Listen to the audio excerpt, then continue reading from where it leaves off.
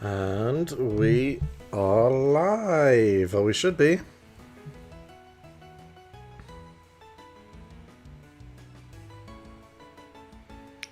Alright, here we go.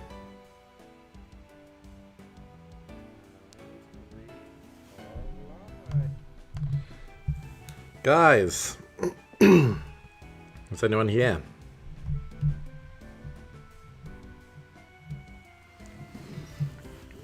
Let's wait a minute or two. Give people a chance.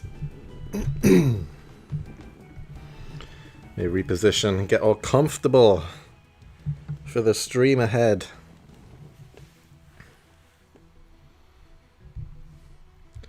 Starting a little bit earlier today compared to the previous few days of streaming, so I'm curious to see if the time difference helps or not. Maybe. Wait though, the chat is quiet right now. We have 6 people in here. Hello, hello. If you're here, say something in the chat. Let me know it's all working and all good.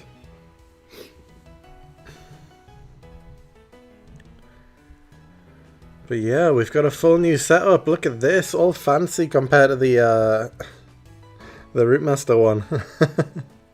I really feel like I need to update that one now.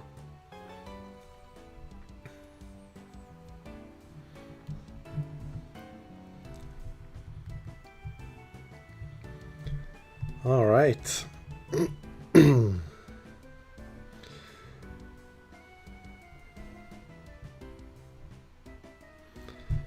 No one's here yet, but we're gonna get started because I'm recording as well, and why not? Let's set the settings. What border should we have? I'm kind of feeling the neon. What's that one? Nah, I think I'll maybe this one. Setup's looking good. Hey. How's it going, Officer Downey? We'll go neon. Alright, let's begin. As people hopefully come into the stream, we'll get started here. But yeah, we're doing a Pokemon Sapphire Shiny Dream Team quest, which just gives me a bit of a break from a Rootmaster. We're going to be doing this on Wednesdays going forward. Something a little different. Just takes the, it gives me a little break to play something else. And this is what we're going to do. And if you're not aware of what a Shiny Dream Team quest is, basically we need to beat Pokemon Sapphire with our Dream Team. With my Dream Team. And every Pokemon needs to be shiny, of course. So we'll be doing more shiny hunts, as we do on Rootmaster anyway. But on Pokemon Sapphire instead.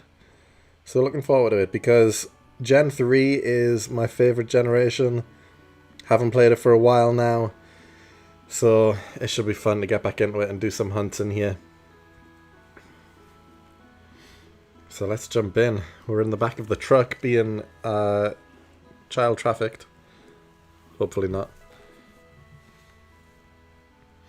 And just like that, we will never ever see this truck again at any point in the game. It's a shame. I should have stayed in there longer. Let's go inside our new house though, in Little Root Town.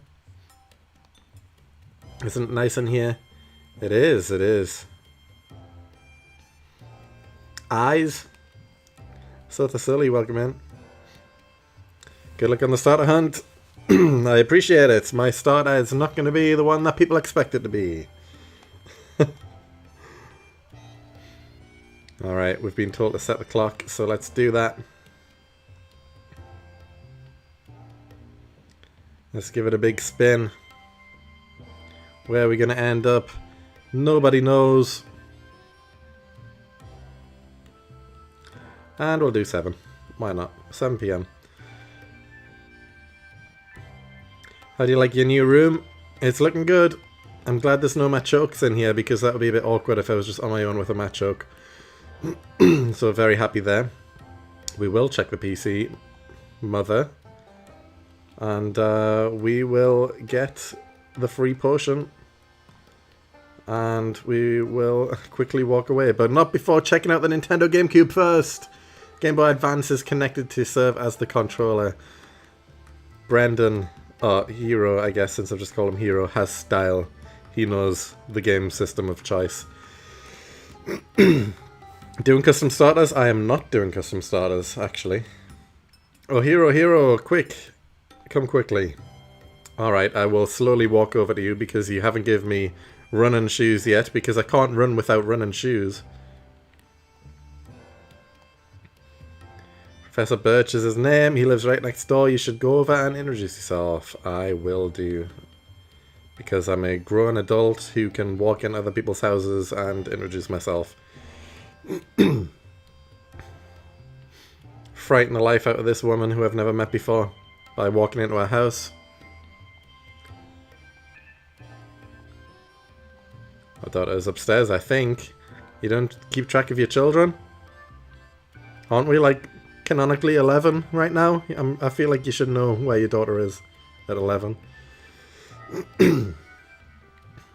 Maybe slightly older. I feel like these protagonists are slightly older than 11. 11 feels too young. Maybe teenagers? I don't know. Does anyone actually know? How old are you in these games? Hold on, actually, we've got to check out May's GameCube as well, because she also has a GameCube with a Game Boy Advance controller! She knows the score. Will he pick grass type? Who knows? But now, we have the moment of truth. I can hear someone shouting down the road here. What should I do? What should we do? Someone has to go help. Stand back, little child. I will handle this.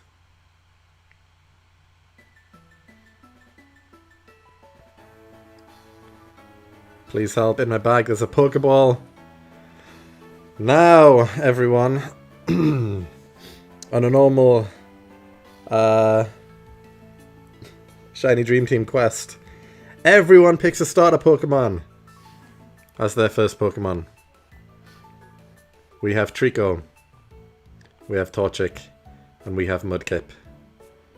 And back in the day for me, when I first got this game and I played it for the first time, my choice was Torchic. And that is going to be my choice right now as well. I believe it's 12 in these games, maybe 10. So everyone's got different opinions.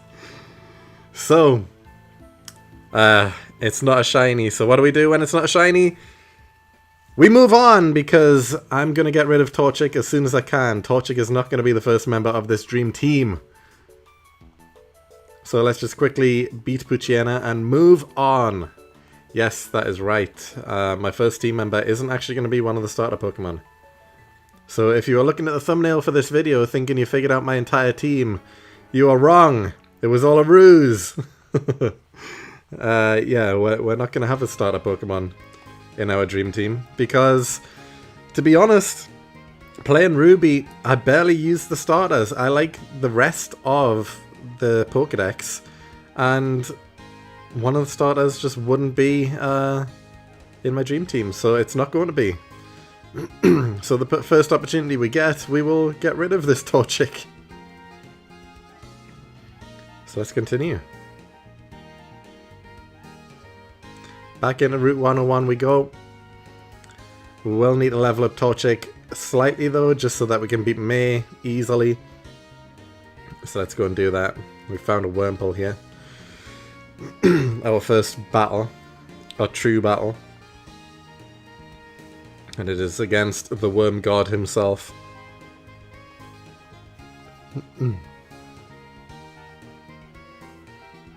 It's going to take 3 hits to take him down. Fortunately for us though, he used String Shot, so we're all good. Unluckily for us though, we've just wasted our critical hit chance, because it feels almost impossible to get a critical hit against May in your first fight, and she tends to always get one, and we just got one there when we didn't need it. So that's not good. But at least we can beat this Wurmple in 2 hits. And there we go. We're up to level 6, and that's good enough for me. So let's continue to Oldale Town, but first we have a potion we've got to pick up. Any hints who the first's going to be? Well, as soon as we finish the tutorial section, before we're off on our own. So you can see right now this route to the side here is blocked off. He's not going to let us pass because he's found the footprints of a rare Pokemon. We have this area here, that area just below, and this area right here, Route 103. And I will tell you now, the starter Pokemon of choice is going to be in one of these areas. So we don't have far to go. We will not battle a single trainer after May until... Oh, we've just hit another critical hit! We won't battle another trainer until after we catch our starter Pokemon, so we don't progress much further than this. Did I heal? By the way, did I heal? I didn't, did I? Will we be fine? You know what? I'm not going to risk it because I genuinely don't think we'll be fine. Let's go heal first. I guarantee May will hit a critical hit at some point and we would die. Any guesses how long the hunt will take? Well, just like Route Master, the odds in this game of a shiny are 1 in 8,192. So it could take a while. But you never know. Sometimes you can get lucky. We might get lucky. Or we might suffer. So it's all up to the RNG gods. If we can even make it back to me. Imagine if we found a shiny right now before we've even got Pokeballs though. I think I would cry a little bit.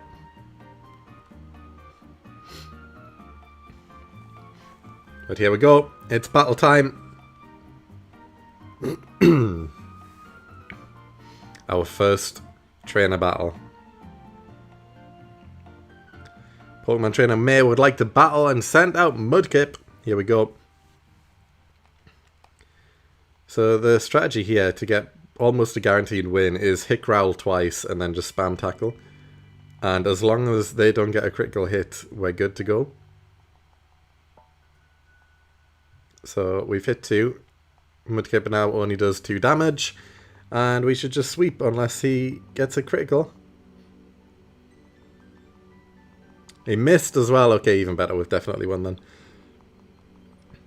And we hit a critical. We've had 3 critical hits already. Wow. Trust me, that's rarer than you think. I wasn't expecting that. But we're up to level 7. Will it be the 1% Surskit? It will not. I do not plan on doing a 1% hunt as my first hunt.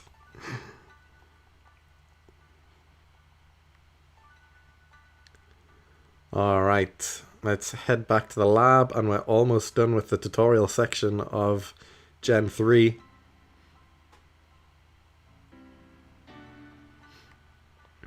And we can almost begin our first hunt.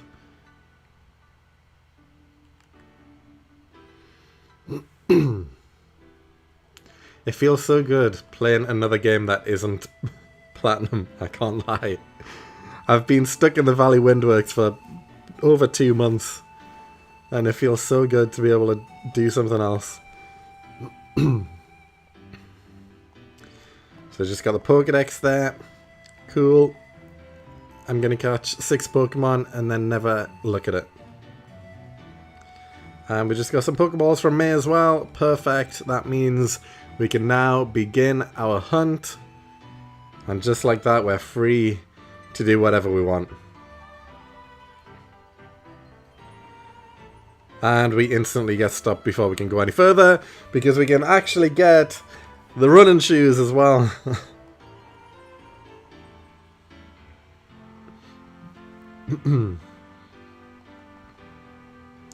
Will there be any harder hunts in the series like 1%? You'll just have to wait and see. I'm not going to even hint at what future hunts are going to be. because I don't want people to investigate and try and figure out what they could be. Like if I said there is a 1% hunt, that means it really lowers down what Pokemon are 1% hunts on this game. And you could figure it out. So I'm not going to say. But you'll find out the first hunt in probably a few seconds, so don't worry about it. Because we can't really progress any further. But before we do that, we're going to go on the Pokemart here. We're going to buy more Pokeballs. We get 10. That should be enough. And we get a Premier Ball as well, which is extra helpful. Free ball. And we're going to save right here. So let's just save first. And with that, we have done everything we need to set up and get ready to actually begin the hunt. So guys, are you ready to find out what the first Pokemon is? Because I sure am. That first Pokemon is going to be... ta-da! It's Lotad. We're going to be hunting Lotad first. That will be the first hunt of the series. That is going to be our starter Pokemon. And Lotad is a 20% hunt in the first patch of grass. So we'll be getting it. Bit late to the stream, so you might have answered already. Yesterday you mentioned that none of the starters are in your Dream Team quest. Which of them would you have hunted if you had to pick one? Torchic. It would have been Torchic, but we're not doing that here. We are going to be hunting Lotad though. And I need to now sort out the multi-screen a little bit, so give me a few seconds guys while I pull up all 6 accounts that we'll be using here, because we are multi-hunting again, and it'll all be good. It'll be fine. It just speeds things up, just like the Route Master. So let me just reset up again. Alright. It's account 2. And for your benefit as well, guys, I've already done exactly the same thing you've just seen on all of the other accounts. So they're all ready, they're all in the same position, and they're all good to go. We've just got to open them all up.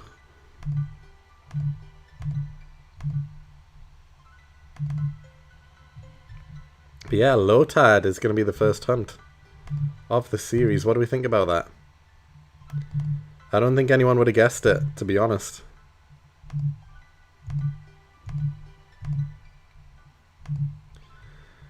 And 2 more accounts to go.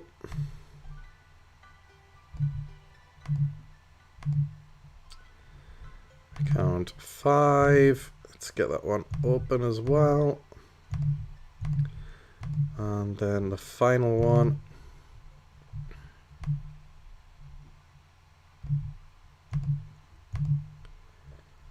Account 6.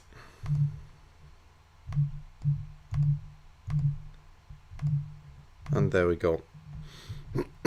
Alright, we've got 6 accounts ready to go. We know what we're hunting now. We're hunting the Lotad.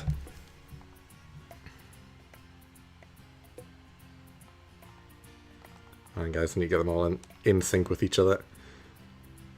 There we go.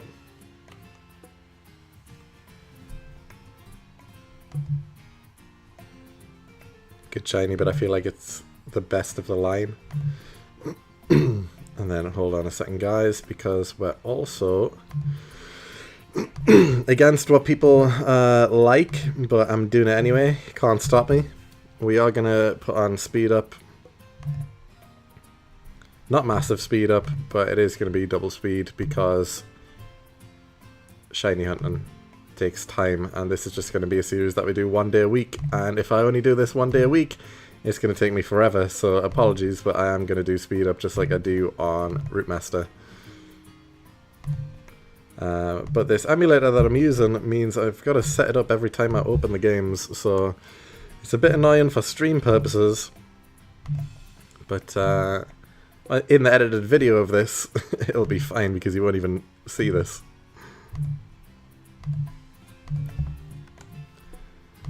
Alright, 3 accounts are set up.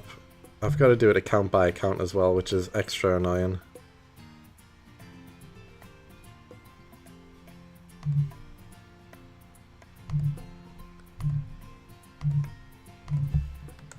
And there's 4.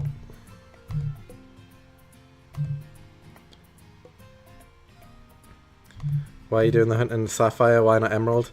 Because Emerald is a broken game where shiny hunting doesn't work on it properly, so it's just easier to do it on Ruby or Sapphire.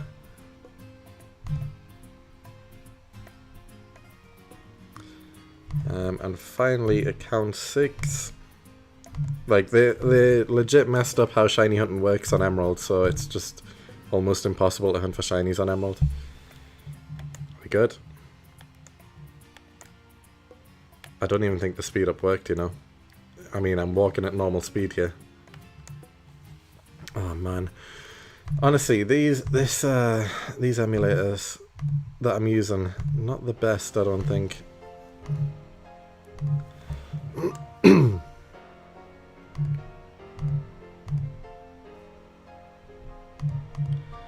I'm clicking apply. You would think that would work, but it's not saving the change.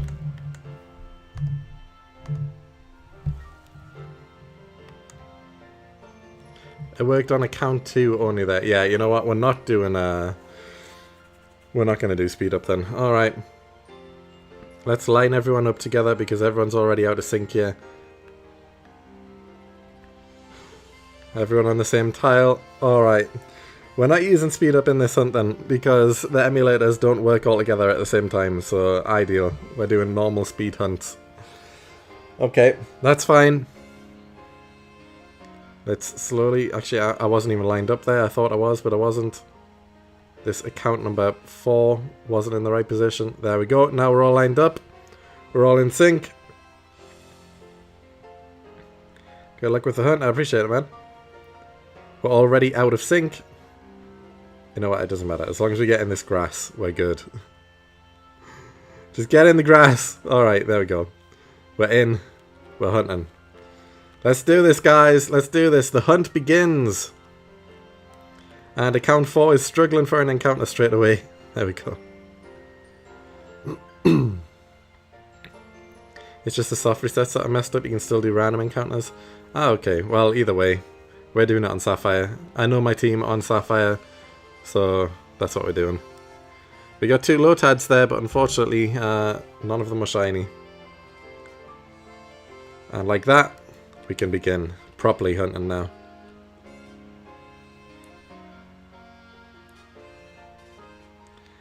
Your Pokemon chain from yesterday lasted until 104?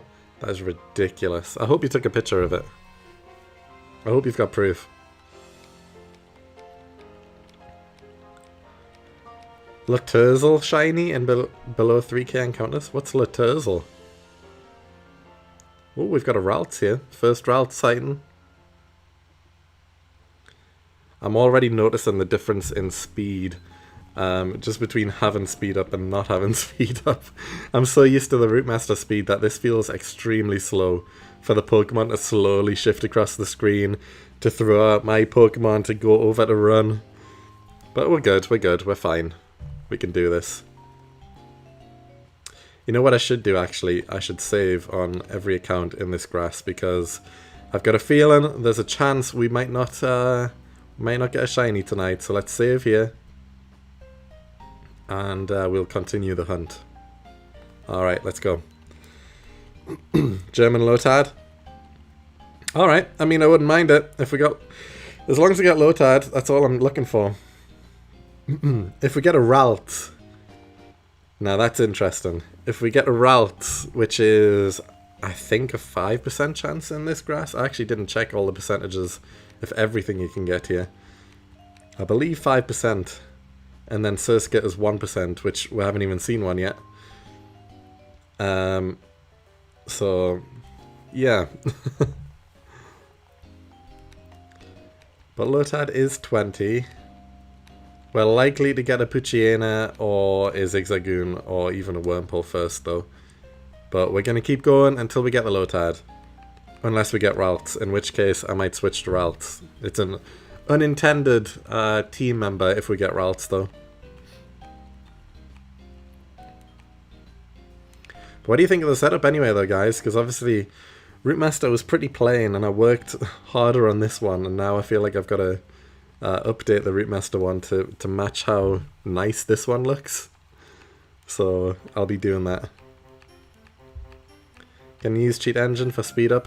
I can, but apparently since I've got 6 versions of this game open at once, every time I input the speed up it only works on one account at a time. And then when I put it on for the next account, it turns it off for the previous one I've just turned it on for, so it looks like we're running without speed up in this. I don't know why it does that.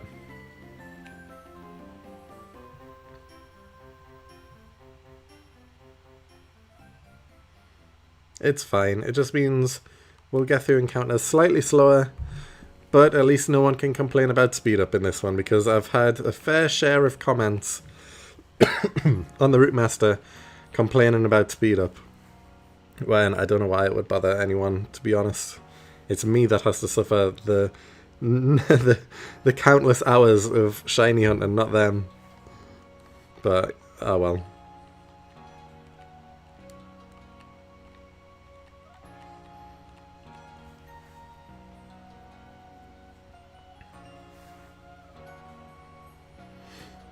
As soon as we get the Lotad though, we will be continuing onwards. And that will be our first team member. So I'm curious to see how many shinies we end up getting before Lotad, because I've got a feeling that it could be a handful, since it's only a 20% chance. Might have another Pachirisu situation where it just never seems to appear.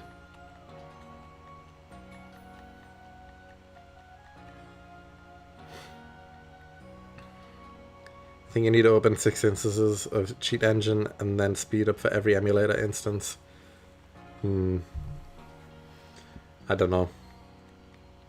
I'm using MGBA as my emulator. I don't know if that makes any difference, but there is an inbuilt speed up option within the emulator.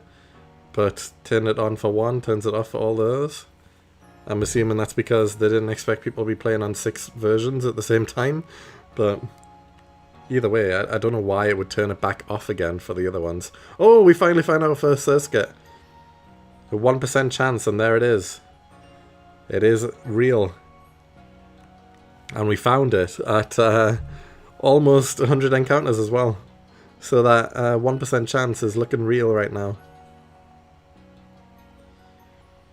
Are you able to find Pachirisu? Nope, the hunt is still ongoing. Wait, why am I fighting?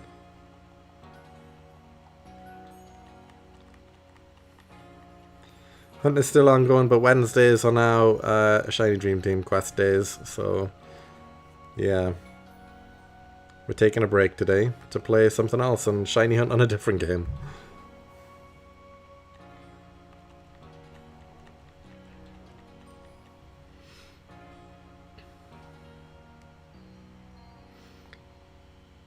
That 1% Surskit is rare in itself. Like, I was so tempted to do Route Master on Gen 3. But imagine though, if the second episode after I get the shiny starters, I would have to hunt a 1% Surskit. I think I would have to give up the series straight away. I don't think I could do it. That early in? Episode 2? Find a 1% Surskit shiny? Especially since it seems like these emulators aren't allowing speed up. Maybe I'll figure it out for next time, but as of right now, I don't really have the time to figure it out. We're just going to go for it. But yeah, that 1% Surskit, that'll be a nightmare. If we find it here though, before Lotad, again, I think that's going to have to be another unintentional team member. So the hunt is for Lotad. If we get Ralts or Surskit shiny first though, then we'll probably switch up because they're rarer. And I do like Ralts, to be fair. Surskit I'm indifferent on. But having a 1% Surskit shiny for this quest, that'd be wild.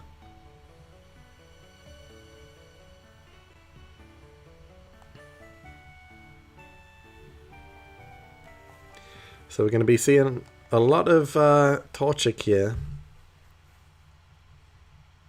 as we somehow don't run on account number 1. There we go. But I guess in the Route Master series we see a lot of matchup, because he does just lead the team. So it is what it is. I do like Torchic though. Torchic was my first starter on this game, but again, didn't use it that much.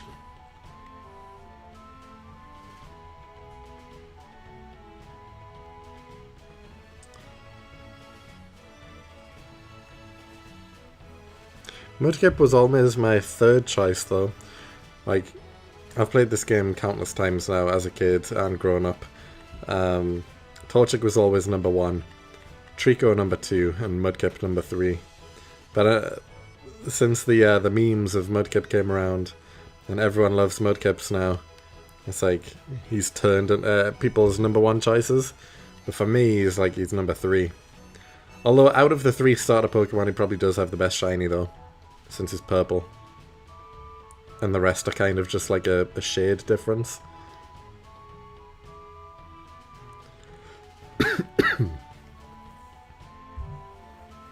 How is that one account desyncing? There we go. Right, we're back.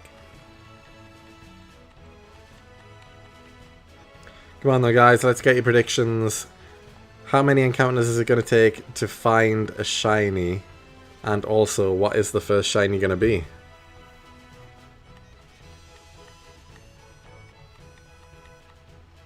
We've got a lot of time and a lot of ground to cover. You transfer your shiny to one account? I will do, yes. Just like the Route Master series. Everything will be on one account, but hunting will take place on 6 accounts.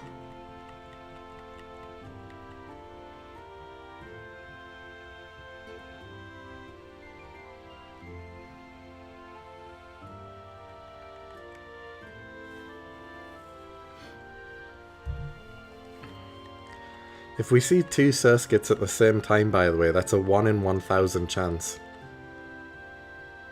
And then 3 is even higher. Like 1 in 10,000. 4, 1 in 100,000. 5, 1 in a million. And 6 Surskits at the same time, 1 in 10 million chance. Imagine.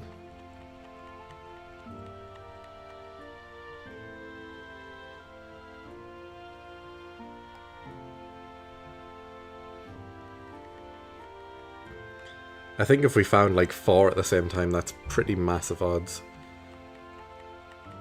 Like that would be a whoa moment. And if we find 3, then okay, yeah, it's like 1 in 10,000 chance. That's higher than a shiny chance. But it's pretty impressive, I guess, but it's nothing too special. But finding 4 Surskits at the same time, yeah, that's a big deal. Trico has the best shiny? Really? You think so? He's just like a darker version of Trico though. He's like a darker green colour. And then Torchic is like a lighter orange colour. And then Mudkip's purple. Mudkip's a different colour altogether, so that's why I think he wins.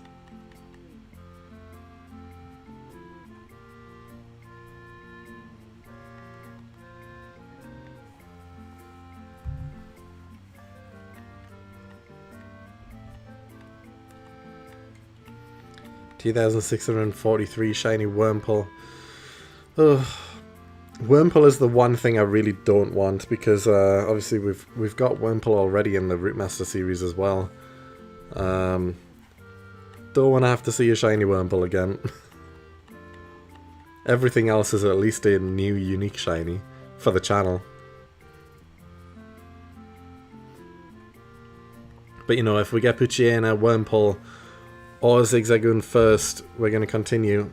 We're just going to keep rolling. Keep doing more encounters until the Lotad pops up. Zigzagoon's shiny's pretty weak as well though. It's not great. Puchiena's is pretty good though, it's Golden Dog. How long are you going for today? We'll see, I guess. I usually don't even start streaming until 9:30, so I'm starting like 2 hours earlier today. I just wanted to see if the time zone difference, if starting a bit earlier helps, or if it makes things worse. Currently we have less viewers than usual, not by much, but we're usually hovering around 20 people in at once. So right now, it feels like maybe this isn't as good a time to stream. But it's, well, yeah, it's the middle of the day in most of America, I guess.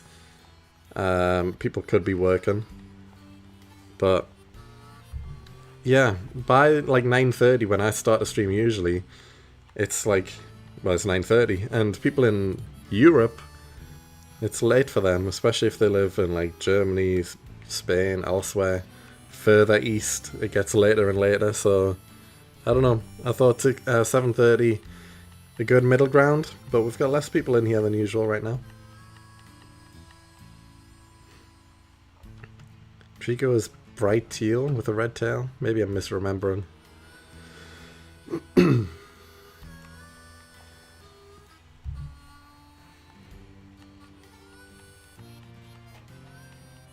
thought he was like a dark green color.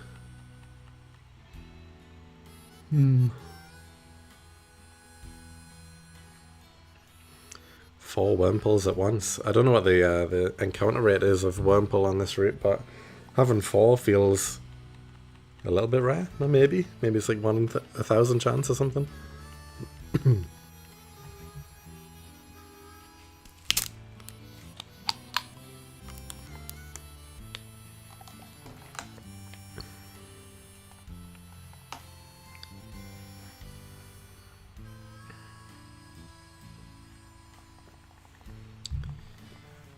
Alright. Let's keep it going. I would love an early shiny just to kick up the series quickly, you know? Like, imagine if we get our first shiny in less than 1,000. Who's watching? I'm terrible at YouTuber names. I can never remember anyone. But there's a guy currently doing a Shiny Dream Team quest on Ruby and Sapphire as well. I forgot his name. I don't know. But his first hunt was for Mudkip, and he got him in like 16 encounters. It's like, what? You got a shiny start and 16 encounters? Like, he was hunting with 4 accounts, so, you know, he reset 4 times and then got the shiny.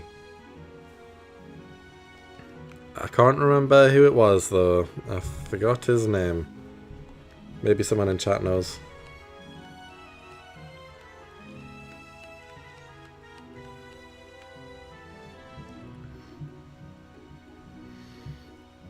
But he only just started like a few days ago, I believe. Maybe a week ago. And I'm pretty sure he's like halfway through his dream team already. Like, he's got 3, maybe 4 members of the team. Like, that's the thing with Dream Team quests, though. It doesn't take that long, really, because, you know, you only need to find 6 shinies that you want.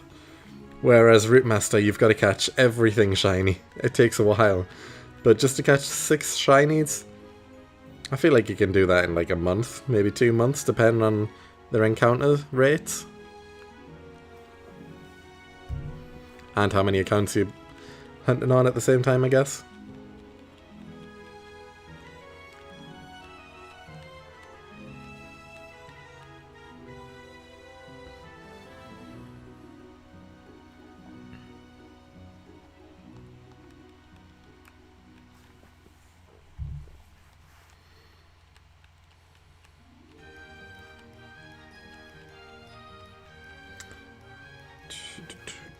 Chat's quiet today, guys. What's going on? You all just chilling, doing your own thing? Just got this on in the background as like background noise. I get it. I get it. I mean, I do the same thing, to be fair. I'm just, when I'm hunting off stream, I usually just sit with a video on or a TV show or something and just chill. If I'm watching YouTube videos, I rarely comment, and I never watch streams, to be fair. But even the rare time I do, I'm not really a commenter. So I get it. I get it. Since I found your videos about a week ago, I've also started Route Master for Platinum. Oh, very nice. Are you far through it? Well, I'm assuming if you only found it a week ago, you're at most a week in, and there's potential you haven't even found one shiny yet. Because I know the struggles. There's probably a good chance you haven't found a shiny in just a week, unless you've got really lucky with encounters. Or you've been playing a lot.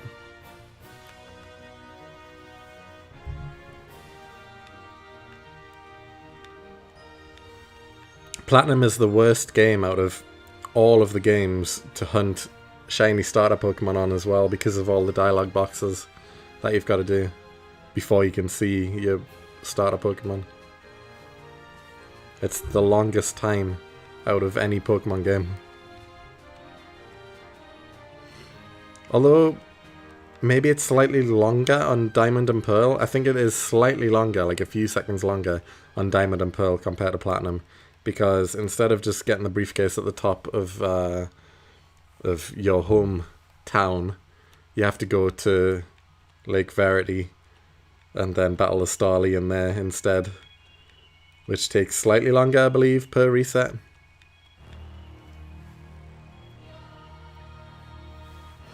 Shiny Chimchar, 4,328 encounters on 4DS. Oh, fair play, man. So you have got one already. Decent. You putting in the work?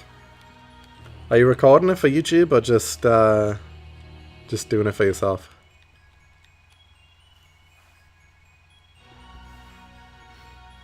If you're recording it, I'll definitely check it out once it's uploaded.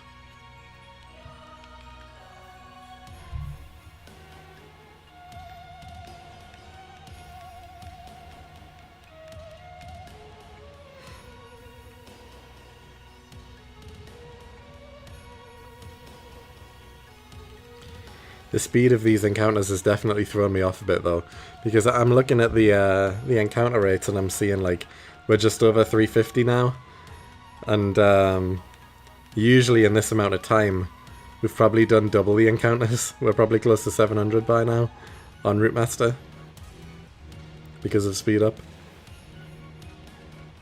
It's really proven how useful speed up is though, because I'm like, man, this feels slow to me, but this is just the normal speed of the game. But I'm so used to just hunting on well, double speed. Just doing it for myself as I watch videos. Yeah, fair enough. Fair enough.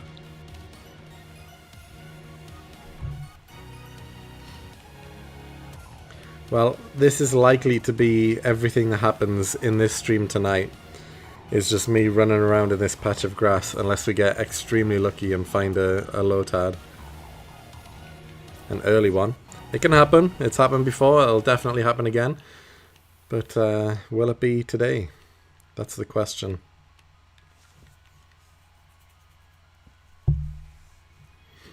I'm really curious for the first time we see two Surskits at the same time. Because that's straight away 1 in 1,000 chance. Will it happen before we hit 1,000 encounters? That's the aim. We need to see if we can find two Surskits at the same time before we hit 1,000 encounters. To see if we beat the odds or not. Hasn't happened yet though. I've been keeping an eye out. We found quite a few Surskits now though. Probably close to 10, I would say, have popped up in 400-ish encounters. Which, on odds, we should only have found like 4 by now. I feel like we're probably close to 10. I've seen a few.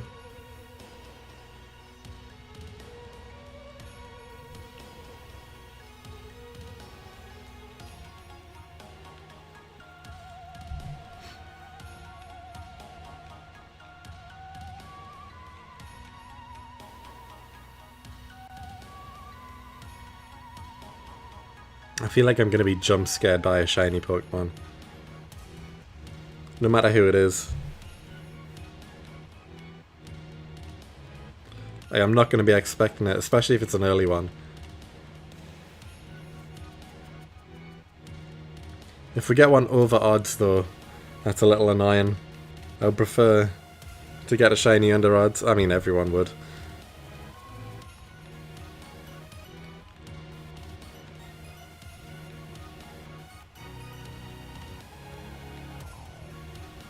But since this Lotad is a 20% chance, the amount of encounters it'll take to get it is, well, 8,192 times 5, which is what, like 40,000? 41,000? I don't know the exact maths, I can't be bothered to work it out right now, but it's like 1 in 41,000 to be on odds for a shiny Lotad. So we've got a long way to go potentially, unless we get lucky. Good luck, Hero. I love Gen 3. Thank you, thank you, thank you. So do I. It's my favourite gen.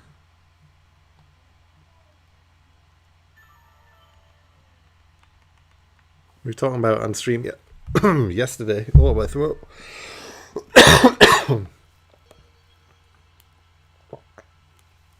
What just happened? My throat just gave up on me there. But we were talking about it on stream yesterday. Like, Gen 3 definitely has the best story of the Pokemon games, by far. And, in my opinion, the best Pokédex. Well, apart from Gen 1, it's got the second best Pokédex. Hey, so we're hunting for a shiny Lotad for this quest. What happens if it's another shiny? If it's another shiny, we will keep the shiny, but we keep going until we get Lotad. That's the aim. We will catch it though, if we get something else. But the dream team involves a Lotad. That's my first team member.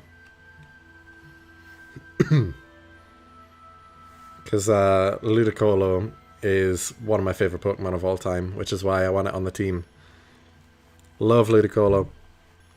And my love for Ludicolo came from playing Pokemon Colosseum on the GameCube. Mirror B with the Ludicolos. And the music, oh man, so good. Should we put on the Mirror B music for luck? I'm gonna do it. I'm gonna put on the Mirror B music for luck. If you've never played Pokemon Colosseum, you're missing out. Where is it? There it is. Here we go, guys.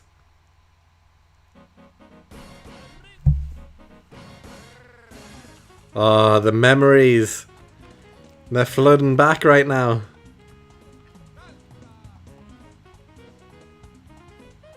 I feel like I should play this on a loop until we get Lotad for luck.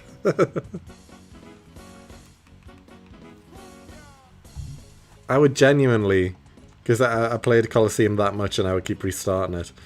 As soon as you have the first fight against Mirror B, I would just stand there and not play it anymore and just watch the Ludicolos dance while this song was playing.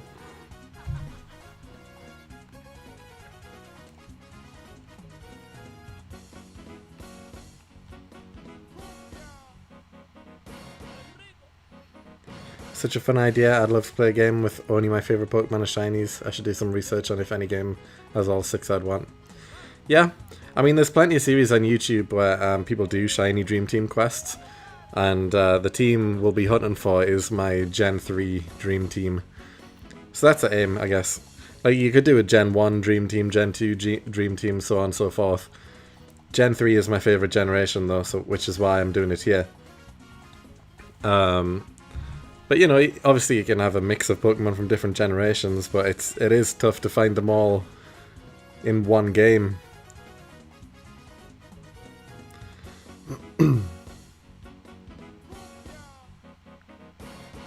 You get stuck on Cecine first fight. Yeah, Colosseum's actually a bit of a tough game. And I hate how You can't even get some... Like, there's only, I think, 48 Pokemon to catch on that entire game. Like, that's it. And by 48 things to catch, I mean there's literally 48 encounters to catch a Pokemon, and that's it. Hey, a lot of people haven't played Colosseum. And, like, there is no wild encounters in Colosseum at all. They're all trainer battles. But it's such a fun game. And you just steal other people's Pokemon. I think, well, it is the only Pokemon game where you are the bad guy. Officially. Well, technically not, but you did work for the bad guy organization. It's like, imagine if a main character in one of these Pokemon games is a former member of Team Rocket. Like, that just wouldn't happen these days. But Colosseum, that was the case.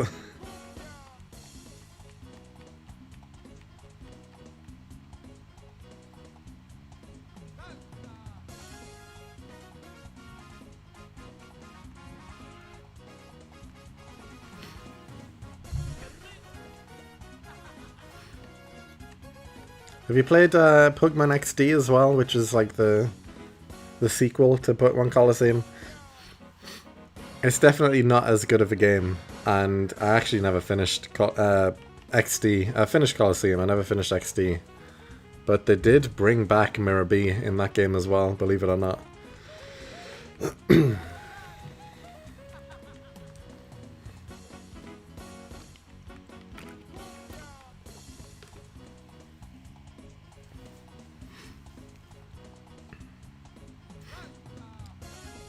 I genuinely think, though, Mirror B is my favourite bad guy out of any Pokemon game. He has to be. I don't know anyone who's a better bad guy in a Pokemon game than Mirror B.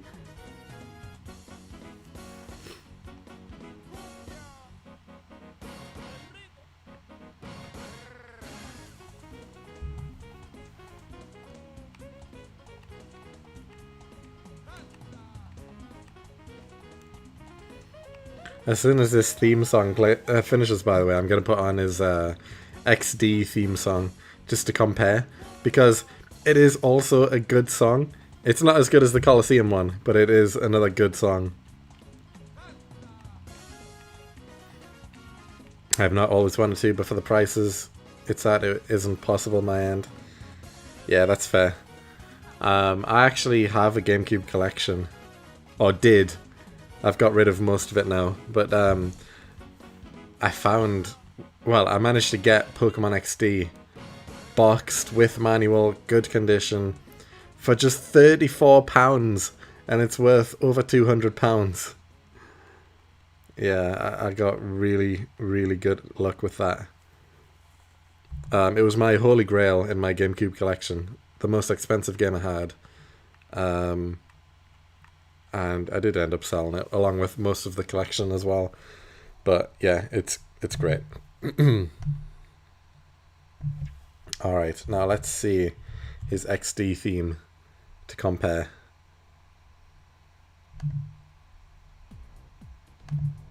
Can you even hear that? That's a bit quiet. It's a little quiet. Oh, here we go. There we go.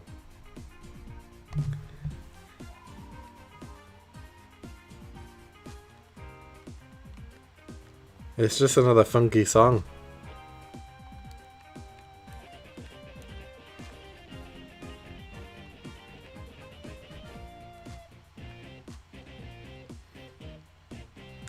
It's definitely a good theme still, and better than most, but it's just not as good as the GameCube one, the Colosseum one.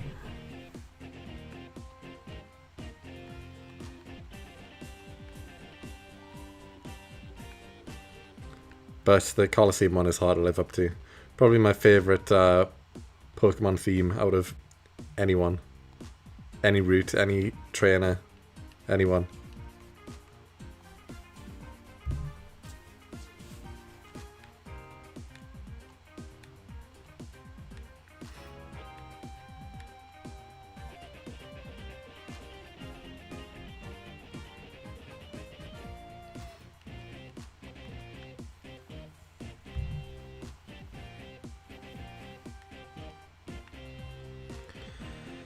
Alright, we're closing in on 600 encounters. We are almost a tenth of the way to odds once we get to 800.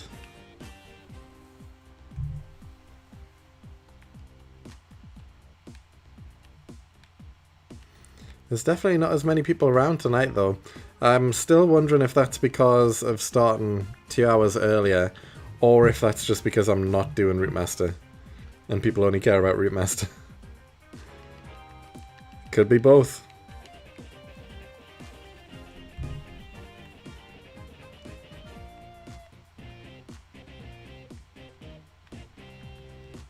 The thing is though, like on my Route Master streams, like I get it, people are invested in Route Master already, but I'm doing exactly the same thing.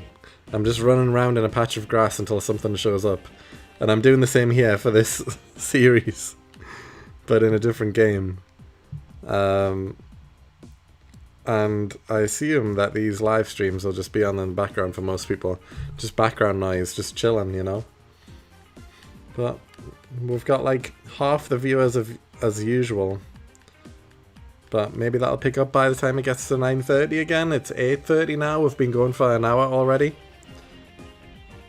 So we'll see. We'll see. We'll keep going. I wanted this to be a longer stream today, which is why I've started early, to get a good run out to begin this series. And also because my daughter is at my parents' house tonight, so I get a free night to relax and I don't have to worry about her or anything. So that's always nice as well.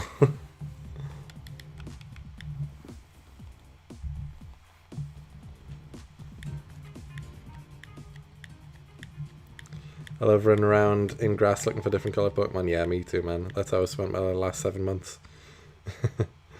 For me in the US it's 2:30, so maybe people are still at work. Yeah, I was assuming that, but because I usually stream at 9:30 UK time, I felt like I could give a chance to the Europeans to get more involved, but they're not showing up right now.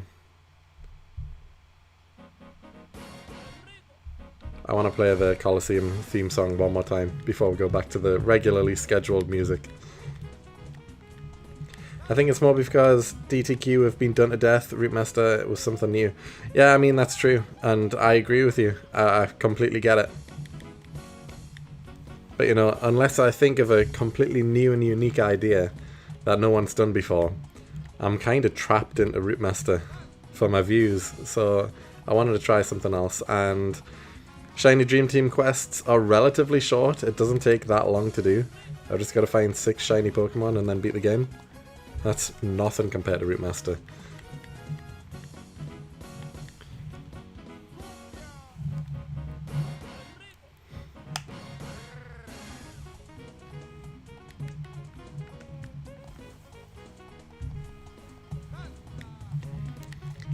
I love DTQs though. Yeah, I've seen quite a few of them, to be fair. I enjoy figuring out, well, seeing other people struggle to catch shinies and make their dream teams. It gives you a bit of an insight onto the person themselves and their choices, especially when they explain if they've got like a personal connection to a Pokemon, or whether or not they just like how the Pokemon looks shiny. But most people have like a reason for catching each Pokemon. A personal reason. And my one with Lotad is because of Ludicolo being one of my favourites, and that connection to Pokemon Coliseum, which was a game I played so much as a kid, and just seeing a Pokemon dance with this song playing in the background, it's a core memory for my Pokemon memories. So Ludicolo has to be in the team. And he just so happens to be available to catch right at the very start of the game, so he's going to be the first member of the team. Or she. I keep saying he, but yeah. Either or. There's definitely Pokemon though where when you look at them, you do assume the gender. Ludicolo I assume to be male. But then I see someone like Ralts and I would assume that to be female. Or I see like Torchic, for example. I would say Torchic is a female starter. whereas Trico and Mudkip are more male starters, just from looking at them. I don't know. Does anyone else feel like that? Does anyone else look at a Pokemon and think that's more of a male Pokemon than a female Pokemon? Or vice versa?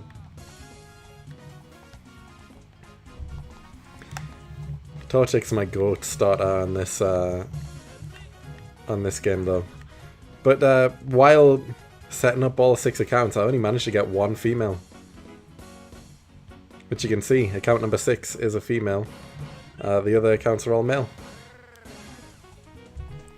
Account 6, unfortunately, being the only female one, is the only account that I lost the rival battle to May against. And because of that I lost some money, so I couldn't get as many balls on that account, so I didn't get the Premier Ball. I could only get 9 Pokeballs. When if you just win the fight straight away, you can technically get like 12 balls, I think. Plus a Premier Ball. Or more than that, actually. I think you can get like...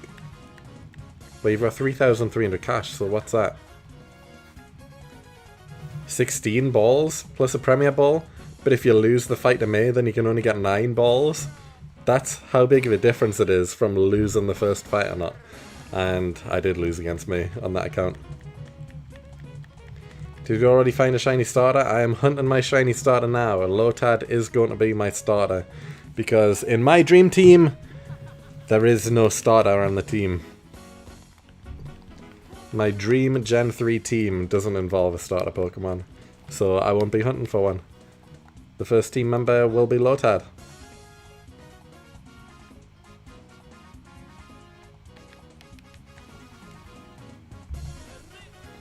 And as soon as we get Lotad, we'll be releasing all of the Torchics back into the wild.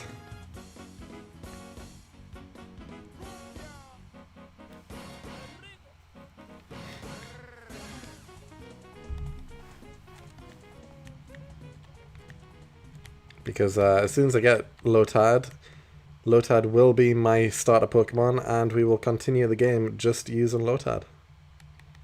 Will this be done alongside Route Master? This is just going to be a 1 day a week thing. So on Wednesdays we're going to stream some Shiny Dream Team, but the rest of the time I'm going to be continuing Route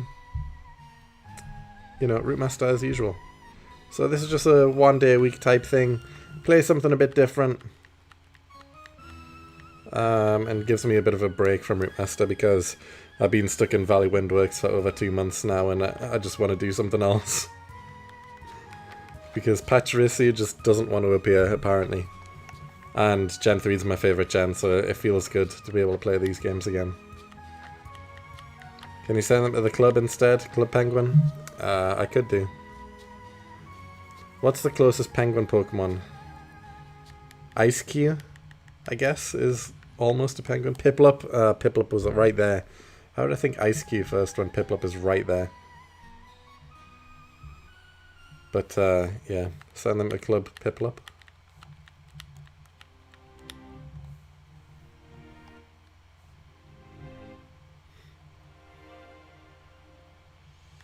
Is there any other penguin Pokemon? I guess not, right? Piplup and... I don't even know if Ice-Q is really counted as a penguin Pokemon. It kind of is. Maybe. If you take away the head. Which is the main part of the Pokemon. You doing any other challenges here, like Deathless? No, it's just a normal Dream Team quest. The main difference being I'm not having a shiny starter Pokemon on the team. Because straight away, I've never seen anyone skip the shiny starter hunt on a Dream Team quest. But, it instantly just takes away one of the 6 team members because you're so much expecting a starter Pokemon in the team. But I don't know. My Dream 6 doesn't involve a starter Pokemon, so I'm not going to be catching one.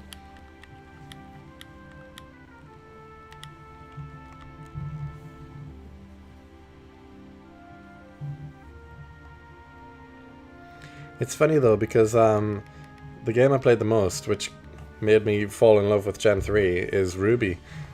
I never had Sapphire growing up, I had Ruby growing up. But while researching what team I wanted to have, I realised that, you know, we've got team members here who are exclusive to Sapphire, which I can't get on Ruby, even though Ruby is my childhood game. I never had Sapphire. So this is honestly the first time I played Sapphire, because I always only had Ruby.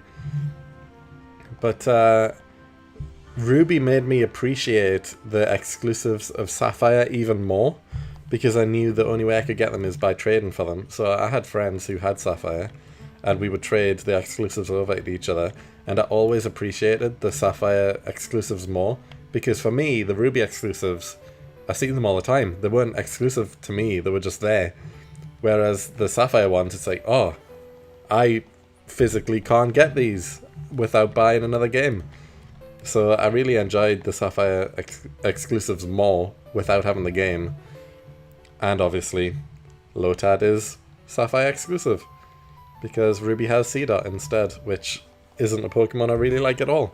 But yeah, Ludicolo is the GOAT, so I have to get him.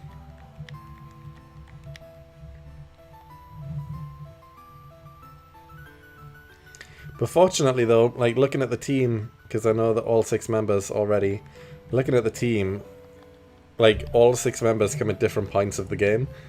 So right now I get my first team member right at the very start of the game. My next team member comes after the 2nd gym, I believe. And then after that it's like the next one comes after the 3rd gym, the next one comes after the 4th gym, and so on.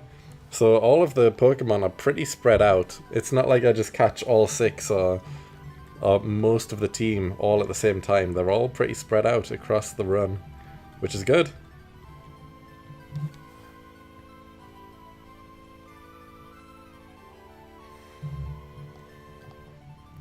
We're closing in on 800 encounters though, which means we are close to being 1/10 of the way to odds. Which feels like something we should be happy about. But also that means we're still a long way away yet.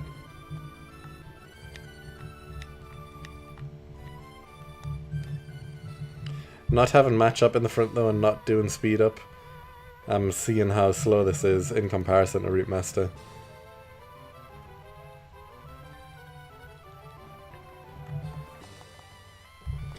Finally got my uni classes all sorted, so now I can actually focus on studying instead of technical issues. Very nice, very nice. Thought of names yet? I have not, actually. But each shiny that we catch will be getting named. Named and shamed. But yeah, it all depends on the moment. I do have one name, which will be saved for a later team member. But apart from that, I'm not precious right now.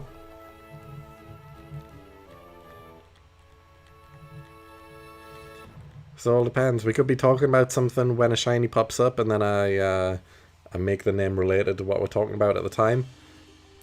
Let's not be talking about something disgusting, hopefully. But you never know. You never know.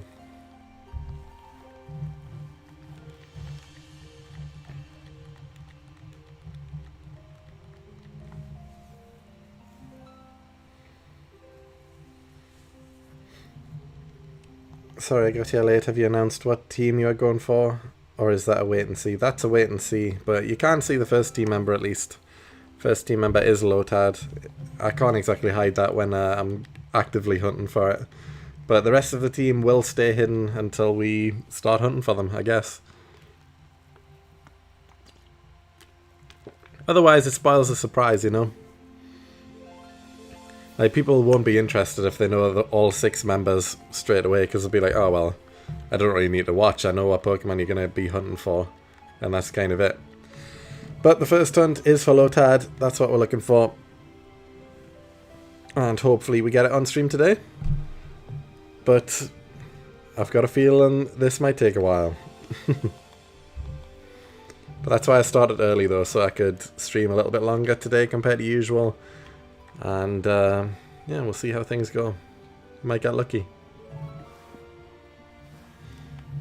The viewers are starting to increase though. Welcome in, guys. Maybe I should have just started at my usual 9:30 time, because we're getting close to 9 PM now and the viewers are starting to rise. I mean, I do know that the majority of my audience is based in America, and it's like midday in America. Are starting to get a little bit later in America, so more people will start to be available. But yeah, I thought the Europeans would show up. Apparently not. I'm on my own over here. Hello, Rube. How's it going?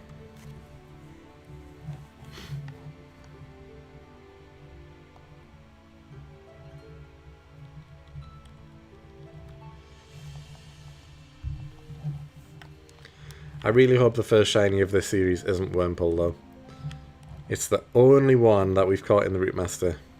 Everything else will be new.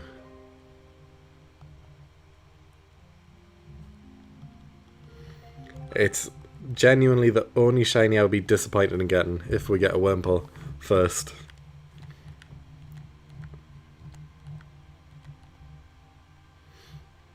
It's like 12:30 to 3:30 here in America, yeah.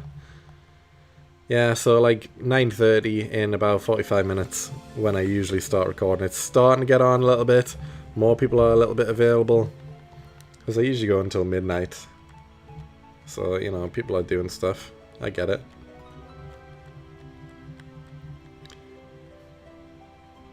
Got 4 ads when I clicked on the stream? Really? I've never seen 4 ads? But you can usually just skip the first one and that's it.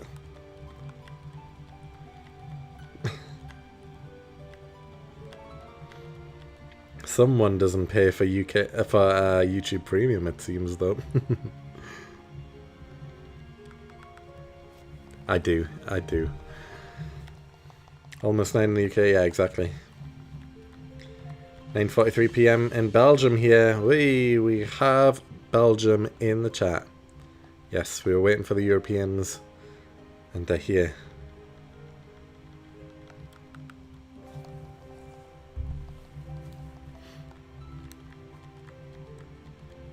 It's crazy to me that Belgium's only 1 hour ahead of UK. It feels so far east. Like, how many countries must only be 1 hour ahead? Like, there's France, Germany, Belgium, Spain, maybe? I don't know. Others are included here. But, yeah, there's a lot of countries that are only 1 hour ahead.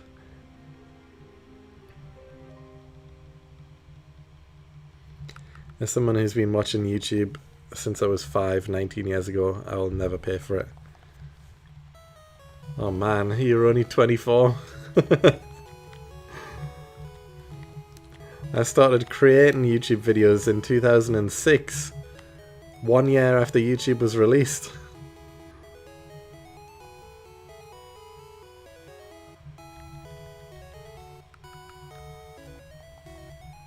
I guess 19 years ago was when YouTube started. But yeah, I started making videos a year after it was released. Back before people were actually interested in making YouTube videos. So when I was in school and I used to tell people, oh yeah, I'm making YouTube videos, people would like bully me and think I was weird and stuff. But now it's completely the opposite way around, where like every kid wants to make YouTube videos. And it's like a thing that's just accepted and normal. Times change, man.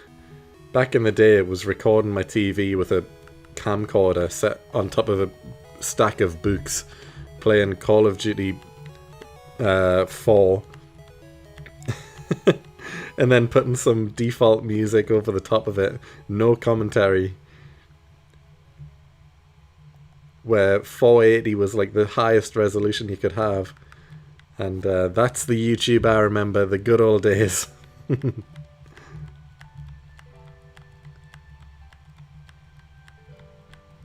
Netherlands is 10 minutes, Germany 15 minutes, and Luxembourg is 50 minutes from me. It's still weird sometimes. Yeah, that's crazy, you know.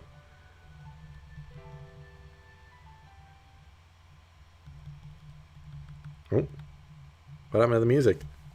Oh, it's still going. It just stopped there all of a sudden. I was like, what happened? But I can hear a single note. It's just quiet.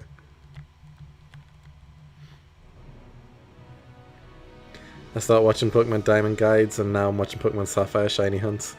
Incredible. Look how it's all came full circle.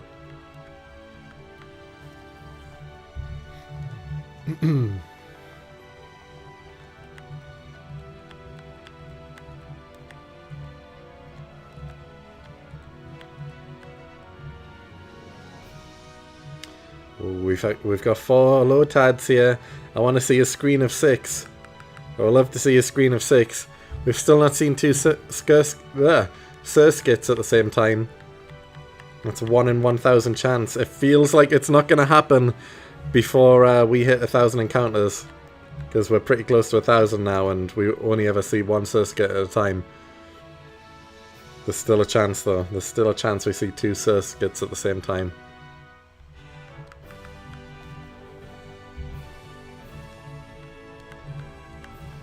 Actually, is 2 Surskits at the same time 1 in 1,000? Someone Google it for me. What's a 1% chance plus a 1% chance? Like, what are the odds in 2 1% chances happening back to back? Or at the same time? Is it 1 in 1,000 or is it 1 in 10,000? It might be 10,000. In which case, if it is 10,000, then that means seeing 2 Surskits at the same time means it's rarer than seeing a shiny. 1 in 1,000, are you sure? I originally thought that, but now I'm second guessing myself. So seeing 3 1% chances at the same time, is that 1 in 10,000 or is that even higher?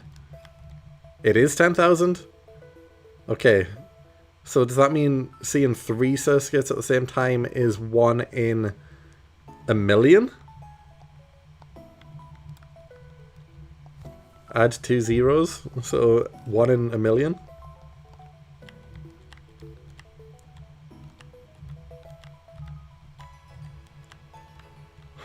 One in a million chance to see 3 Surskits at the same time. Well, if we see 2 Surskits at the same time before we get a shiny Pokemon, then we know that we found something even rarer than a shiny Pokemon. Which, that would be funny in itself. Yeah, it's 1 in a million. Whoa. So yeah, that means 4 Surskits at the same time is 1 in 100 million. And then 5 Surskits will be 1 in... add 2 zeros to 100 million. 10 billion? And then 6 Surskits at the same time is 1 in a trillion chance? Yeah, that's crazy.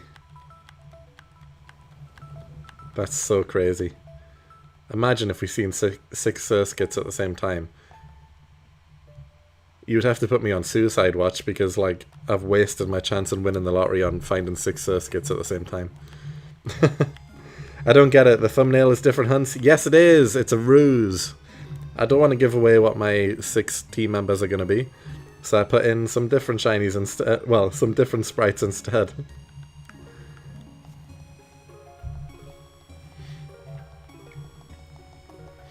Early YouTube for me was Llamas with Hats, Freeman's Mine, and Shadow of Israfel? Is that right? Israfel, yeah. I know Llamas with Hats. I don't know the others, though.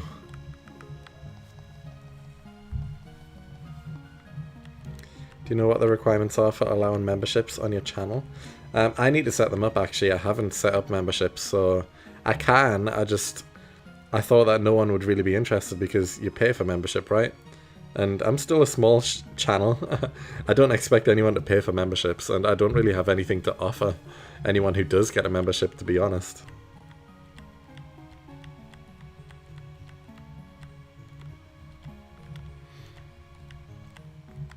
So I have no reason to turn on memberships.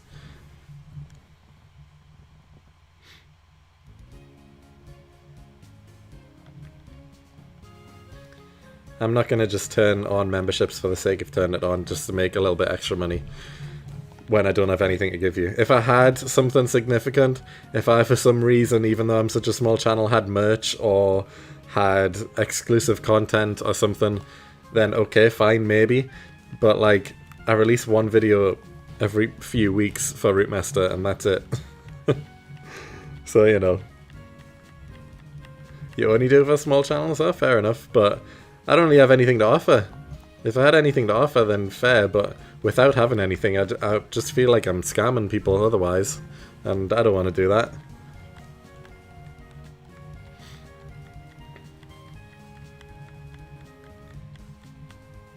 I feel like I'm lost on this Shadow of Israfel stuff, though, because I've got no idea what you guys are going on about right now.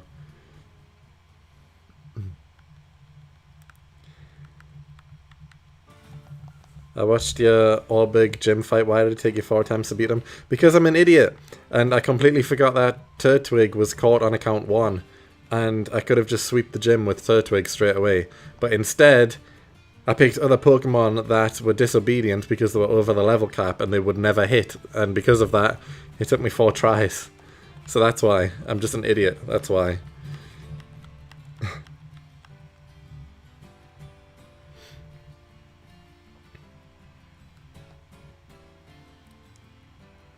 I started watching because I just bought Minecraft and was looking up survival guide videos. Yeah. Oh man. Have you heard of Yogscast? It's their old Minecraft series. Yeah, of course I've heard of Yogscast. Come on. Come on. I wasn't born yesterday. You know what my earliest memories of YouTube were? Excalizors on Call of Duty 4 doing the first ever Road to Commander series. Yeah. That's right. Blame Truth. My name is Hutch. All those guys. Before commentaries were a thing. These were the original gaming videos on YouTube. The first gaming videos were all Call of Duty, and no one did commentary. And I was around for it. I took part in that. I was part of it. I was uploading videos myself doing that.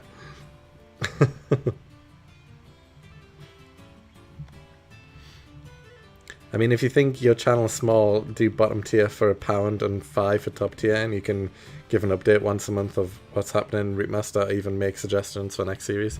I do that anyway. That's again why I feel like it's a bit of a scam, because I quite frequently post update posts on my channel anyway, so they get sent out to everyone. I let people know how things are going, especially if a video's taken a while. I like to keep people up to date, and I constantly ask questions in there anyway, so I don't want to charge for people to be involved in that sort of thing. Vanos Gaming, again, Vanos was like later on. Like, I know who Vanos Gaming is, but again, it's just later on. I watched Small Beans before he was a Minecraft YouTuber. Back when he was a Modern Warfare 2 trick shotter. That's when I was watching Small Beans.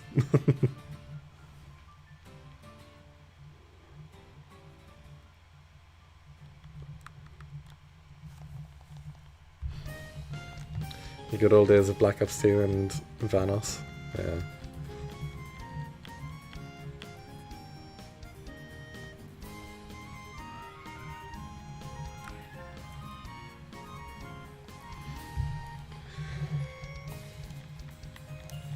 Yeah, man, I'm like a OG YouTuber that just never made it. Back in the day, though, like I mentioned this on previous streams, but I do have another channel which I've got over 1,000 videos uploaded on. It's called Yellow, if you really want to search it. It's a wrestling YouTube channel where I've made videos on wrestling games since like 2011 on that channel. It's not my first channel, because I was uploading, like I said, in 2006. But yeah, I wanted to start again fresh, so I made this channel called Yellow for wrestling videos. And the reason I picked the name Yellow is because there used to be a Call of Duty YouTuber called Red, and I just completely stole it. I was like, yeah, I'm gonna steal his gamer tag. His gamer tag was like IRIEID, so it looked like 3D with the eyes. And I was like, oh, that's cool. So I did the same thing with Yellow. YIEILILOW. Just to get the like 3D-ness on some of the letters. So yeah, I've got a channel called Yellow. Yeah, SmackDown vs. Raw and all that stuff, all the WWE games. I've got over 1,000 videos, they're still all up. I post like one video a year on that channel because I always get the itch to play wrestling games. So I always make like one video and then never continue after that.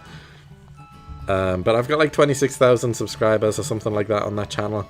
And there was a time before wrestling YouTubers were that big that I used to be a top 5 wrestling YouTuber because all the channels were under 100,000 subscribers at the time, and I was like a top 5 wrestling YouTuber at the time, and I just never kept up with it.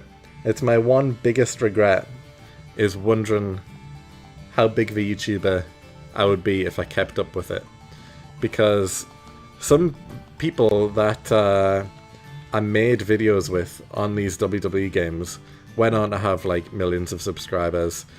Some of them have their own wrestling promotion. If you're a wrestling fan, you probably know which YouTubers I'm talking about here.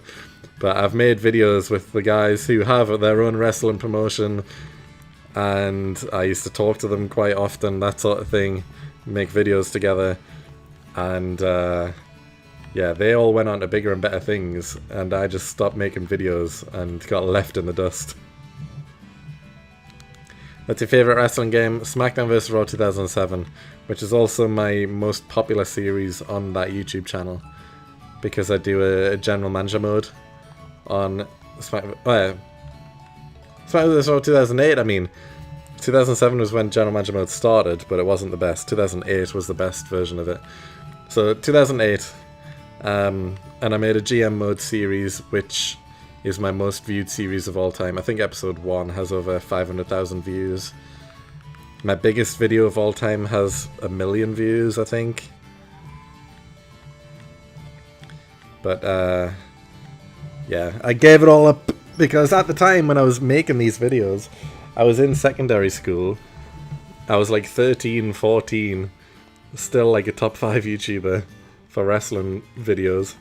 And yeah, I got caught up with school, and then especially after I finished school, I was like, right, well, I've got a job now, I've got even less time to make videos, so I kind of just phased out and people didn't care as much anymore.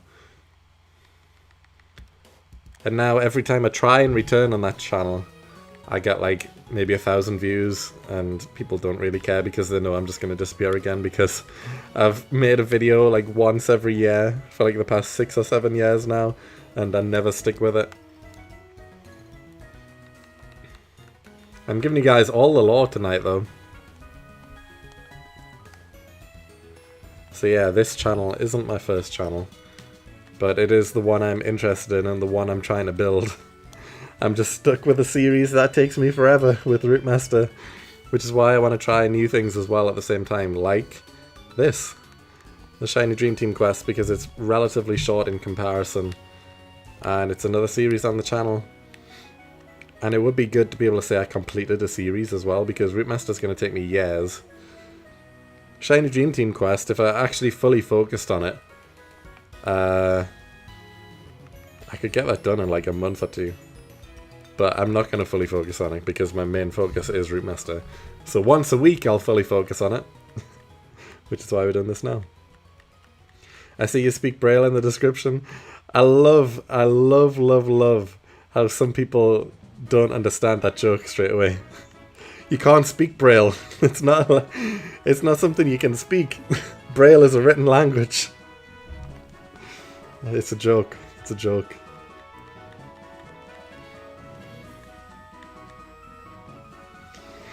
Other than this and Rootmaster, do you have any other ideas for series? I do.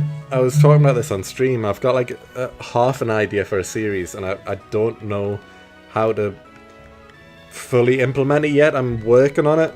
I'm trying to figure out how I can do this series, but I'll let you know what I've got anyway. It's basically called The Traveller. Name to be decided, but currently it's called The Traveller.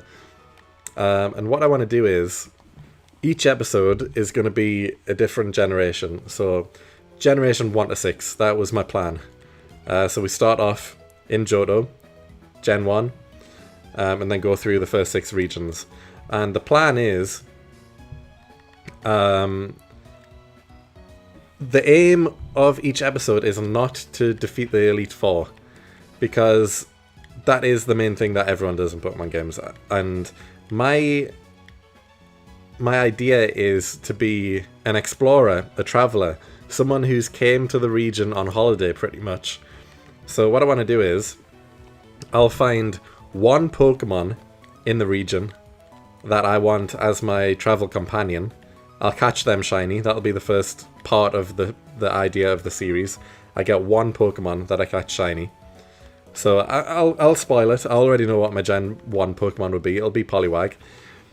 Because it's my favourite Pokemon of all time. Well, Poliwhirl is. But yeah, I'll get Poliwag shiny. And then I want to explore the region. I'm a traveller. I don't care about battles. I just want to explore.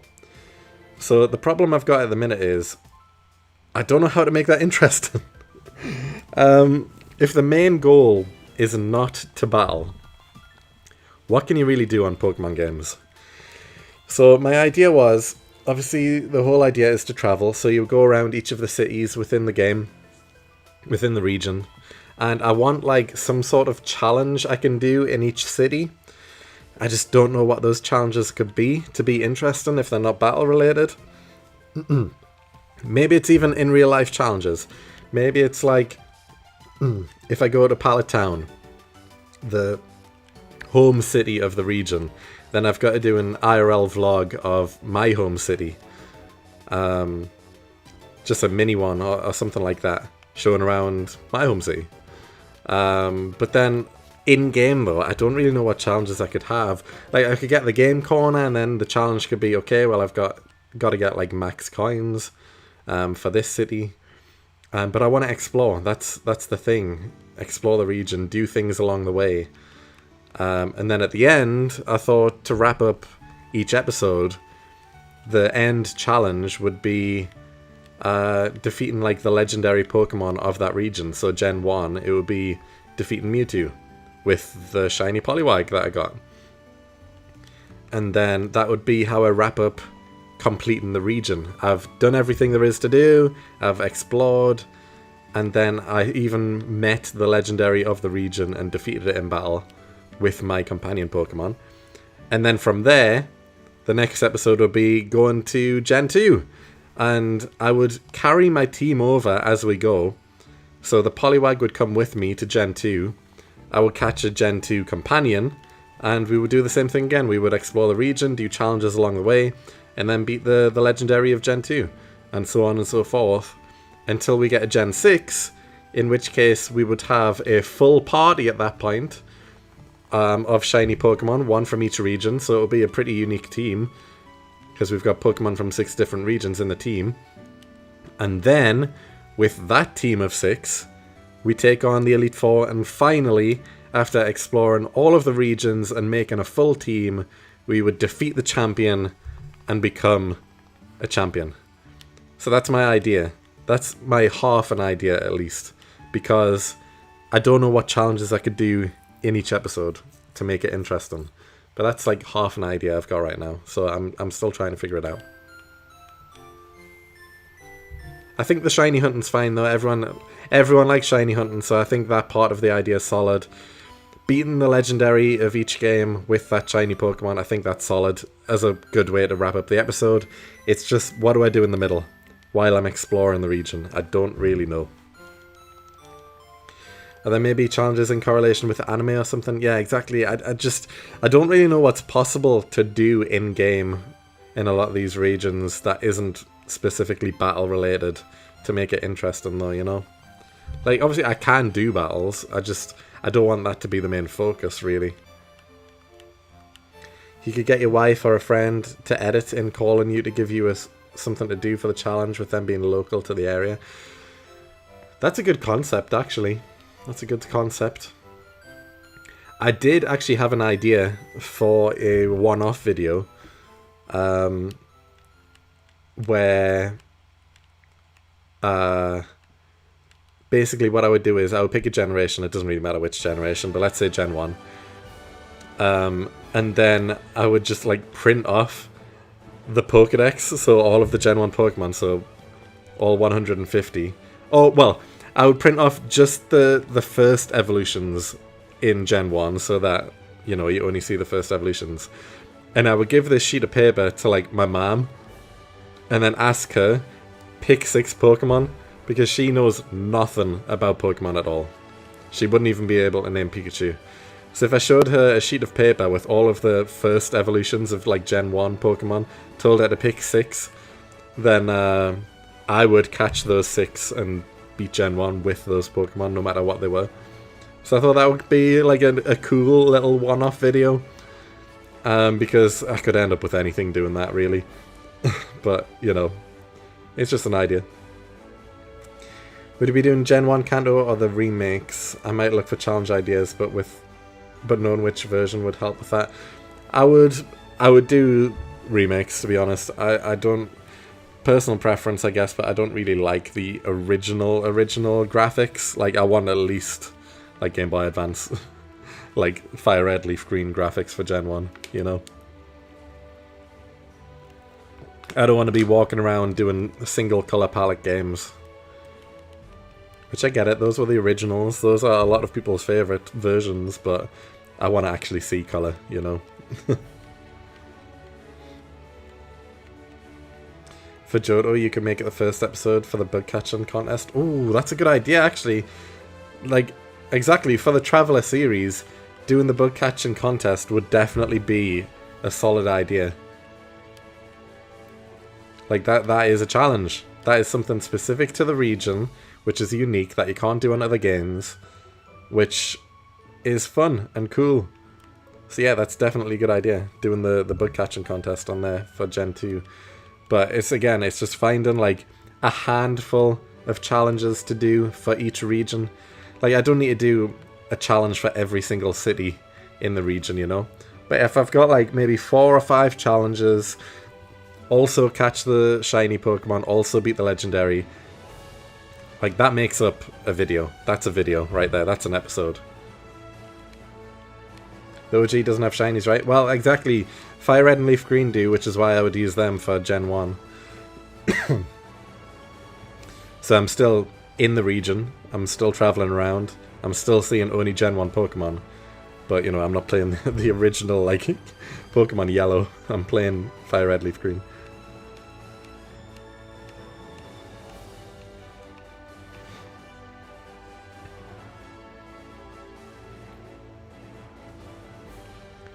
If you're doing Hard Gold Soul Silver, you could do the Pokeathlon.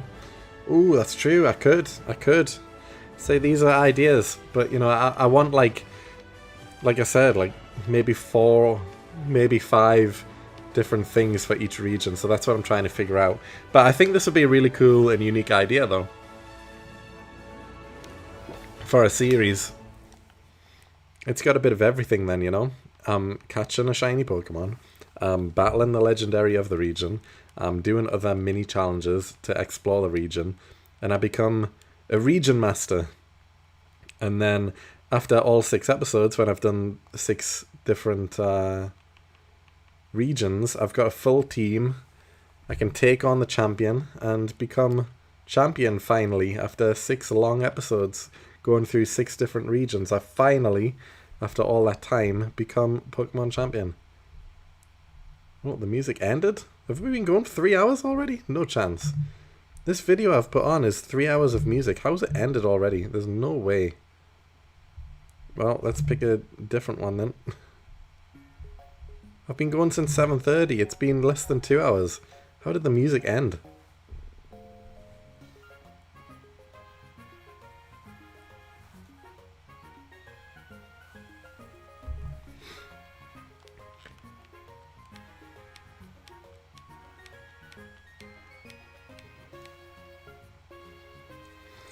But yeah, that's definitely an idea, like a strong idea I've got in my head, the Traveller series. I really want to do it. I've got to figure out these challenges first for each region. But once I've got that sorted, I think that's a lock on a series idea that I'll do. I'll definitely do it at some point. I've just got to figure out these other little details first. Because again, it's a series that will be pretty quick to do, because shiny hunting is by far the thing that takes the most time. And all I'm doing is catching one specific shiny Pokemon that I want per region. So as soon as I get it, it's like, right, the rest of it's easy from here. I do a few battles, do another few challenges, whatever they may be. And then that's it. I'm done.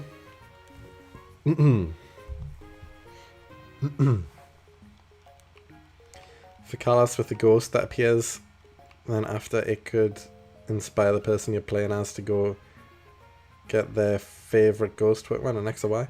Yeah, that's true. It could, yeah. I think I would likely pick like my favourite Pokemon of each region.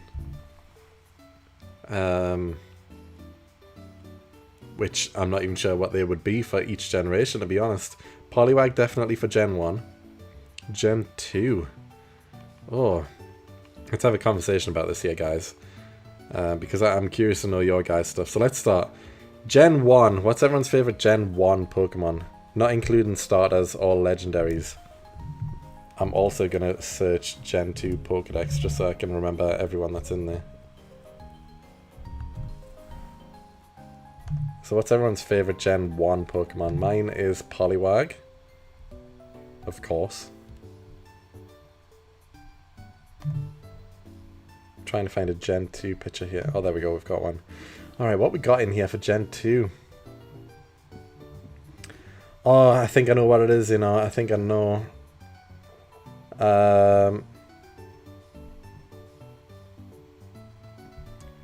Yeah, Gen 2. Maybe a controversial one for me. But my favourite Gen 2 Pokemon is Ursaring.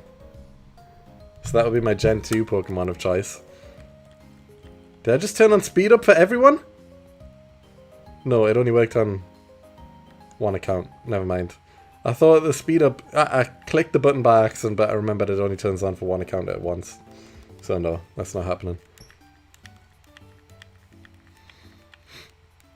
Maybe Gen 2 is to find all unknown Pokemon. It is possible. It's definitely possible. It's a bit of a longer challenge, but it is possible. Maybe I've got to spell out something for the challenge. But again, that would just be like one challenge. But again, that also kind of defeats the purpose of only catching one Pokemon per region.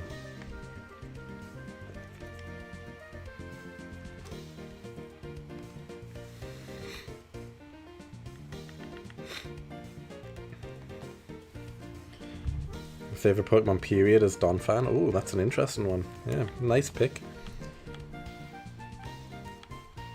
So yeah, mine is Ursaring for Gen 2.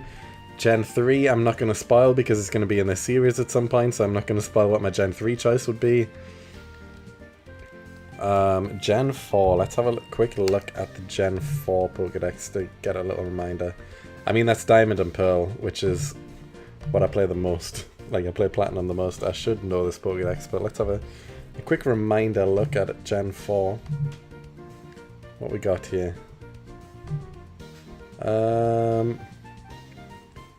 Gen 4, who's my favourite? You know what, there's a few in here that it could be. There's also a lot of legendaries, so taking out legendaries. I think I'm between 3. I'm between Spiritomb, who else? Drifblim and Chatot as my favourite in Gen 4. Maybe Chatot, you know. I do like Chatot. It's a good one. It's a good one.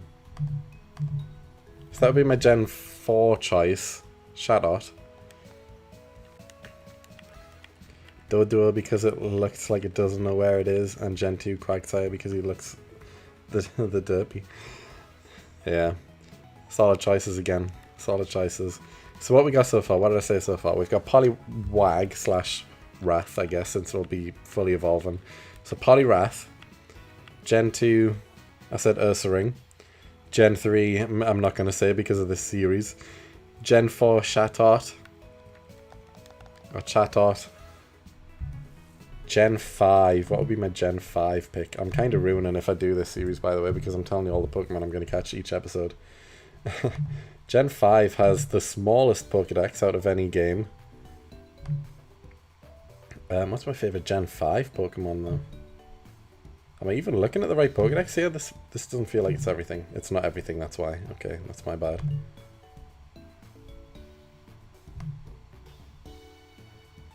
What's my favourite Gen 5? Let's see here. Again, Gen 5's got a lot of legendaries.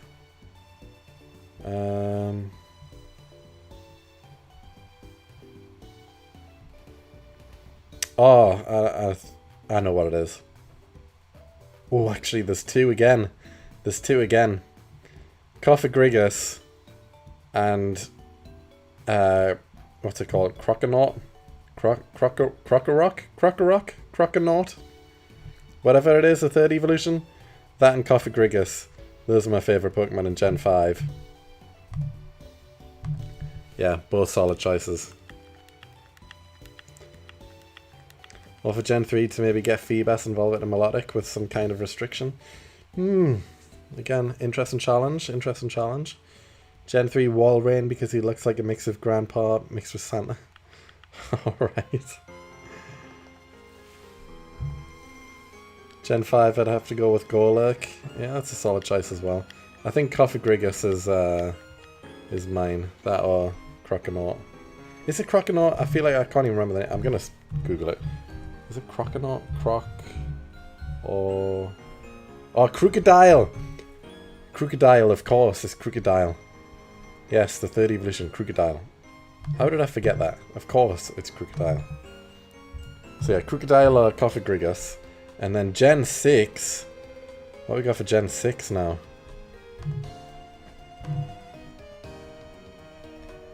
Let's see, so this will be my final Pokemon here.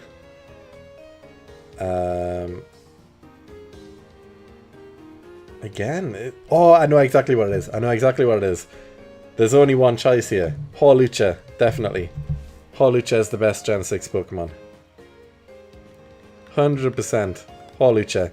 Hawlucha is like a top 3 overall favorite Pokemon for me. So yeah, Hawlucha.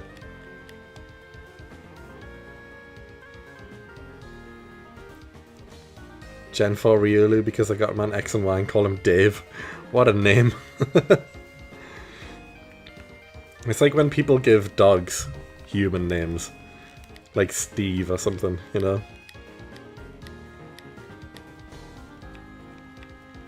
I mean, being a massive wrestling fan that I am, there's only one choice with Hawlucha. 100%. There is no other choice. The first, well, technically second wrestling Pokemon because Machamp, he's a literal champion of wrestling. But Hawlucha, he's my GOAT. He is my GOAT. What a Pokemon. That's been fun just looking through the gens there and picking out which Pokemon I would get from each gen. So what did we say? We have Poliwrath. We have... What was Gen 2 again?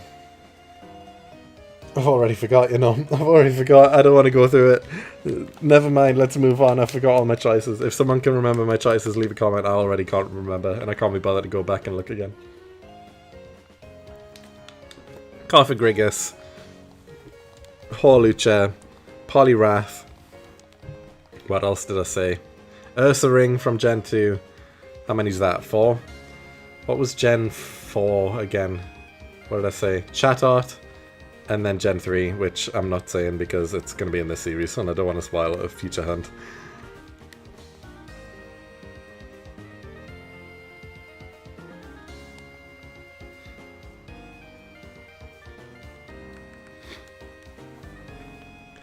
How would you feel if 6 1% shinied at once? Like, so not only am I getting 6 Surskits, but they're also all going to be shiny at the same time? I don't even know what the odds are of that. It's 1 in 1 trillion chance to get 6 Surskits. To have them all be shiny at the same time as well. Like, I would have used up all of the luck for my entire life 1,000 times over. If that happened.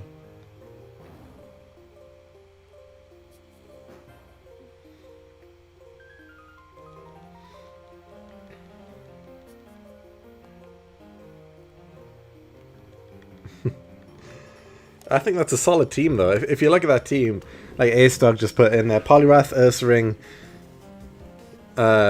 Crocodile or Cophagrigus, Hawlucha, 1, 2, and then Chatot as well.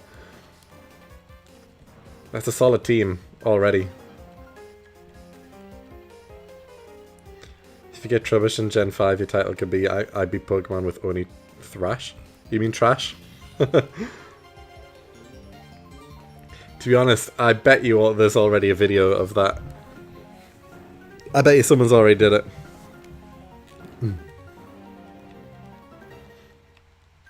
Gen 5 has to be Cryogonal, because it looks like I could throw him like a frisbee.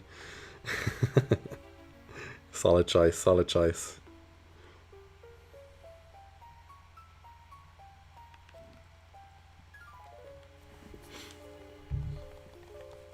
I'm not a fan of Mega Evolutions at all, to be honest. I really don't like them. I don't like the mechanic in itself.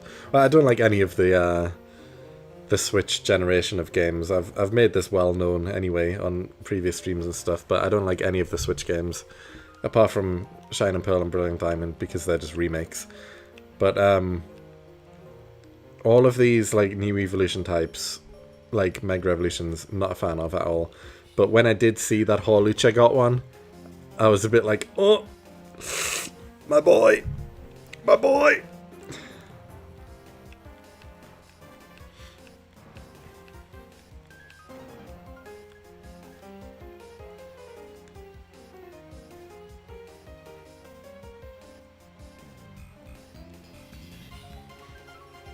Best Mexican wrestler of all time, Hawlucha. What a guy. Did anyone ever watch Mucha Lucha, which was on Cartoon Network? Well, it was on Cartoon Network in the UK at least. I'm assuming it was the same in America. Cartoon Network is an American TV station. Yeah, Mucha Lucha. What a show that was. It ended too early. What about Z moves, Dynamax, Terra? Yeah, exactly. I don't like any of them. I don't like them. Just give me normal evolutions. I don't need anything more than that. I just don't need it. I mean, I know that X and Y introduced, obviously, the evolutions there. But, and I don't mind those games, but I could do without them, to be honest. I could do without it. That mechanic. You found someone with the Trubbish challenge? I knew it. I knew someone would have already done it, you know. It's too bait, it's too obvious. I've been around the block of YouTube for too long. I know what things would have been done already.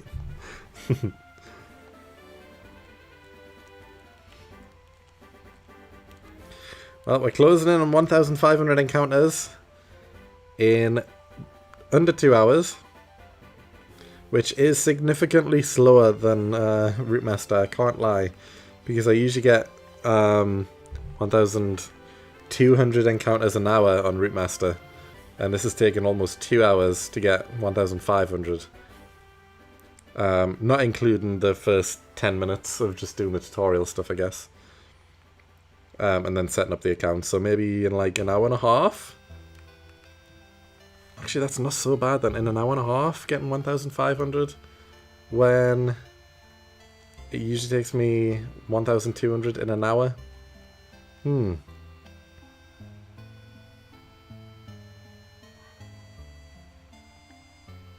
it's not so slow after all. Well, it definitely is. It definitely is.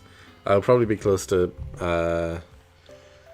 I'll be getting close to like 2,500 by now.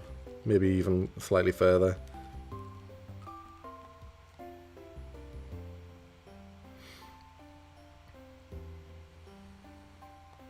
If you had to rate the new mechanics, Mega, Z moves, Dynamax, Terra, what would you rate them? The thing is, though, is that I don't like the Switch games that much that I've never finished any of them. I've never finished Sword and Shield, I've never finished Scarlet and Violet, I've never finished Arceus, never finished Z to A, I've never even had Z to A. So I can't even give a rating, really. I just don't like any of them. So according to the stats, win the lottery is 1 in 292.2 million per ticket. So comparing it to that giant percentage that you've got there, you would have to win the lottery 4 times in a row to get near the same odds as to get 6 shiny 1%. Yeah, exactly. So if that somehow happened on stream, Like, just put me on suicide watch. Like, just expect me to not be here anymore. Because my luck is gone and I've wasted it on 6 shiny Pokemon. Are you still watching WWE actively? I keep up to date with WWE through Twitter because I'm on Twitter all the time. I don't really tweet on Twitter, I'm a lurker. But I keep up to date with everything going on in WWE because of that. And I occasionally watch the YouTube clips as well of things going on the weekly shows. But, so I know what's going on. But I don't watch the full shows. The only ones I do really are like pay-per-views most of the time. Royal Rumble especially. Because Royal Rumble is the best pay-per-view. But I skip a lot. I skip through. But I'm more into AEW now anyway. I much prefer AEW. It's just the better show overall. And I'm actually going to an AEW show next Wednesday. So that should be fun. Oh, so yeah. The whole plan was to do this weekly on Wednesdays. And I've just realised next Wednesday I can't stream because I'm going to be in Glasgow at an AEW show next Wednesday. So yeah, there's not going to be a stream next Wednesday. Maybe I'll do this on like Thursday instead next week. So I still got like 1 day a week where I'm doing the Sapphire quest, Dream Team quest. But yeah, next week I'm going to a wrestling show, so that should be fun.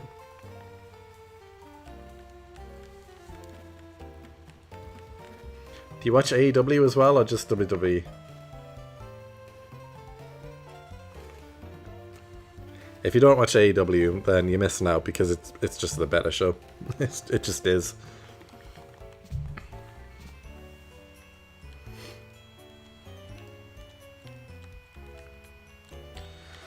Oh, I would love an early shiny though. We're over 1,500 now. We're getting close to a quarter of the way to odds. Once we get to 2,000. It can happen. There's a chance, but it's still early on in the hunt right now. I would love to see a shiny tonight though. Getting a shiny stream 1 of the Pokemon Sapphire Dream Team quest. If it's Lotad as well, if I get Lotad first shiny tonight on stream, then I can actually edit a video. I'll make a video for episode 1 of the Dream Team quest.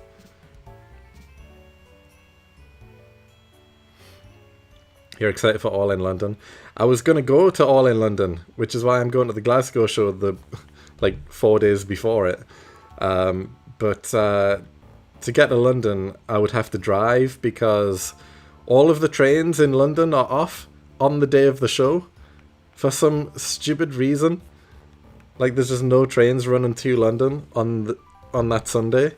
So I would have to drive there, and I don't want to drive for 6 hours, to be honest. It's more expensive than what I would like. And then I would have to get a hotel and then drive back the next day as well, and yeah, it's just a long time. I don't want to have to do that.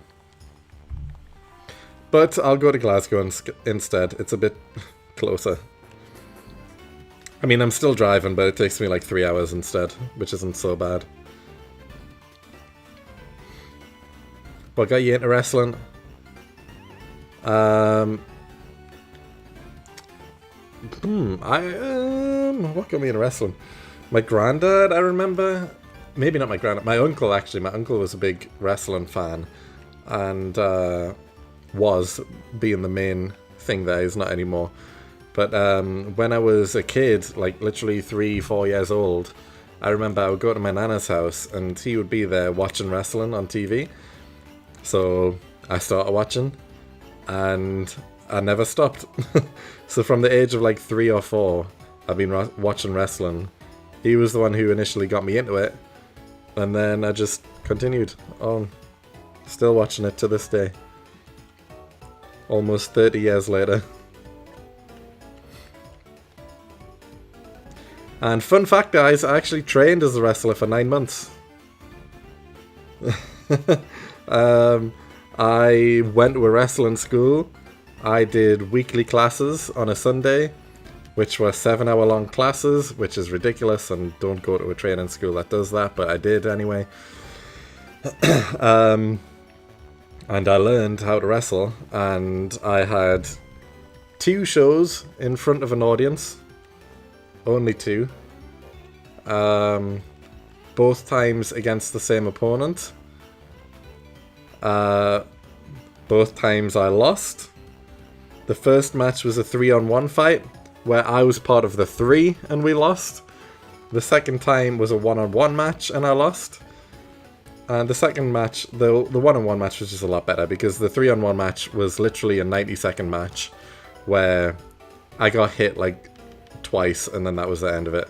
The 1-on-1 match was like a proper match, like a 5 to 7 minute long match where I actually got to do stuff, but again I lost. But the very first match I had, I've actually got the footage of it. Which I have shown on my yellow YouTube channel.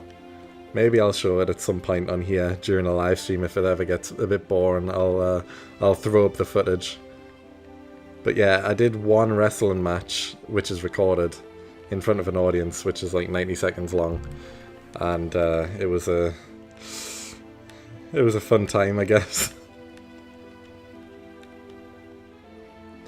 So yeah, I was almost the next John Cena, but I gave it up. So, tough on me, really.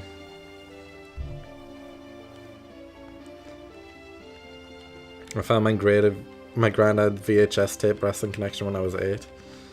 Nice, nice. I was never much of a tape collector, though. I just watched it on TV. But actually, back in the day, though, this is going to make me sound old. Because wrestling was only on Monday nights or Friday nights for SmackDown, we did have a Sky Sports subscription because that's where WWE would be on. So we paid for Sky Sports just for wrestling because my dad and, well, my mum and dad aren't really into sports at all, like no sports. So they didn't care for sports, but they knew I was a wrestling fan, so they bought the subscription for Sky Sports just for me. And at the time, there was no like recording live TV or anything.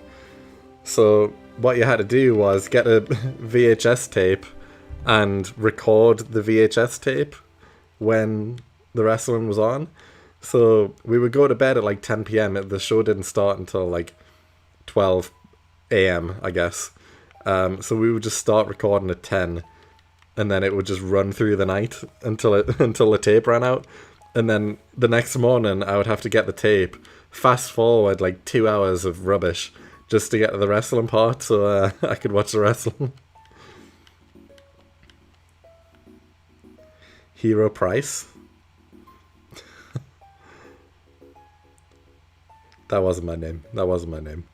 But yeah, that's what I would have to do to watch wrestling. Get a VHS tape and record it on a night and then fast forward for hours to get to the show starting.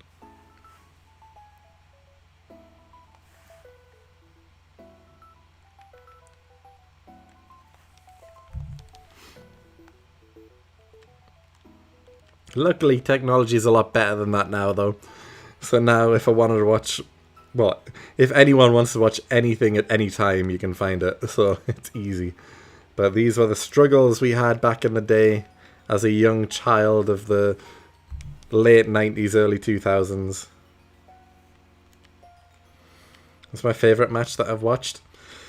It's actually on YouTube.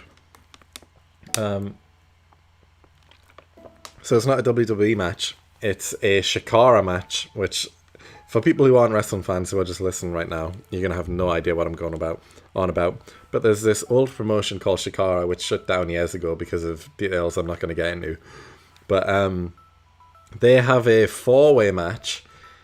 Nick Jackson versus Jigsaw versus Kota Ibushi versus El Generico. It's on YouTube. And it is my favourite match of all time. I watch it like once a year, and every single time I watch it, I get hyped, because it's just such a good match. But yeah, that's my favourite.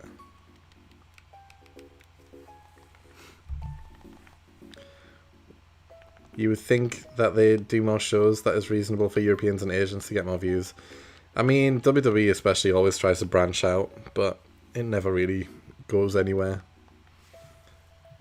AEW are pretty in tune with UK at least. They always do shows in the UK, which is good. Well, good for me at least. But this will be the first AEW show I go to next Wednesday, so I'm looking forward to it. But I've been watching since the start when the promotion first launched, like however long ago now, 6 years ago, something like that. Maybe longer, maybe like 7 years ago. It was right before COVID, so yeah, like 7 years ago? 8 years ago? I don't know, but I've been watching since the start. Which is good, because WWE, like, it started in the, what, like 70s? 80s? Officially? As WWF at the time? Like, I wasn't around for the start. There's a lot of history in WWE that, you know, I wasn't around for. Like, I've been watching wrestling for 30 years, so I understand and know the history. But, like, I wasn't watching from the start. But with AEW, I've been watching since the very beginning, first show. And that feels like something that you don't get experience often with something like wrestling. Like, it's not just like any other TV show that runs for a few seasons. It's, like, constant. So, yeah. In WWE decline in rating, it is, which is why I don't watch it as much as AEW, because it's just the better wrestling show. But WWE's on Netflix, so it's a lot more accessible for people compared to AEW. A Double or Nothing show gave me so much hype because WWE was falling off. Yeah, I mean, it still is. It still is. Cody Rhodes would never be a main eventer without AEW. And that's a fact. And I've never ever been a fan of Cody Rhodes. And I didn't like him when he came back to WWE. And I am waiting for people to realise how much of a fraud he is, because he's just not that good. But he's now like the top guy in the company, so it is what it is. And he has been since he returned. But I don't buy it. I've never bought it. I'm not a fan. And people will catch on at some point. Wrestling sounding like a soap opera. I mean, it is. It's a soap opera with fighting. That's exactly what it is.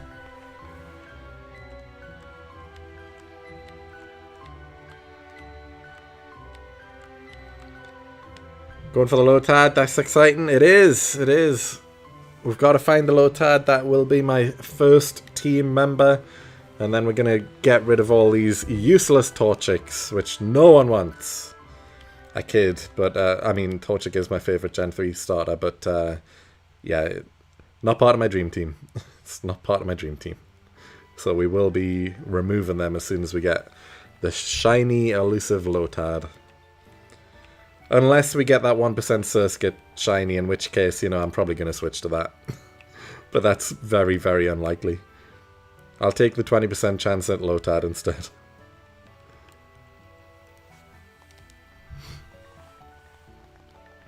How's the change of pace been? It's good, although I can't use speed up on this, so I'm finding it slower, and I am really seeing how slow it is.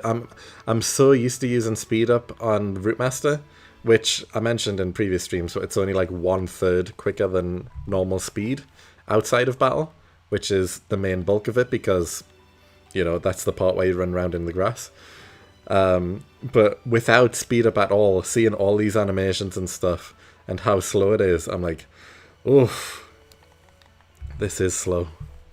But I'm doing this at normal speed. No one can complain about speed up for this series.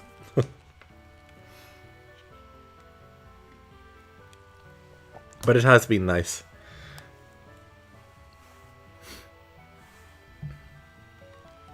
For a one-off video, you could do a playthrough of a game with Mirror B's team. Ooh. What is his full team, actually? He has like 3 Ludicolos. What else is on his team? I can't even remember anything else that he has. I'm going to Google it right now.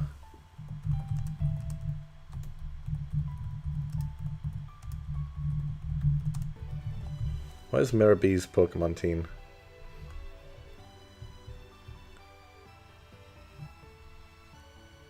Sudowoodo, of course. Yeah, he doesn't really have a set team. It's just Ludicolo and Sudowoodo. So yeah, I don't even really know what else. I guess that's it.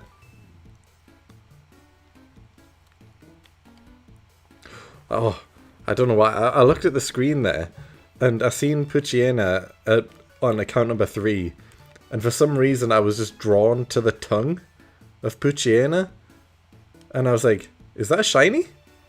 And I don't even think it's a tongue, it's a tooth anyway. But for some reason it looked blue to me for a second. I was like, oh, shiny Poochyena!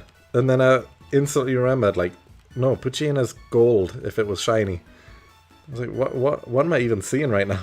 I'm not seeing anything.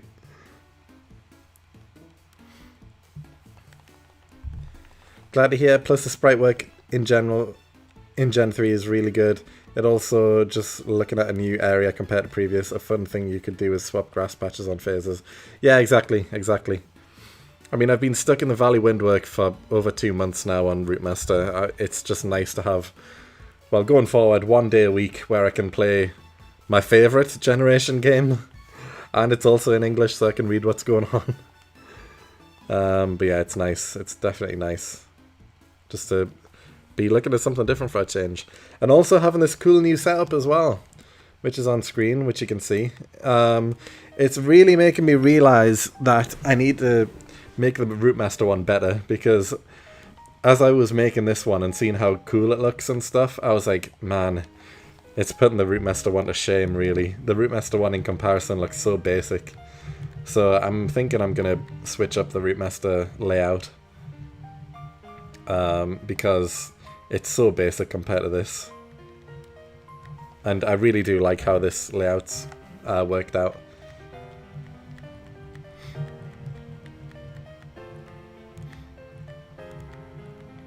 So yeah, expect to see a change to the layout in Route Master. But I'll probably like finish the episode first, so it's not like a weird switch halfway through an episode where I've got one background and everything, and then midway through the episode I just switch to a completely different background. So I'll likely finish off the Valley Windworks when I eventually get Pachirisu, and then make a new background for Route Master as well.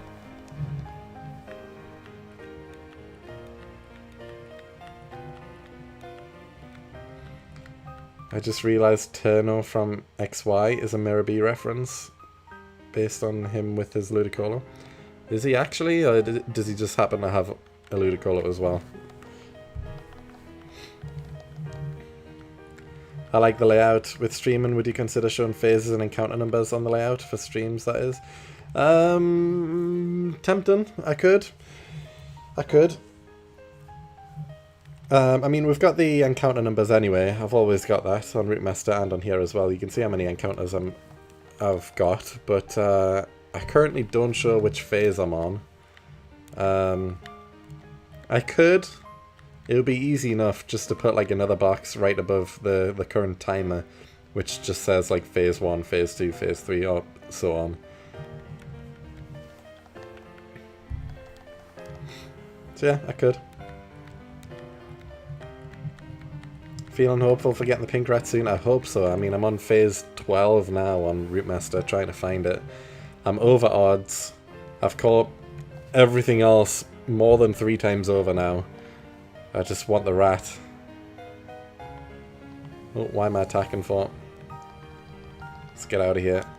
There we go. What's the dream team? The series idea in itself? It's basically... The concept in itself is simple. I need to beat Pokemon Sapphire with my dream team. My favourite 6 Pokemon from the region. And they've all got to be shiny. So, the first team member is Lotad. And I'm not going to spoil who the other team members are, because otherwise it gives away the rest of the series and the intrigue is gone, and, you know, people won't bother tuning in for other episodes. But yeah, the first hunt is for Lotad. That is going to be my first team member. And then we get to get rid of Torchic and continue the game with Lotad until we get to the section where we can catch our second team member, and so on and so forth. And then once we've got all 6, we challenge the champion and beat the game. So that is what this series is, I guess, which we'll be doing once a week going forward. This one is Ralts for sure. But everyone's got like their own personal choices of favourite 6 Pokemon in each region, I guess. So, you know, my first team member is Lotad, because Ludicolo is one of my favourite Pokemon of all time. I love Ludicolo. So, of course, he has to be on the team. The next one, well, I'm not going to spoil it. I'm not going to tell you what any other team member is. But, if you, I'm hoping to trick people with the thumbnail, though, because the thumbnail throws people off straight away, because you can see Torchic in there. Well, you can see Blaziken in there. And you can also see, well, you can't see Lotad or Ludicolo. And Ludicolo is obviously a team member, and Torchic won't be a team member. So those sprites are just there for visual cues, but they're not the actual team members I'm going to have. So I guess that rules out 6 Pokemon that are going to be in my team, because you can see them in the thumbnail, and none of those 6 are going to be in the team.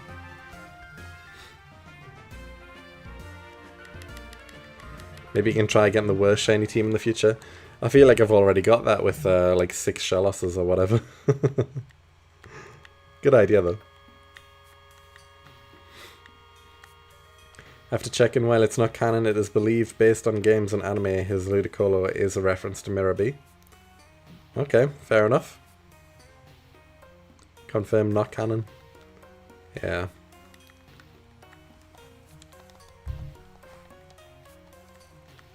You know what? It's been long enough. We need to play Mirror B's theme again. We played it once at the very start. We need to play that song again. Get Mirror B's theme song on right now. Come on, let's get it. Where is it? Oh, come on. Where is it? There it is. Yes, this is the music we need. This is the help we need to find Lotad. Come on.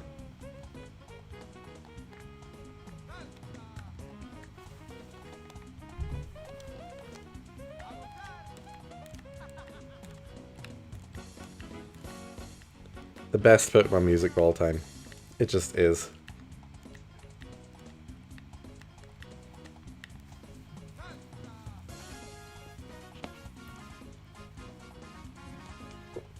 I hope everyone who's listening right now or watching is also saying salsa along with the music. It's like a crime if you don't say salsa. I mean, I know I haven't, but I'm thinking it in my head. Every time they say salsa, I'm like, salsa!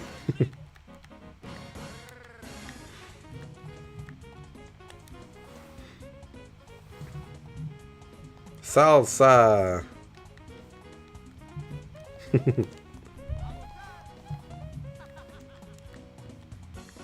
If you start Twitch, you can put a pint redeem for the Mirror B theme. I'm likely not going to start Twitch, it'll all be on YouTube. Could do a thumbnail that has all the encounters in the route you're going for as it is as well. That is true. I could. My plan is that every episode, the thumbnail would change to show like the previous team member, so you would always know, like the thumbnail would change as we get through the series with the previous team members that we've caught. If that makes sense. So then I would actually reveal the members, so they wouldn't just be black outlines. It would actually show the team members that we've got. And then eventually, when we get to the end of the series, you can see the full team.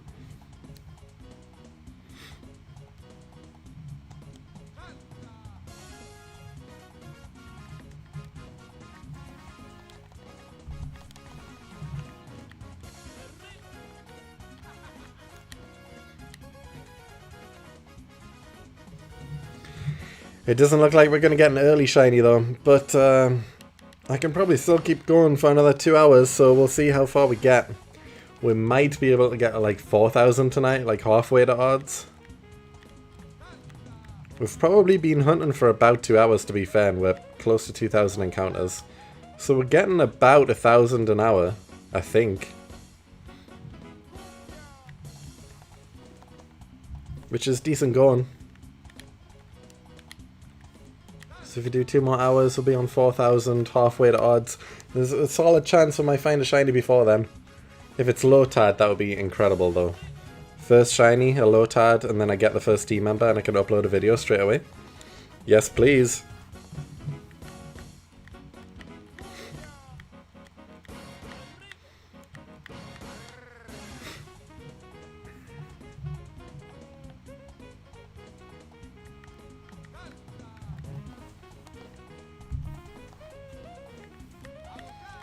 I've already got well, I know for a fact people aren't going to tune into the Dream Team Quest videos as much as the Route Master, because people know me now for Route Master. I mean, of course you do. That's the only thing I've got on my channel, really.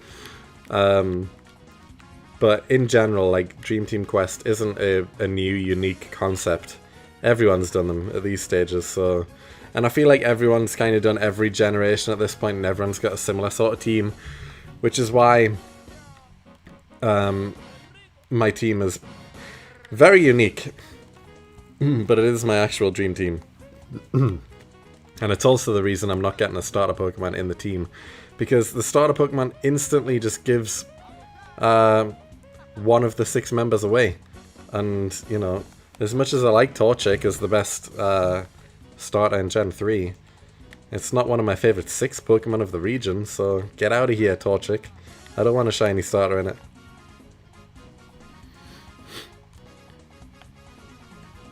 Just do both games at the same time, 12 games, easy. Oh, that'll be a challenge. Controlling a sped up 6 versions of a DS game and 6 versions of a non-sped up GBA game at the same time? Yeah.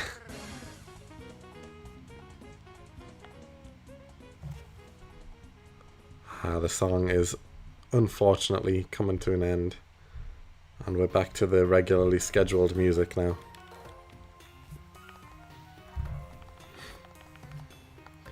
What were candidates for the Dream Team Quest but didn't make the cut? Pretty much everything that I've teased in the thumbnail was a candidate. Spinder was one I was really tempted by, just because like all of the unique versions of Spinder that there is, like however many there is. Is it like 36,000 different Spinder variations or something like that? Or even more than that? So any shiny Spinder is basically extremely rare that there's a good chance no one else has. So I was tempted by Spinder. Flygon is a really cool Pokemon anyway. So I thought that could be a cool one. I had Shiftry in there, but he's a Ruby exclusive, so I literally can't get it. But Shiftry was kind of a hunt to this Lotad, because Lotad is the opposite of C-Dot, so I am doing that one. Shedinja, I was tempted by because, like, it's just a cool Pokemon anyway, you know, with the 1 health, and it can't really be hit by anything. And I don't even know if you can actually get that shiny. I really don't know if it's legit possible to get shiny Shedinja, because obviously you need to evolve Nincada into the other one, whose name is escaping me right now, but it's split into 2 Pokemon. I don't know if even if you've got a shiny Nincada, if you get a shiny Shedinja. I'm not sure.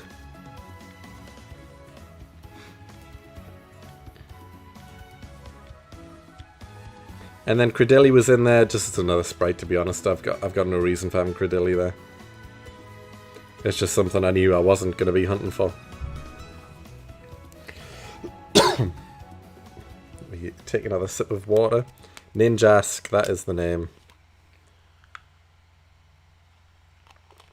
Yeah, I think it might be impossible to get shiny Shedinja legit. I think I've seen that before on a video or something. That, it's like you can't get that Pokemon legit shiny.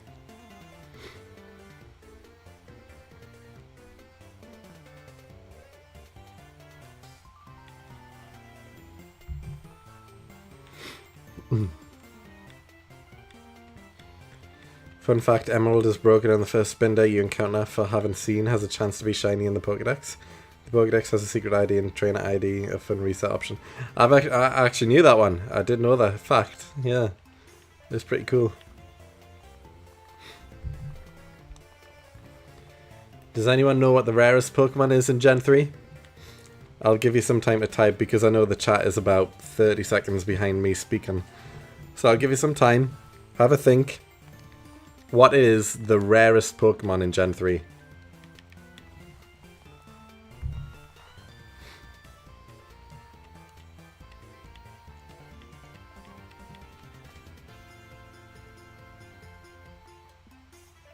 I'm just staying quiet now. I'm waiting for comments to come in the chat, but yeah. Oh, we've got a Feebas. It is not Feebas. I'll wait for maybe one more comment. Oh, there's another Feebas. Okay, well, it's not that. Jirachi, isn't it? On a technicality, maybe, just because it's an event Pokemon. I wasn't really thinking event Pokemon.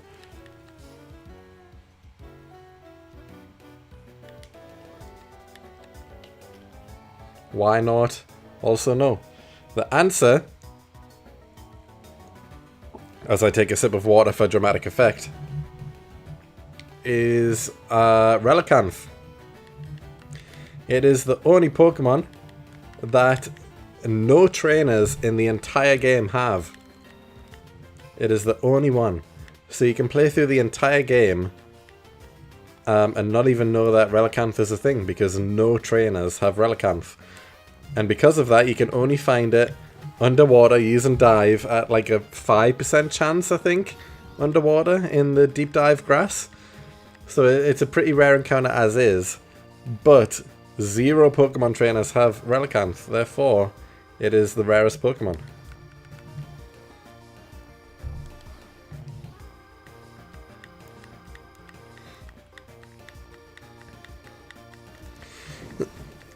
I understand that Feebas, you might think, because it's such a hard find, but multiple trainers have either Feebas or Melodic, so it's not as rare, unfortunately. But not a single trainer has a Relicanth. It's a lonely little fish underwater. I wonder why they did that. I wonder why they didn't give Relicanth to a single trainer. I mean, in Gen 3, there is so many water routes as is, because they made it so that half of the game is land-based, half of the game is water-based. So when you add up the routes, there is the same amount of land-based routes as there are water-based routes. But there's just a lack of water Pokemon, because you can't have half the Pokemon in the game being water types. Otherwise they'll be way too overpowered, which is why so many routes in the game just have like Tentacool and Wailmer, that sort of thing, because they've got so many water routes. But yet they didn't give anyone a Relicanth? Why not? What's wrong with a Relicanth? I'm off for the night, good luck with the hunt. I appreciate it, Wesley, thanks for stopping by.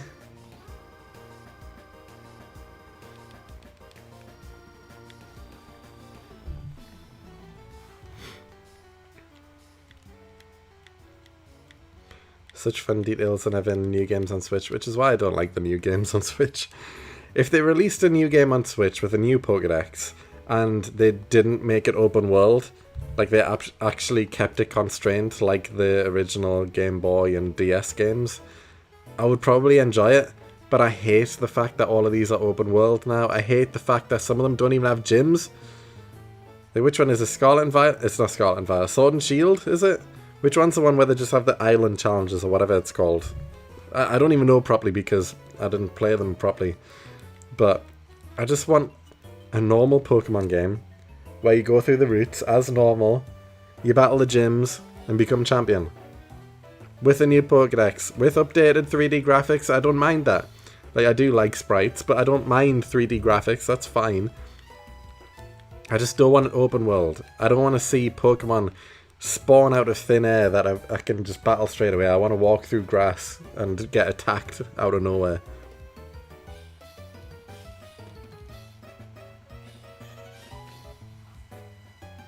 Sun and Moon? Yeah, it was Sun and Moon, wasn't it? That's not even a Switch game. But yeah, not the biggest fan of Sun and Moon either. I kind of forgot about that altogether, to be honest. I have actually finished Sun and Moon as well, but it's definitely low on my list of Pokemon games. All the Switch games would be top for worst Pokemon games, and then Sun and Moon would be after that. And that would be a tough list, because all the rest are pretty decent. The most common Pokemon in Gen 2? Oof. I want to say like Hoothoot, because you find that pretty early in the game. Well, it's literally in the first route, and it's in the forests, and it's likely in other areas as well. So I'm going to say Hoothoot is the most common Pokemon in Gen 2.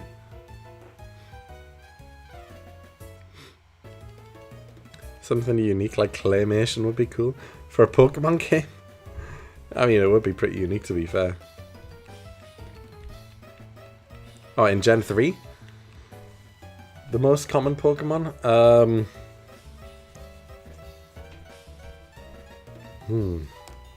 Most common Oh, it's got to be Tentacool. It definitely has to be Tentacool. Because of all the water routes and the fact that they just don't have enough water Pokemon to compensate. It's got to be Tentacool. What's your opinion on the Let's Go games? I don't mind them ones because it's a remake. Remakes don't count for my hatred towards the Switch games. Same with Brilliant Diamond and Shine and Pearl. I love those games because they're just remakes and they're upscaled and better graphics and stuff. I mean, I get that it's basically just Pokemon Go and it's like baby's first Pokemon game. I get that. But they're still fine. They're not the best, but they're fine. I don't dislike them. I've got to head off for work. Good luck. Excited to see more in the coming days. I'll be a little busy at Worlds next week, but I should be able to hop in here and there. Yeah, I appreciate it, man. Hopefully I get to see you again soon. Well, thanks for stopping by.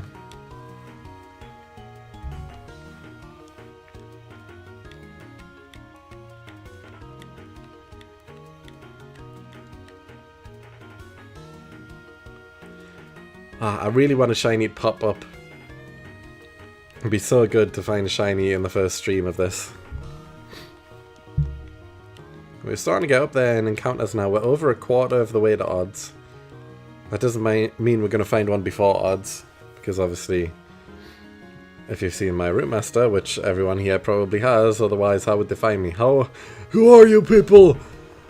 But you know that I have had a lot of long hunts as well. And I would hate the first hunt of this series to be like 20,000 encounters or something. Wait, am I even recording?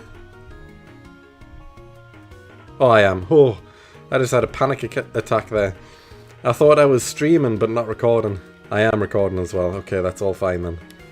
We're all good.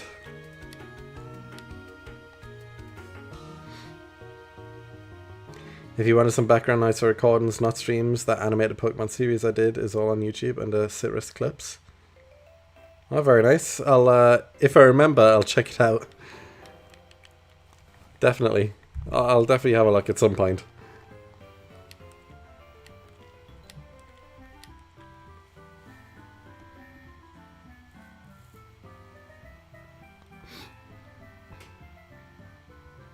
It's mysterious dungeon based, mystery dungeon based. Oh, cool. That's interesting.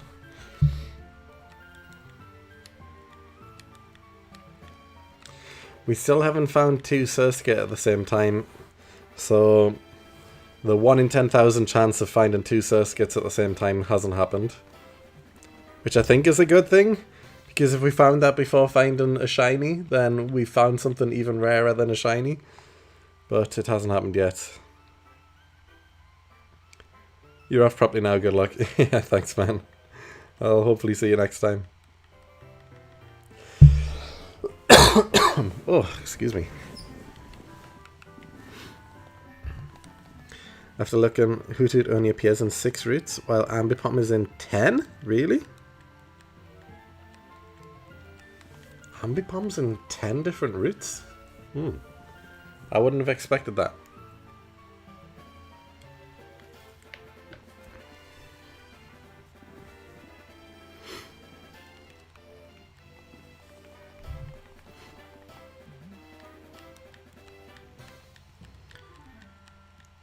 Already got a shiny? That is sick.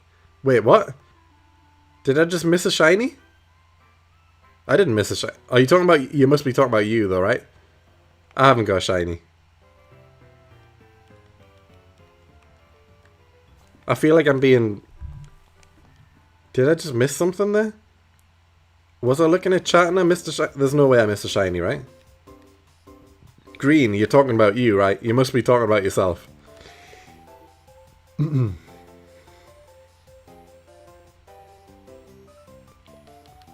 Or did you just tune in and think I had a Lotad already? I'm hunting Lotad. I haven't got Lotad at the minute.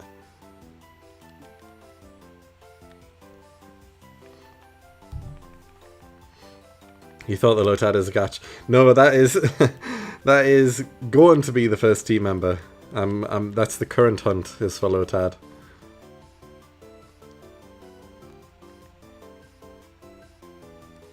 I wish I had a shiny already, but not yet.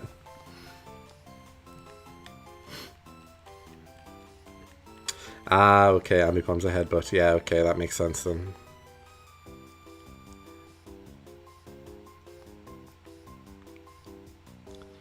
I feel like that's cheating almost though, because the headbutt trees are everywhere, which will boost encounter rates. I kind of class all headbutt encounters as just like one area instead of like all of the different areas that a headbutt tree could be in.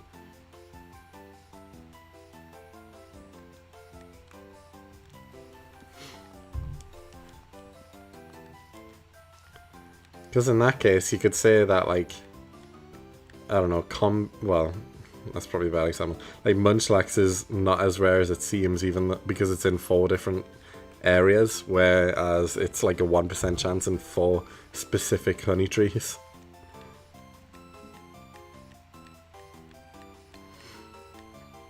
What are you going to call him? I don't know yet. I don't actually know what I'm going to call Lotad yet. I will think of a name on the spot. It might be something to do with what we're talking about at the time that he appears. I don't know. I don't know. But all the shinies for the Dream Team will be named, including extra shinies that I might just so happen to find before actual team members. So, for example, if I found a Poochyena here, or a Zigzagoon, or Wurmple, or whatever else, then I will name them, but they won't be part of the team. Unless I get a Surskit, because that is incredibly rare, in which case Surskit will join the team.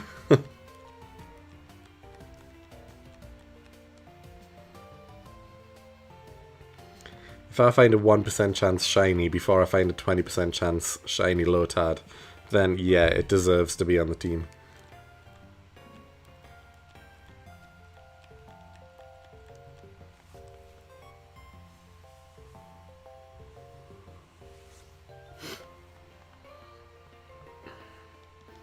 I feel like I need a toilet break in a second though, guys. My bladder is filling up. I've drank like a bottle and a half of water since I began the stream. I was drinking more water before the stream as well. I feel it. I'm gonna need a break in a second. But we'll keep going for now. I'm alright. I start to feel it. It's coming.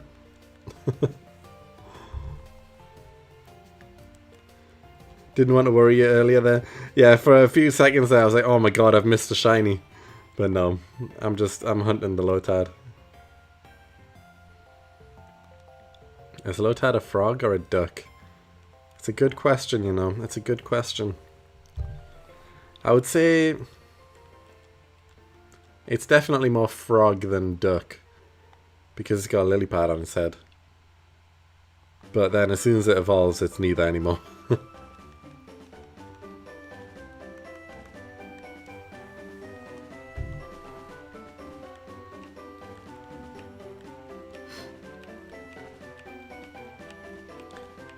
I'm looking at exclusively Gen 2, or it'll be Caterpie or Weedle because of their common rate in grass, trees and roots.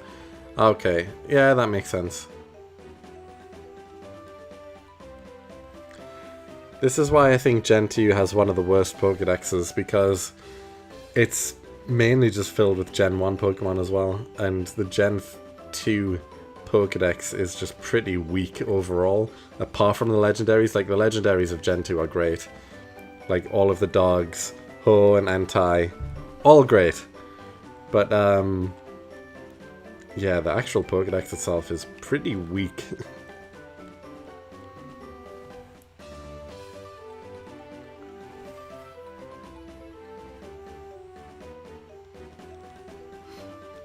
But I guess every generation from 2 until 5 had other Pokemon from previous gens. And then Gen 5 thought, you know what? We're going to make this game without including any of the previous Pokemon. So their entire Pokédex is just all new Pokemon. Until you beat the game and then you unlock previous ones, I guess. But until that point, you don't see any previous gen Pokemon. Which is the first time since, well, Gen 1, I guess. The original game, where it had a full roster of unique Pokemon.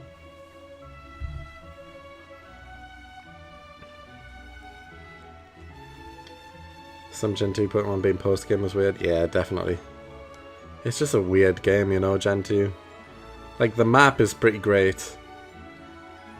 But apart from that, the Pokédex is very weak.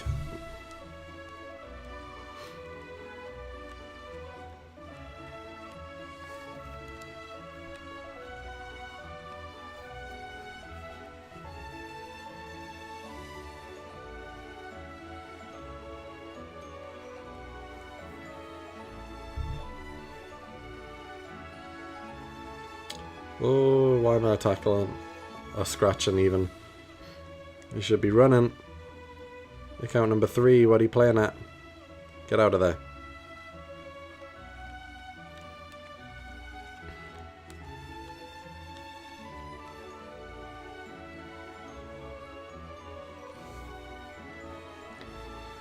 Are you into Pokemon cards? I am a bit.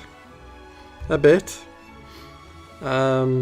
I used to be more heavily involved with Pokemon cards, but not so much now. I do have a graded Poliwhirl though, the 151 Poliwhirl, because I mean it's the only full art Poliwhirl card. It's the only full art of any of the Poly line, evolution line. So there's no full art Poliwags or Poliwraths or Well, Politoed I don't even really count. But it's the only one to have a full art card. So I have 2 graded versions of the Poliwhirl card, which I think is an incredible looking card anyway. I've got one in Japanese, Ace 10, and one in Korean, Ace 10. I would love the English one, Ace 10 as well. But it's quite a bit more expensive. But that's my aim, is to have an English Ace 10 of Poliwhirl as well. But it's closing in on like £200 now. I should have got it like a while back. Like when I got the other 2, the English version was like £100. Now it's doubled in price. And even then at the time I was like, oh, that's a bit expensive. But now it just keeps going up in price and I wish I got it. One day I will. And then I'll have the English, Japanese and Korean versions of the card, all Ace 10. And that'll be pretty cool. But those are the only graded cards I've got. I do have more cards that aren't graded, but nothing like spectacular or anything. I've sold most of the cards I had now.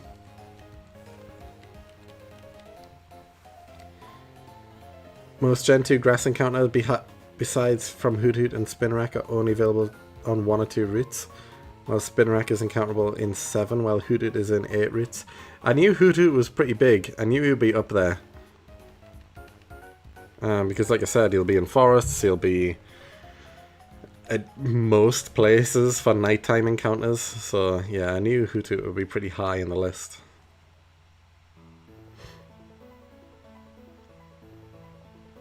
I don't like how on this game as well, compared to my Route Master usual that I'm so used to now. You need to press A before you send out your Pokemon, whereas in Gen 4 they just send it out straight away. There's no waiting, but here it stops. It came up while Poochyena appeared, and I've got to press A to continue, or B, I guess, either button. But in Gen 4, in the Route Master, it just sends your Pokemon out straight away. There's no messing around, no waiting, nothing that I need to do.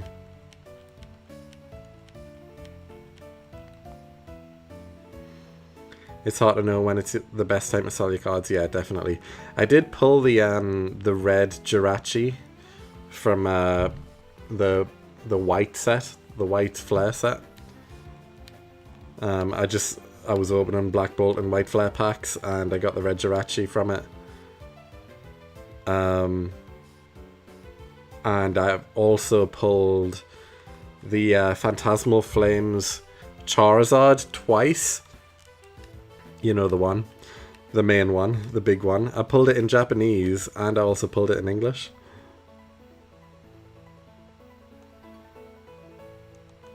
So those are probably the best pulls I've ever had. Those three, by far. I mean, nothing compares. I was actually never into the Pokemon cards as a kid, though. Like, as a kid, obviously, I played the games as a kid, but I was never really into the cards as a kid, and that's my biggest regret as well. Like, why? I was a Pokemon fan, I watched the show, I played the games, but I was never interested in the cards, and now they're all worth thousands, all of these original ones from, like, 1998 and so on. That was, like, prime time for me. I could have been getting all the Pokemon cards then, and I just never did as a kid. But yet I got Yu-Gi-Oh cards. Why? I was into the wrong card game, obviously. I liked Yu-Gi-Oh, and I got a lot of Yu-Gi-Oh cards, but I was never into Pokemon cards as a kid. It's more like the last 2 years or so where I've been a bit interested in Pokemon cards, but again, the interest has died off, and that's why I've sold the majority of the ones I've got.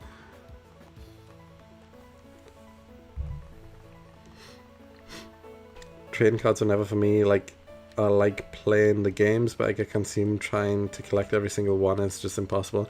Yeah, exactly. That's me with shinies now, though. Like, I feel like I can't play a Pokemon game legit without shiny hunting. Like, I feel like I need to. There's an urge there.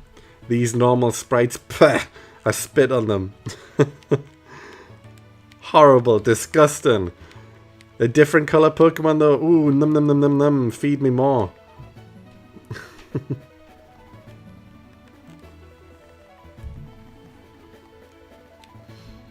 To be fair, all my cards from my childhood are pretty messed up. Yeah. I mean, I feel like, well, a good 90% of people, 95 plus, 99% of people who had cards in 1998, 1999, 2000 did mess theirs up. Like, it feels like there's loads of going around for thousands, but you've got to imagine the amount that was sold at the time was in the millions, and there's just not that many that are going around. Like, it feels like there's loads, like there's thousands, and there will be thousands going around that are still in good condition, but compared to the millions and millions that were sold at the time, it's not that much.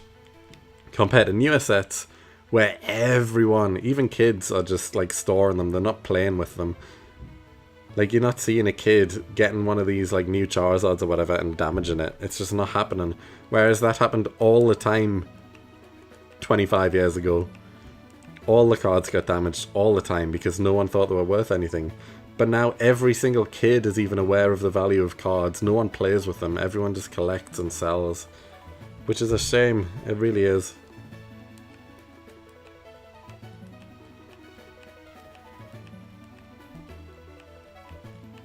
Yeah, exactly. Everyone played with the cards on the ground and traded them between friends at school and stuff.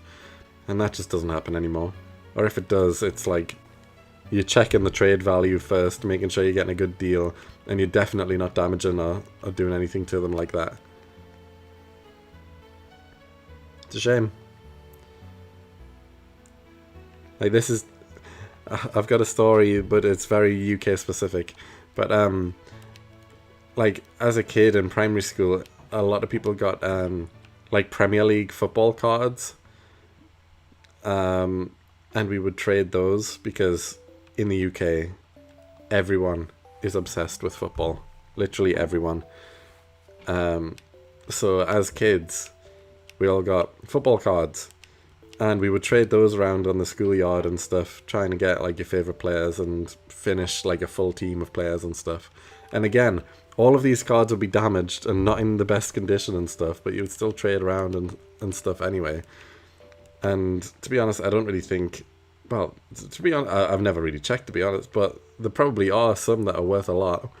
And I just don't have any anymore. They were all just thrown away because at the time, you know, each card individually was like just the price of a pack of cards, you know? Like £1 or something. If that, even less, so... Yeah. But no one's damaging trading cards for any game anymore. It just doesn't happen.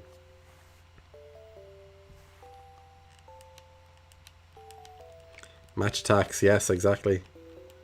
I forgot the name, but yeah, of course, match attacks. I mean, they're still going now. I should have known the name, really. But yeah.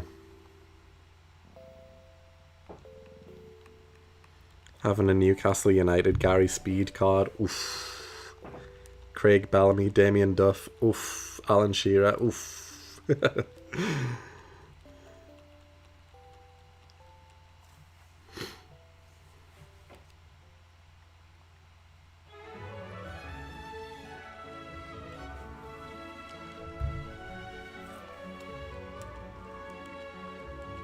I remember one of my first football shirts I got was a Damien Duff Newcastle United shirt.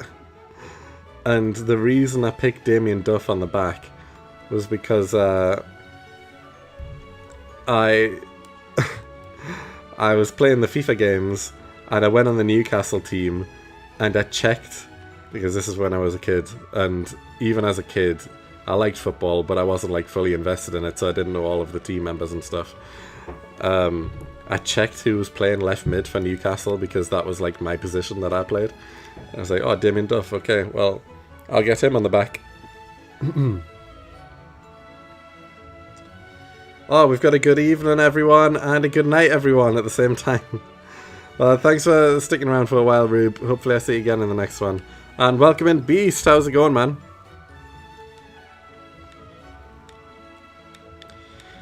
You haven't missed much, Beast, to be honest, apart from, well, 2,500 encounters, I guess. But yeah, we've started the Shiny Dream Team hunt. The first team member that we're looking for is Lotad, because we're not having a shiny starter Pokemon in this series. No. That's too obvious. Torchic is my favourite starter Pokemon in Gen 3, but no, we're not doing that. Lotad will be the first team member, so we're looking for it. We're on the hunt. And hopefully he appears sometime soon. The most valued match attack card was Messi card, being around 2,000. I mean, it makes sense. But back in the day, it was just Premier League players. Actually, I wonder if my parents still have the cards. I don't remember throwing them out. But I mean, this is like over 20 years ago now, 25 years ago. I doubt they've still got them just sitting around somewhere.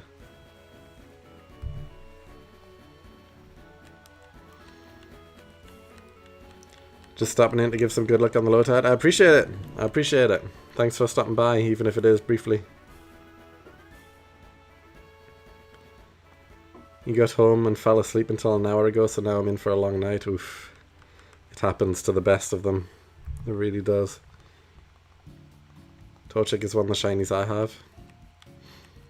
Yeah, I mean, it is the best starter Pokemon in Gen 3, but it is not part of this dream team.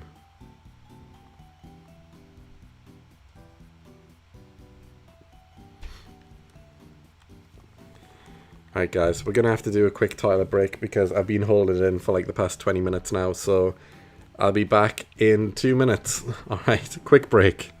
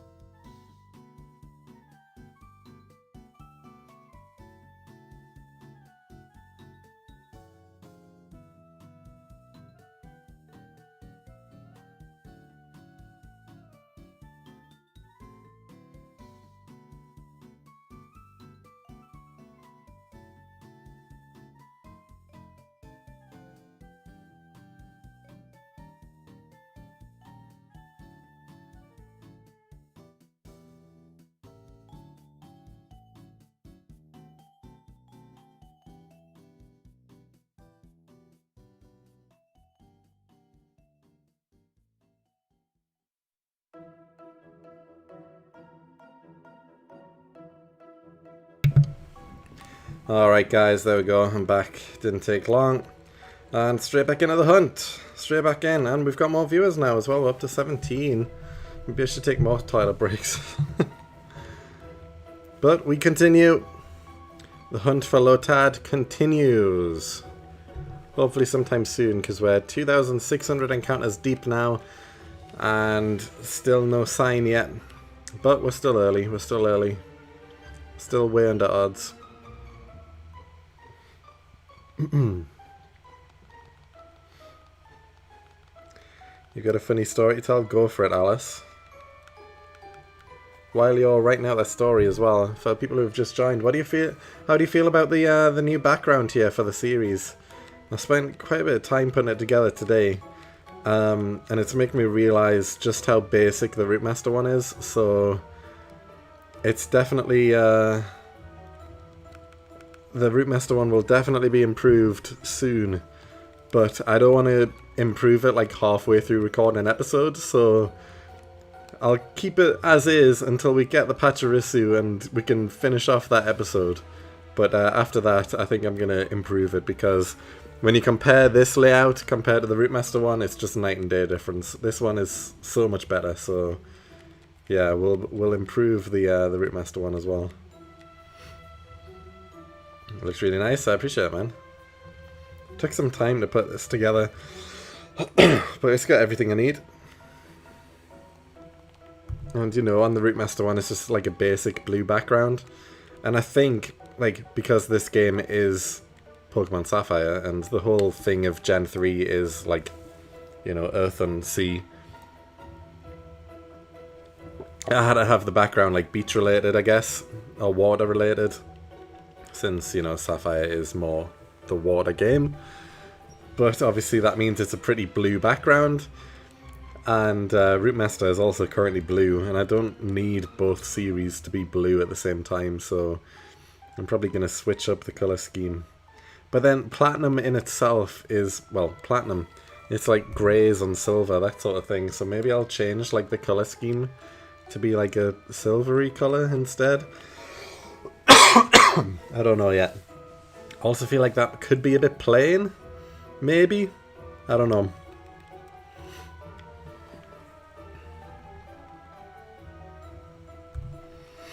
You know how yesterday we were talking about random shinies and I made a comment, something along the lines of a random shiny appearing? Somewhat, yes. If you do the Traveller series, are you going to stream it? To be honest, I feel like, maybe, I don't know. Because it's the type of series where I don't really need to stream it. I'm catching one Pokemon shiny, which, fair enough, I could do the hunt for the shiny in a live stream. But apart from that, the rest of the episode would be pretty straightforward to film. So I don't really want to stream it because it kind of gives away the entire episode. So maybe not. If I do the Traveller series, it likely won't be streamed.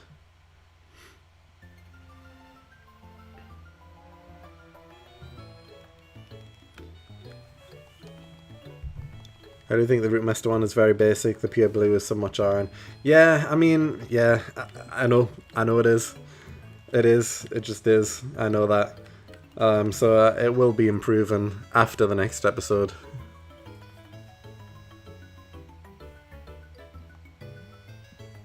Because now that I've got this one, it's just so much better. I can't have one very plain, boring Rootmaster background and then this cool, new, fresh looking one.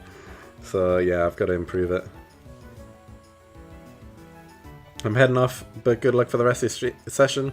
I appreciate you, Officer Downey. Thanks for getting involved, and thanks for chatting along as well, keeping me company as we go here. It's always nice to talk to people.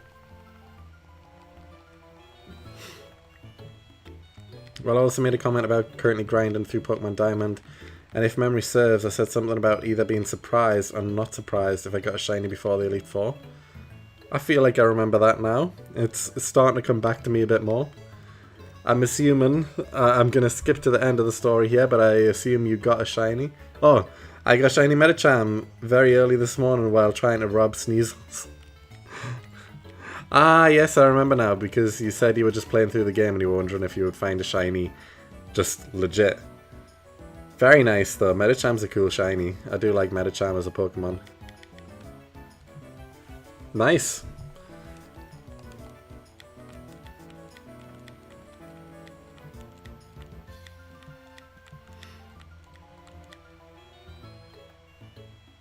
Do you make the backgrounds yourself? I do, yeah.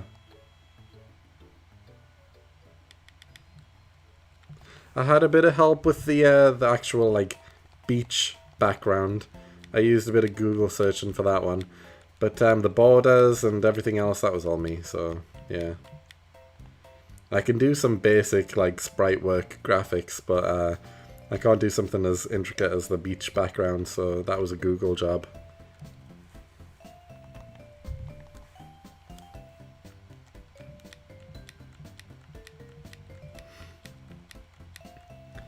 So of course she's coming to the Elite Four with me. It would be a huge fumble if I didn't. Yeah, that's fair enough. Has to. Her name is Mulan and she is very adamant. You know what? That nature just makes sense for Medicham. Of course Medicham is adamant. Of course it is.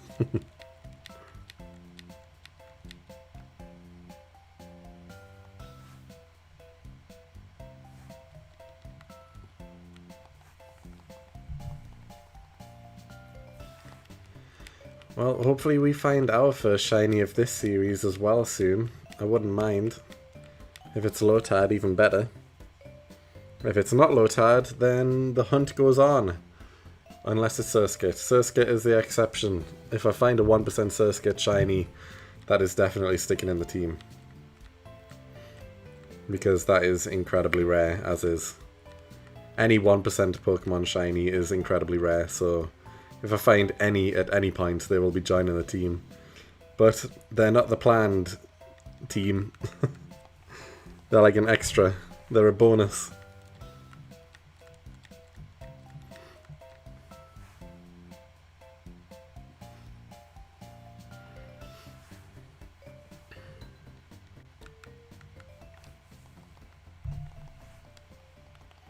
Do you know the percentages off the top of your head for this route? I know some of them. I know Lotad is 20%, I know Surskit is 1%, and I know Ralts is 5%. I'm not sure on the rest of them. Or is Ralts 4%? Ralts might be 4%, that makes sense, because Surskit 1%. I don't think anything else will be thrown off by 1%. Not sure on Weedle, Poochyena, and Zigzagoon, but I'm assuming they're all pretty similar.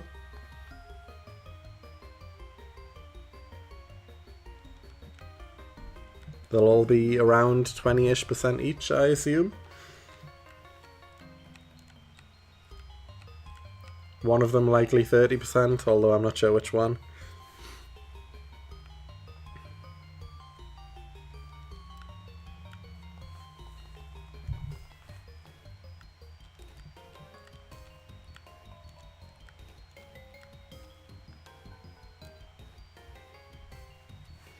Or maybe like 2 being 25%, that might make more sense. I don't think there's like a standout Pokemon for this route though. Which is good. It means any of them could realistically pop up. And Lotad is likely like the second highest encounter of the route, even though it's only 20% chance. But like 2 or 3 of them probably have the same percentage chance.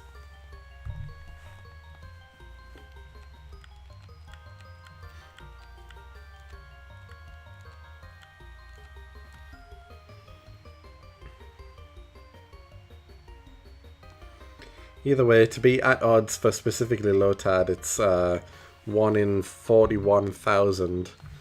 So, you know, the fact that we're only 2,700 down, we are very far away from being at odds for Lotad specifically. But being at odds for any Pokemon, we are over a quarter of the way there.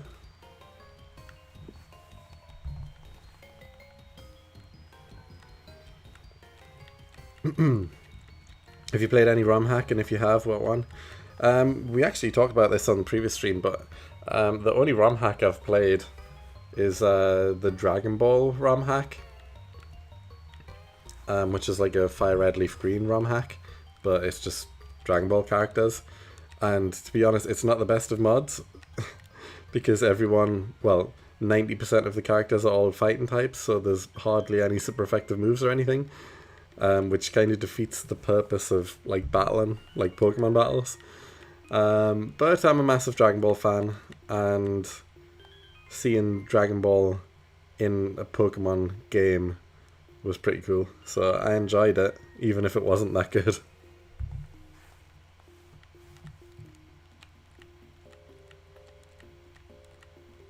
But I'm pretty sure there's been like a lot of updates to that Dragon Ball mod since I played it. Like I know there has been, because I've seen that there's been updates to the game and stuff, but I'm like, I don't want to replay it again. Like it's good, but it's not worth a replay, I guess. You need to hope for the best outcome, but be ready for the worst. For shiny hunting, I mean, yeah, after 7 months of Route Master, I'm well aware of that fact. I'll be well aware of that fact. How often are you going to stream this challenge? I feel like this is going to be a much shorter one than the Route Master challenge. Just once a week. That's my plan. The plan is going to be Wednesdays are going to be Dream Team Quest days.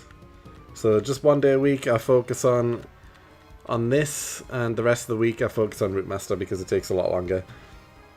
And that's what people know me for, and that's what people are wanting to see more. Because even though I'm going to be doing this challenge, which, I mean, I am literally right now, even though I'm doing it, I know for a fact the Dream Team Quest videos aren't going to get anywhere near the amount of views as my Route Master series. So I'm not going to spend as much time on it as I would anything else. So it will, if I put full focus into this, I could probably get it done in like a month or two, because all I need to do is find 6 shinies. It wouldn't take me that long, but you know, my main focus is Route Master. So if it means I'm only focused on this one day a week, it's still going to take a while, and I'll be live streaming pretty much all of it. And then I'll still be making the videos separately, like a shortened, cut down version with more things involved and post commentary stuff and everything. But yeah, I'll be doing this once a week on Wednesdays, apart from next Wednesday, because I am going to Glasgow for the day to see a wrestling show, so I won't be streaming next Wednesday. So I'll probably do this next Thursday instead once I'm back, just so I still have one day of doing the Sapphire Dream Team quest. But yeah, it will be Wednesdays going forward.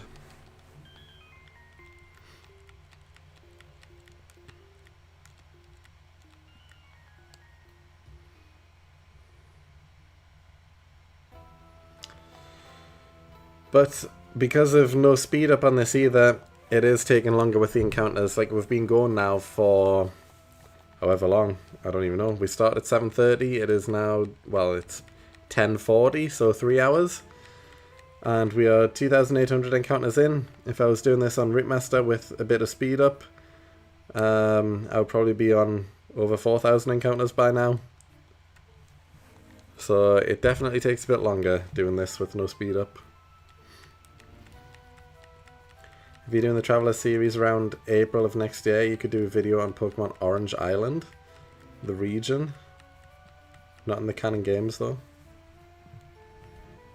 Is there a mod or something coming out for Orange Island that I don't know about?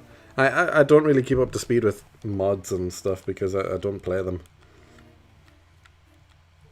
Like, I've seen a lot of the 2.5D mods going around at the minute, because it seems like all of a sudden every single generation has a 2.5D mod. And they look fine, I guess. But, you know, I see other mods and games going around and stuff, and some of them are cool, but I'm not interested in playing them personally, I guess. I'll watch other people play them for a bit, I'll watch a video on them, but I can't be bothered to find them, download them, and play them myself. Unless it's something that really appeals to me, in which case I might make an exception. But for the most part, not for me. I like my games raw. I like them as they were.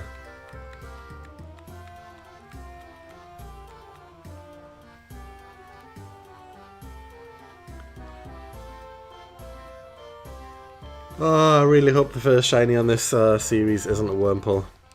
I really hope it's not Wurmple. There's always the chance. But that is the only Pokemon that I've already got shiny in Route Master, so I don't want to see that pop up first. Anything else is at least unique and new to me. But I don't want to see Wurmple be shiny first. Not the first one. If I haven't got Lotad in like 3 encounters and then a Wurmple shows up, then okay, fine. But not the first one.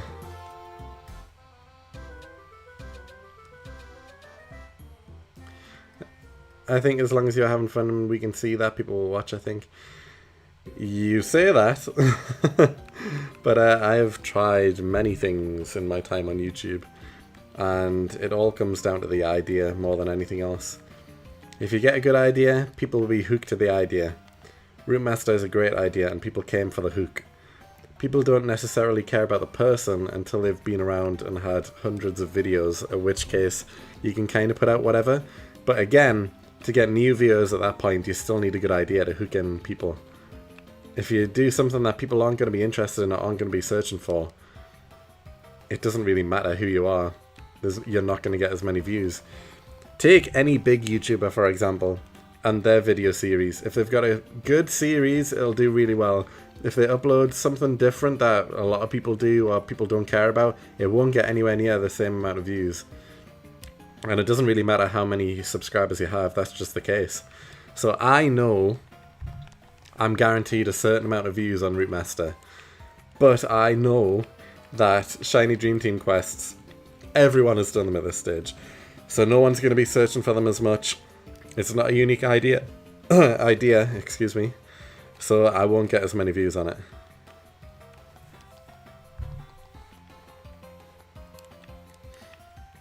I believe Zigzagoon will be the first, but Lotad second. I mean, I wouldn't mind that.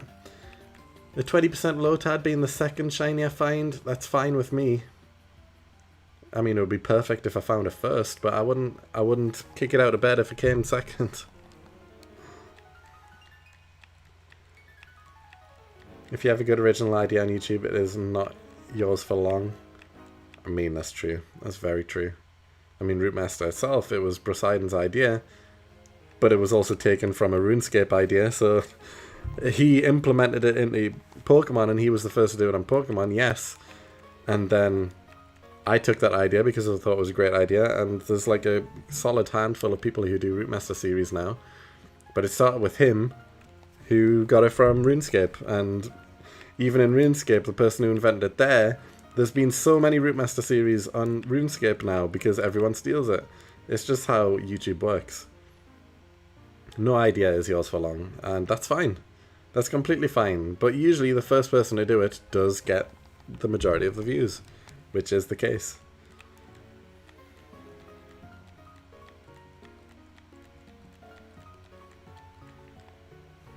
There's no such thing as stealing on YouTube because an idea is an idea and anyone can do it. You know, you can't hold an idea captive. You can't keep an idea to yourself and not expect anyone else to do it just because you did it first. So that's just how it is. That's the way of the world, unfortunately.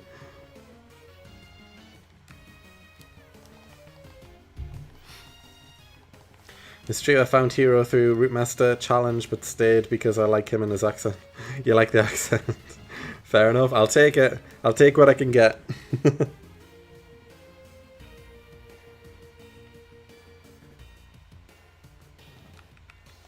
But yeah, I know that I can expect at least like 3,000 views, 3,000 to 4,000 views per Route Master video within like a week. But I know that... Well, I don't know for sure yet because I haven't uploaded one video, but I know for a fact this will probably get like 1,000 views, maybe like a quarter to a third of the normal Route Master views. That's what I'm expecting. Unless it was a unique idea. If I found another unique idea like Route Master, because at the time I was the second person to do Route Master because I jumped on it literally the next day. After Poseidon uploaded his video, I seen his video, thought this is an incredible idea, I want to try it. So I got everything set up and started it the next day on a different generation, because I thought, well, I can't do the same generation, he's doing it, and it's just going to be the same video if I do that. So I'll pick a different generation, which is why I picked Gen 4, and I managed to get my video up first. I managed to find the 3 starters first before anyone else at that point. So I was the second person to do it. So I benefited from that because people were still hyped on the Route Master idea, and Poseidon only uploaded 1 video at the time, so people were wanting more content, but there was no one else doing it. And I just so happened to be the gap that people found because they were looking for more.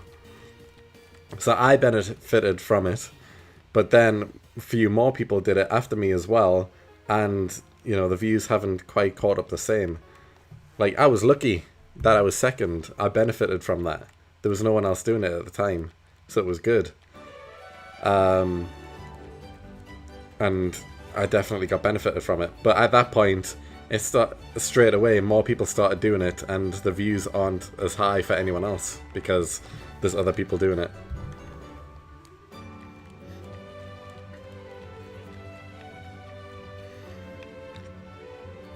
You done what Ludwig done and pinch and twist. Take an idea that's already been done and did twist, do it in a different game. Yeah, exactly. That's what everyone does, though. I still have yet to watch the World Cup video, unfortunately. I mean, I still think it's a solid video, and I thought it was a really unique idea, and I made sure to release it at the time the World Cup started, while the hype was there, and I thought more people will be searching for World Cup stuff on YouTube with the World Cup going on. I've incorporated it in Pokemon. I thought it would do really well, and it just didn't. So, yeah, sometimes you think you've got a really good idea, you do it, and it still doesn't do well. But then on the opposite end of the spectrum, you only need that one great idea that does do well to just propel you to the next level. Which is what I feel this Traveller idea that I keep talking about could be, potentially, if I get the concept down right and I figure out exactly how it would work. I feel like I've got the bare bones, but I need to perfect it, and then I really do feel like that could be a good series that could kick something off there. I thought about the speedrun idea for a little longer. How about you can visit each route once and spin a wheel with different amounts of time on it, like 1 minute, 5, 10, 15, Oh, so you mean like I go into each route and I've got 1 minute to either find a Pokemon or do everything that I need to do, and then after that time I've got to move on? Could work. Could work. Maybe. Potentially. Poseidon uploaded a video today. It was a 3-month wait while he moved. Yeah. I seen that one. I did watch it. It's a good video.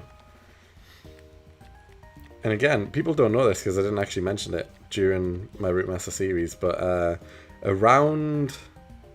Well, when was it? When was it? When did it? It was...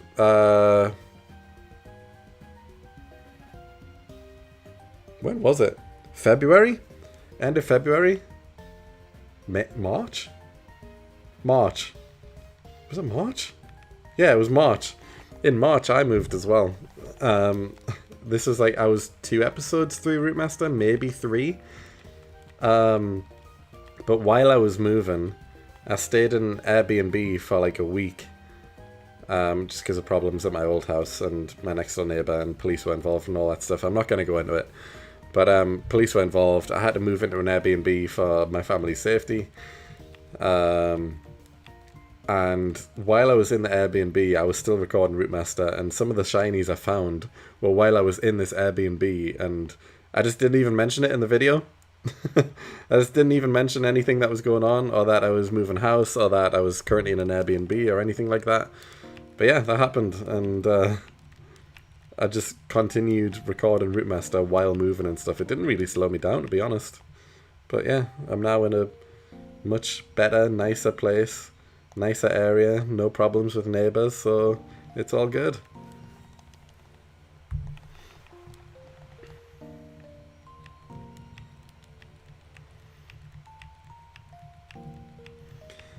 You liked it even though it's not my type of content. I was just disappointed England didn't win, just like the actual World Cup.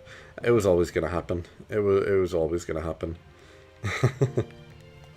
I try my best, though, to make every nation have a unique team that seemed like Pokemon might be from there. I tried hard, and I got Google to help me as well with some of the suggestions, because I was like, what the hell is in Curacao? I don't know what's in Curacao. So I was like, Google, what's Curacao? Like, what Pokemon would be suitable to seem like they're from Curacao and other countries like that. But yeah, England having Surfetched and Boltund, I just thought that made sense, really. A bird and a dog for England? Yeah, definitely makes sense.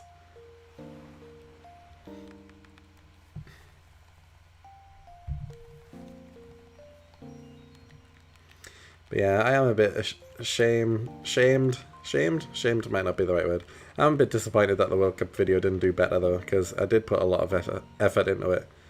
And it took a decent amount of time to actually set up and record and edit and stuff. But it is what it is. Maybe the next idea I have is a good one. Maybe more people will see it.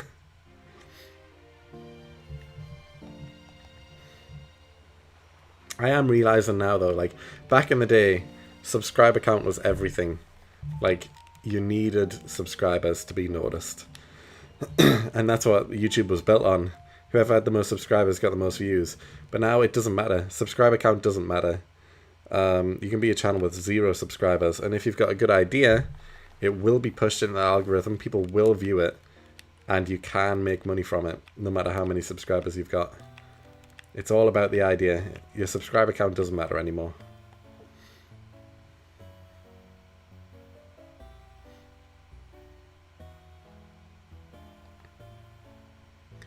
What's your longest hunt outside the Route Master series? I've mentioned before, but I haven't done many shiny hunts apart from Route Master. In the Q&A episode, I actually mentioned that I'm not a shiny hunter. Really. I've done a handful of shiny hunting on Brilliant Diamond and Shining Pearl. Well, Shining Pearl specifically. But that's it. I'm not a shiny hunter. I just jumped into Route Master open arms to take in the shiny hunting lifestyle. But apart from that, I've done a handful of shiny hunts in Shining Pearl. And one of them was Pachirisu as well. In the Trophy Garden. But apart from that, I haven't really done much. And it's all poker radar stuff, so nothing really took too long. Have you chosen all the moves and control both accounts for the World Cup video? I did, yes, I did. Well, somewhat. I searched competitive move sets for each Pokemon, so I knew what would be good moves for each Pokemon. Not kind of taking into account at the time that some of the moves were like useless for double battles. So there's some Pokemon that are really underpowered because I gave them moves that don't really help in double battles at all. But yeah, I did the battles. I was playing both accounts at once, just picking moves, trying to be super effective against myself at all times, or trying to deal the most damage or do the best possible attack that I could for both accounts at the same time. I had no favorites. I was just trying to see who would win. So yeah, I did that.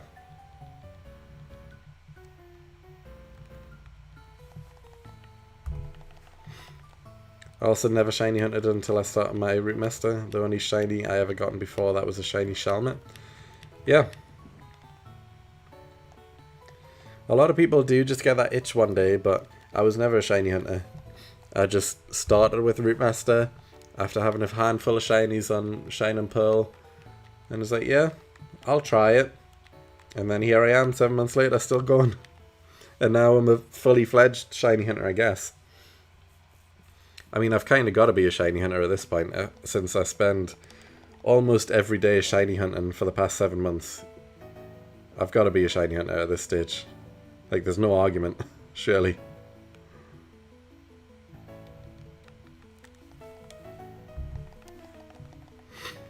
I would also like to do some videos with other YouTubers, like some collabs and stuff.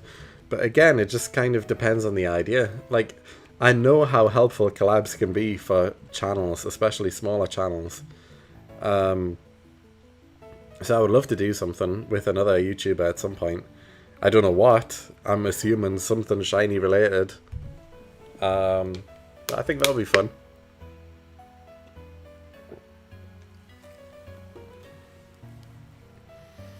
Or maybe some sort of race or whatever else, I don't know. Like a Pokemon bingo.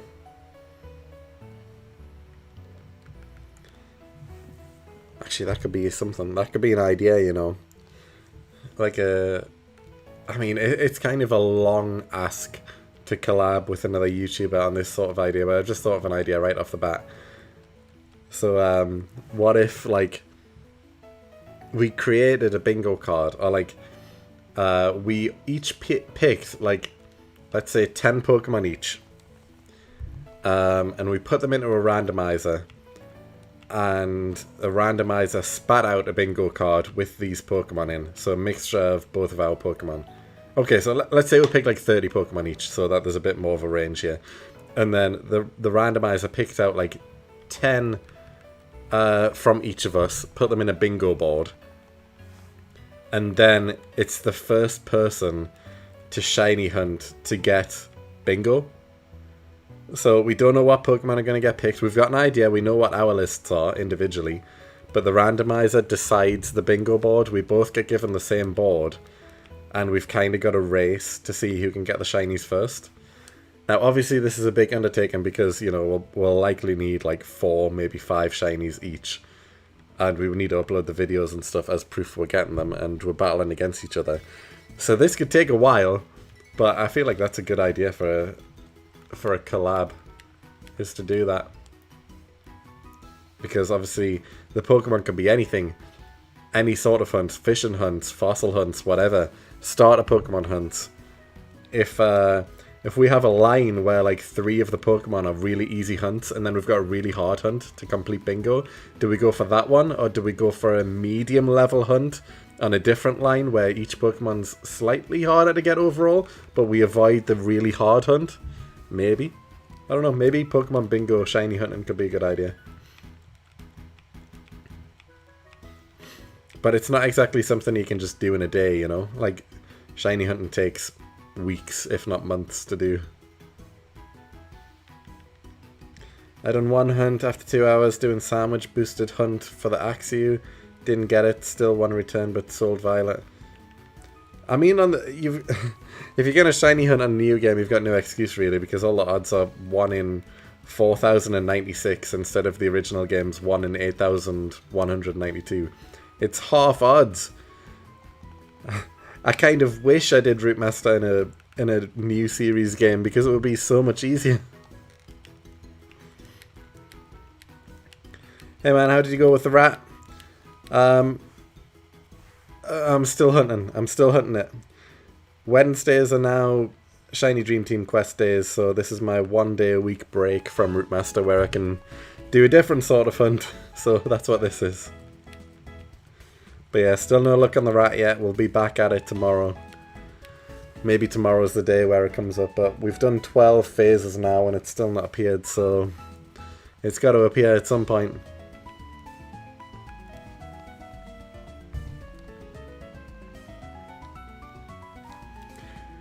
Root Master, Brilliant Diamond, Shine and Pearl. I mean, yeah. Yeah, why not? It's basically the same, but in 3D. With lower odds. Actually, does Brilliant Diamond and Shine and Pearl have reduced odds as well? Or since that's a remake of the original games, does it keep the 8,192? I don't actually know. ZA has crazy odds for the shinies. Crazy as in low or crazy as in high? I'm assuming low, right? But even on these games, even if it's higher in like, I don't think it is higher in counters. I'm pretty sure it is lower. But you know, the fact that you can just enter an area and 20 Pokemon spawn at once and you can just see straight away, oh, is one of them shiny? No. Then I'm gonna go out of this area, then straight back in, and there's another 20 Pokemon straight away. It's so much quicker to catch on the Switch games, shiny Pokemon.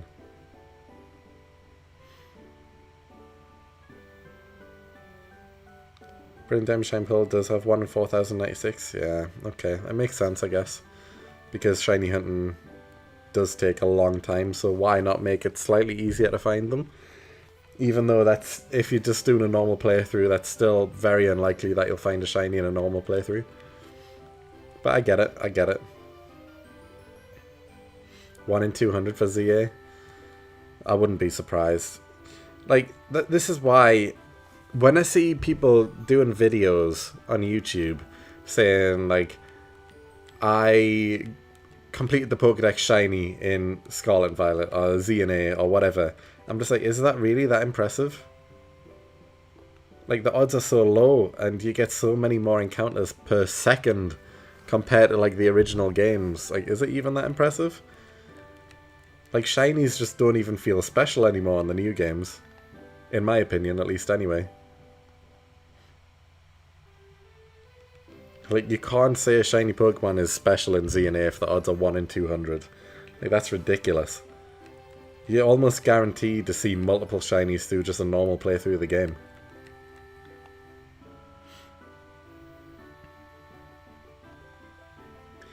It's 1 in 512, but it was my first hunt and I got bored already.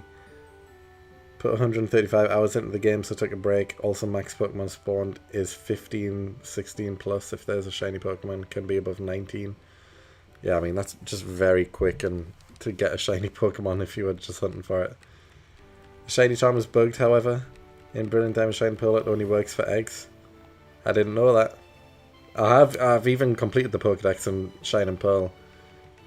One day, well, is there even any point? I was going to say one day I might stream Shine and Pearl and show off my game, because I've got the complete Pokédex, but I mean, apart from just showing you the fact that I've caught every Pokemon, like, what else is there really to show?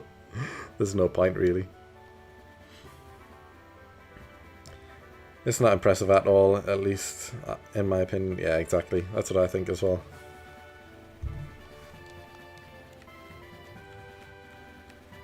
People still watch the videos though, and I feel like people get sucked in, especially younger kids. They're like, oh, I'm going to get a shiny Pokemon and I'm going to play the newer games to get them.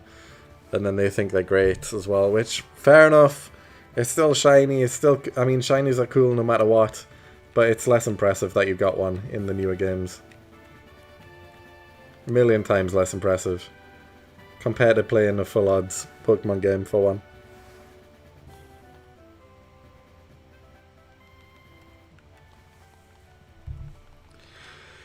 Well, I've probably got like an hour left in me, guys. We can get to 4,000 encounters at least. We should be able to get another 700 in the next hour. 100 every 10 minutes? Yeah. We'll get a 4,000 at least. We'll be halfway to odds. Is there a chance we find a shiny before then? To be honest, there is. There is. There's like a 30% chance I'll find a shiny by half odds. So, you know, we might find one today.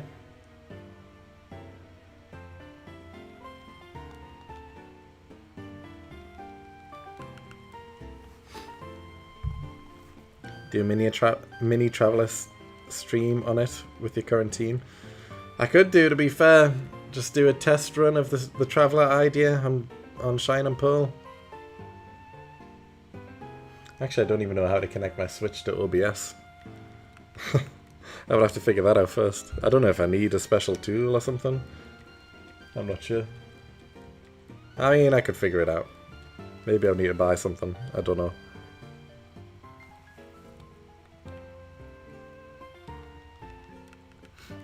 I did enjoy Shine and Pearl and Brilliant Diamond though. A lot of people didn't because of the chibi-like characters, but I don't mind it. And I like the Underground. The Underground was different to the original games, which made it just much better. And some of the other minor changes that they did and stuff was just a good change to the game. Although I really didn't like the lack of post-game stuff, because there is no post-game stuff, really. And the way that you get the legendaries in Brilliant Diamond and Shine and Pearl is just not very good either. But yeah, it could have been better if they just did everything that you can do in Platinum in Brilliant Diamond Shine Pearl. That would have already straight away made it so much better, but they didn't. So there's like basically no post game.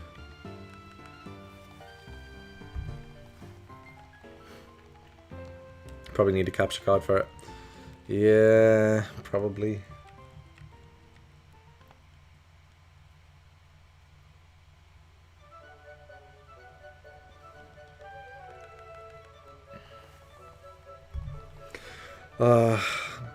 This is reminding me of back in the day of recording with a Dazzle HD PVR capture card. A Dazzle! Some of you probably too young to even know what a Dazzle HD PVR capture card is. And then the Hopage capture card as well, which at the time everyone's like, whoa, this does 720p instead of 480p. This is the future of recording gameplay for YouTube. So I had one of those as well. And again, it's terrible, but I had one. If anyone remembers the Dazzle HD PVR capture card, I'll be so shocked. What a time. This is like almost 20 years ago. It was like the first capture card for recording gameplay. And it was so hard to set up.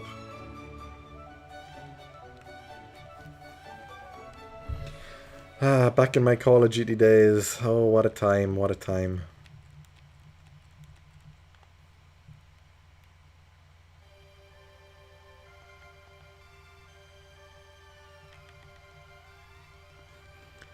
Every time I see a Ralt and it has the ability which slows things down even further per encounter, it's just annoying.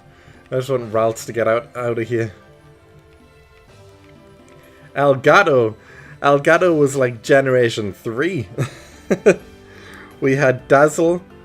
We had the Dazzle first. We had the Hopage, or Hopage, however you say it, second. And then the Elgato was like 3rd generation.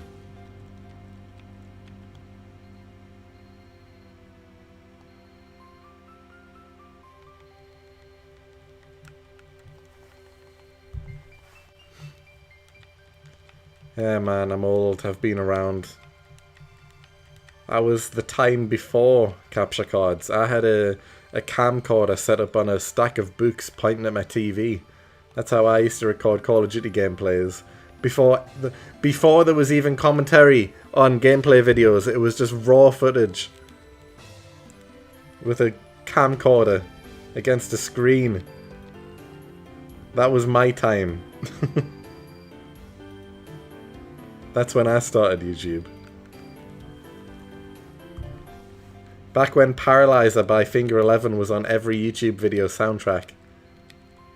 Because everyone just blasted copyright music, and Finger 11 Paralyzer for some reason was like a YouTube song. So everyone used it on the videos.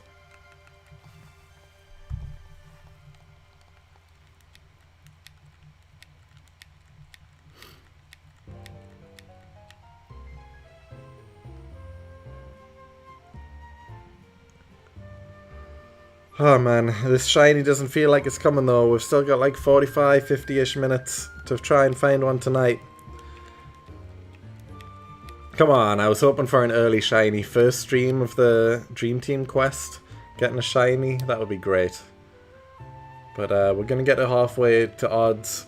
If we get a shiny, so be it. But the time is starting to run out. Did he give up Pachirisu, or did he catch them and now you've got to edit? No, it's still ongoing. This is just something different. 1 day a week we're going to be doing this Dream Team quest instead.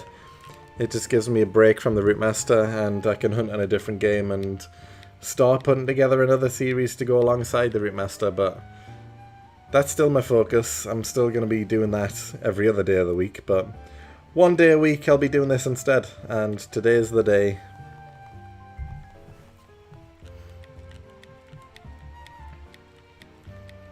But no, Pachirisu is still elusive. Forever. I was hoping for an early night, but this stream's too entertaining. I appreciate the comment, but go to bed if you need to. But I'll still be going for 45 minutes, and then that's my time to stop as well. Got work in the morning, I'm gonna have to stop at midnight. But it's a long stream though, from 7:30 until 12. Like 4.5 hours. It's a long one.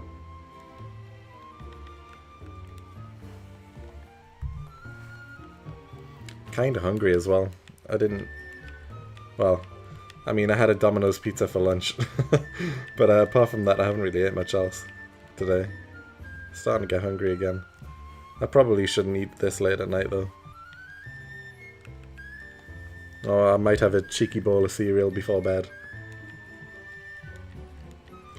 When did I stop recording COD? I mean, I barely recorded COD, but like literally right when people started recording, that's when I was doing it, like 2006, 2007. That's when I was recording. I did a few videos then. I've tried everything gaming related on YouTube. I tried Call of Duty when people started first making Call of Duty videos. I tried FIFA when everyone got into FIFA videos. I'm trying Pokemon now. I did WWE was my only success. And lasted like 13 years.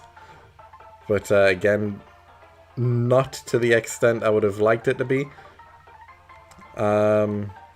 And yeah, I mean, because of WWE, that was my main focus because I was doing well in it. But yeah, that's it really.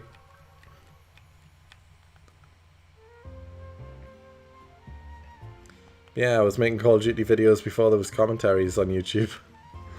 Oh man, they've all been taken down now. I still have the channel. I still got the channel, but for some reason, instead of just unlisting the videos, I deleted them at the time, so I don't even have them anymore. Which is a shame, because I would love to go back and see... Like, I remember in my head some of the videos. I've got a video, camcorder video, that sticks out the most for some reason. Favela, Modern Warfare 2. Camcorder looking at the screen. Just doing like a random team deathmatch video. But, yeah, I don't know. I wish I still had those videos, but I just don't anymore. They're gone forever. Is there any beginner wrestling games you'd recommend? Beginner wrestling games. To be honest, I was most known for creating characters. Like creating my own wrestlers in wrestling games because, I mean, I'm a creative guy. I'm good with Photoshop, so I created their own attires and made full characters and stuff. That's what I was known for most. I didn't really play the games. I just made characters. So like, I mean, all of the newer wrestling games, they don't really have too much of like a story mode, I guess. And to me, I kind of find them just boring now, just playing matches. But I really do enjoy creating characters. And actually, at the weekend, I went back to 2K24, which was the last wrestling game I bought, and just made a character on there, just for the sake of it. I went in Photoshop, made all the designs, uploaded them, put them on the game, made a full character, and I just did nothing with it, because what am I going to do with it? But every now and again I get an itch to just make a character, so I do. Like at least once a year, I'm always like, oh, I've got a really good idea for a wrestler. So I just make a guy, and then that's it. I move on.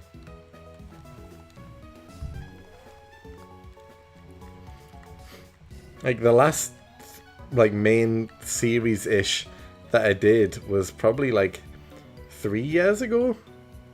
Maybe 4 years ago? Where I made like 20 Korean wrestling characters, and I made like a wrestling league, and I was uploading videos of this wrestling league, storylines, full league system, that sort of thing, with all just custom characters, and that's what I did on YouTube like a few years ago. And I released like 4 episodes, I think, and then I was like, this takes too long, and then I just stopped. And this happens every year almost on my wrestling channel. I'll get the itch, I'll record 1, maybe 2 videos, I'll upload them, everyone will say, oh, you're back, and then I disappear for another year. And that's been a running thing for like probably 8 years now, and since the last time I was consistently uploading on that channel.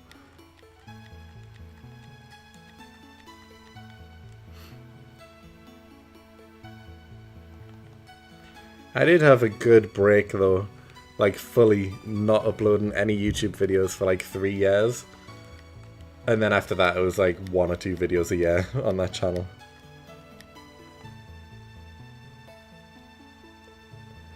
Because I'm like a creative guy, I think of series ideas and I think, oh, this would be a really cool series to do. And then I'll record one, upload it, it'll do badly, and then I'll think, nah, I can't be bothered to continue, then it's not doing very well. So then I just stop, and then I get the itch again like a year later. I think, oh, actually this is a good idea, let's try this. I'll do one video, it does bad. No, I'm not going to continue. And to be honest, that would have been the case with this entire channel. If the first Root Master video didn't do well, I would have likely gave up and I wouldn't have continued, and I wouldn't be streaming, I wouldn't be continuing the Root Master, I wouldn't be doing anything. But it did well, so I'm continuing, and I've been going strong for 7 months now.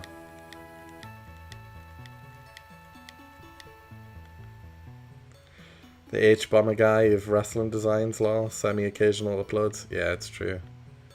I don't even know who that is, but I'm agreeing with you. I've got videos on that channel actually going in more detail of like the wrestling training that I did a few years ago and stuff, and the wrestlers that I met and things like that. But again, I thought this would be a cool wrestling series, actually like documenting my actual wrestling journey, my real life wrestling journey. And then I did 2 videos and then I stopped, and then I gave up wrestling training and then never did it again. This is a thing with me. This is my ADHD brain.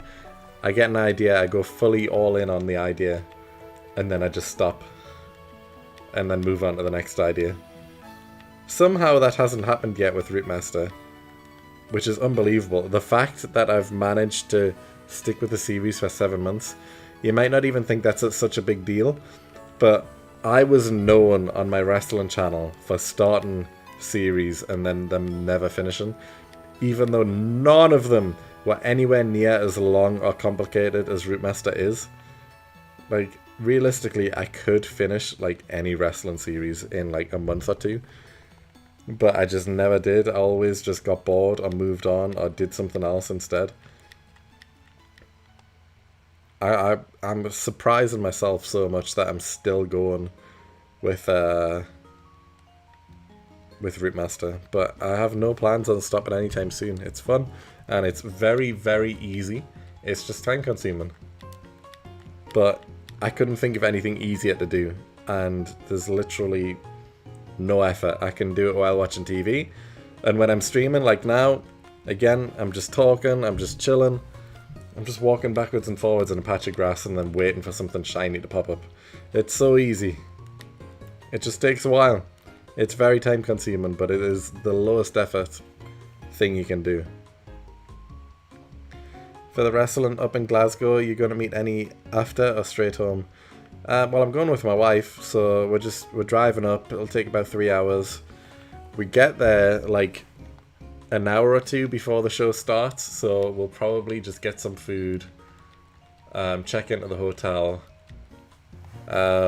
see the show, and then yeah, we're heading back the next day. So we're not gonna we're definitely not meeting any wrestlers or anything. There is a chance though that they might be staying in the hotel I'm staying at, because I'm literally the closest hotel to the arena, which is about a 500-meter walk. It is very close. So there's a chance I might run into a wrestler if they're staying in the same hotel I am. But there's no plans to really go out after the show or anything. It'll probably be like 11 or so when the show finishes. The next day we don't really have to leave until after lunchtime, so we might have a look around Glasgow for a little bit, get some lunch, and then head back. So that's a plan. That's the plan next Wednesday.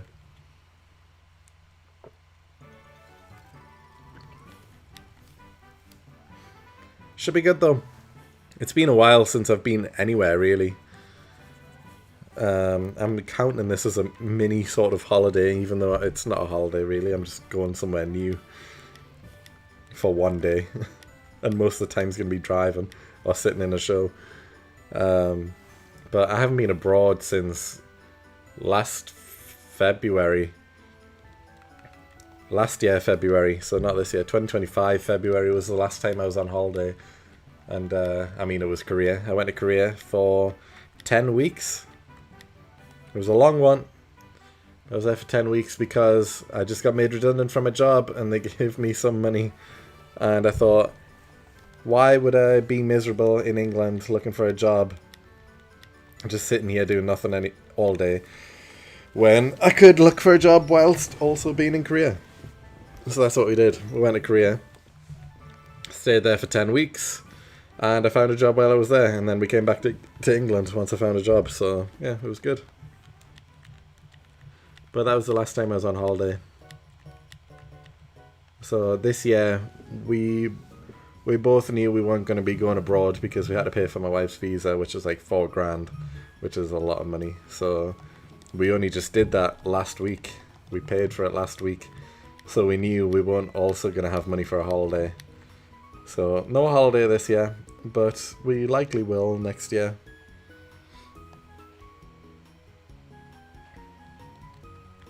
There's a solid chance it'll be Korea again, but I kind of, I mean, I'm not sick of Korea, and I never will be sick of Korea, but I've been to Korea every year for like the past 8 years now.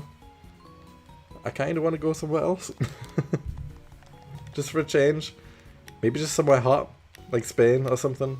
Just go to Spain for a week or two. That'd be nice, just chill and relax. Like, I love Korea, but Korea's not a chill and relax holiday. It's a activity holiday. You do things.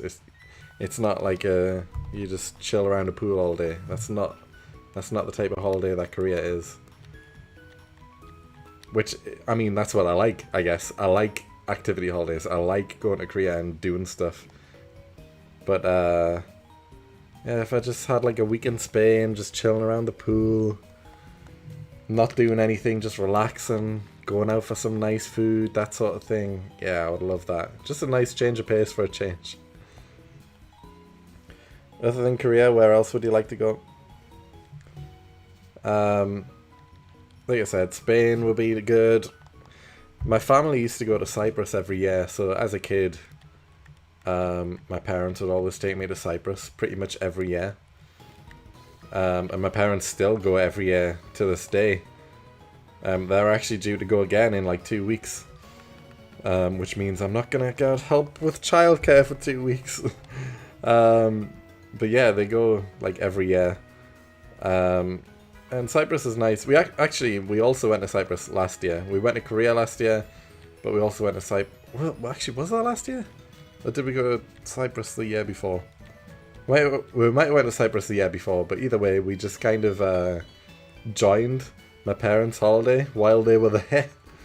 Like, they were there for 2 weeks, and after the first week, I just messaged saying, can we come? So we just kind of joined on, because they were renting a private villa for 2 weeks. And I just messaged saying, oh, is there a spare bedroom? Can we come? So we did. We just rocked up and stayed with them for 4 days.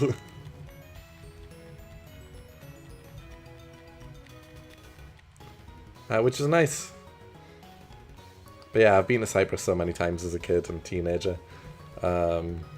It's nice. But that's the type of holiday I want, just for a change of pace. Just have a relax and do nothing holiday. Just nice hot weather, chill around a pool, have some nice food, not really do much. That's what I want. I just need a proper break. But apart from that, I would love to go to Japan as well. I think me and my wife are in agreement. The next time we go back to Korea, we'll also just do like a weekend trip to Japan, because it's just like 1 hour flight from Korea to Japan and it's really cheap. So we'll do that next time we go. Plus she has an aunt that lives in Japan, so we might just be able to stay with her for a weekend, which would save money on a hotel or whatever.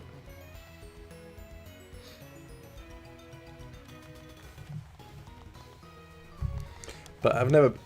oh, excuse me. I've never been to Japan before, and that's like a bucket list location. Would be fun. But Malaysia as well. Like, my wife actually lived in Malaysia for 13 years. She's not from Malaysia, but she lived there for 13 years. And she always constantly mentions about going back. She's still got friends there and stuff. So I guess just because of how much she's described it to me and how much she's been there, that's some place I would like to go as well. And it looks nice. And again, that's kind of a hot, relax type of holiday. Like, Malaysia's really hot. We would get some place with a pool and just chill. But it's also kind of an activity holiday at the same time, because we'll be doing stuff and meeting our friends and that sort of thing. So it's a bit of both. So Malaysia, I guess.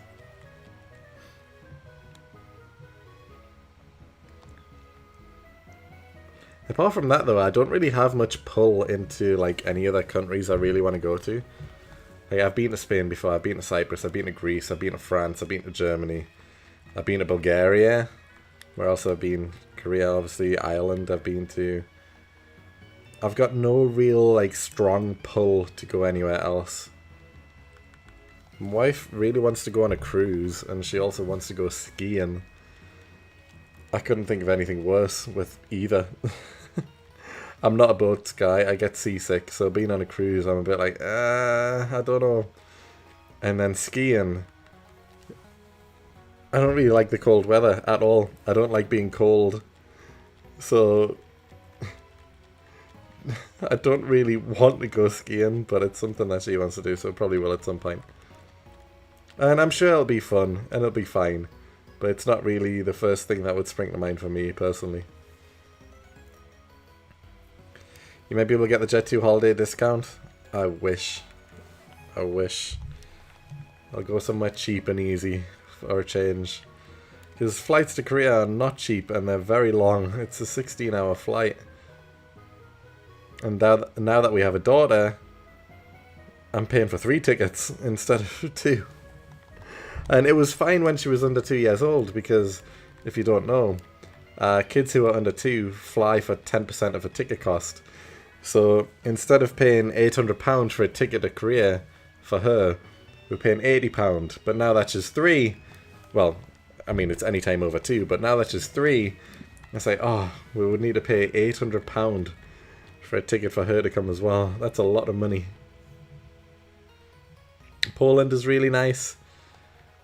Yeah, I mean, I've heard things, but again, it's just like, I've got no, like, pull to go anywhere, really.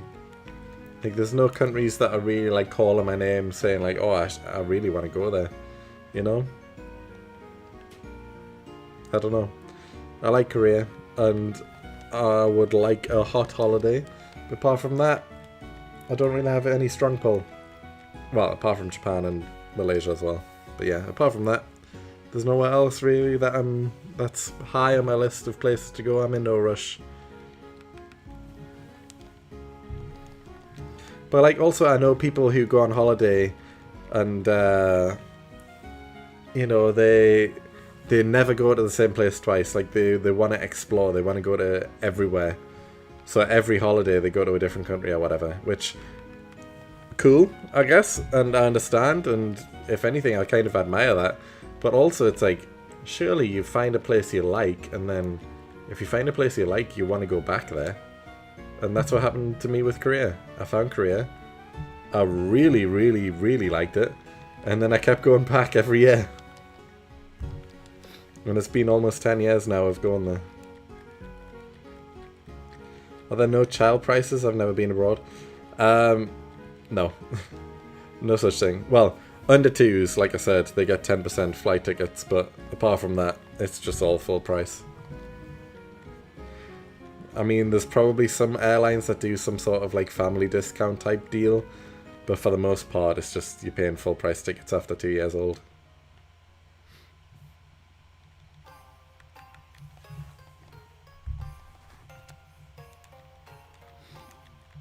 If you've never been abroad, is there a reason for that? Or is it just you don't want to, or can't afford it, or do you have actually like a list of places you want to go and you just haven't had the chance to go yet?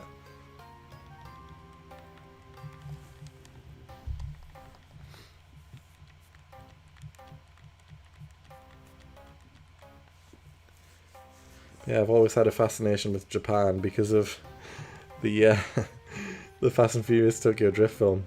After seeing just how futuristic everywhere looked, I was like, oh, that's a place I want to go. And I don't know if that's embarrassing or cool that it was that film that made me think, oh, Japan looks like a cool place. But also, I feel like the Tokyo Drift film in general is just like a cultural phenomenon of a film. Like, everyone's seen Tokyo Drift. And I'm sure there's a lot of people who've been influenced by Tokyo Drift and thought, oh, Japan looks like a cool place to go to.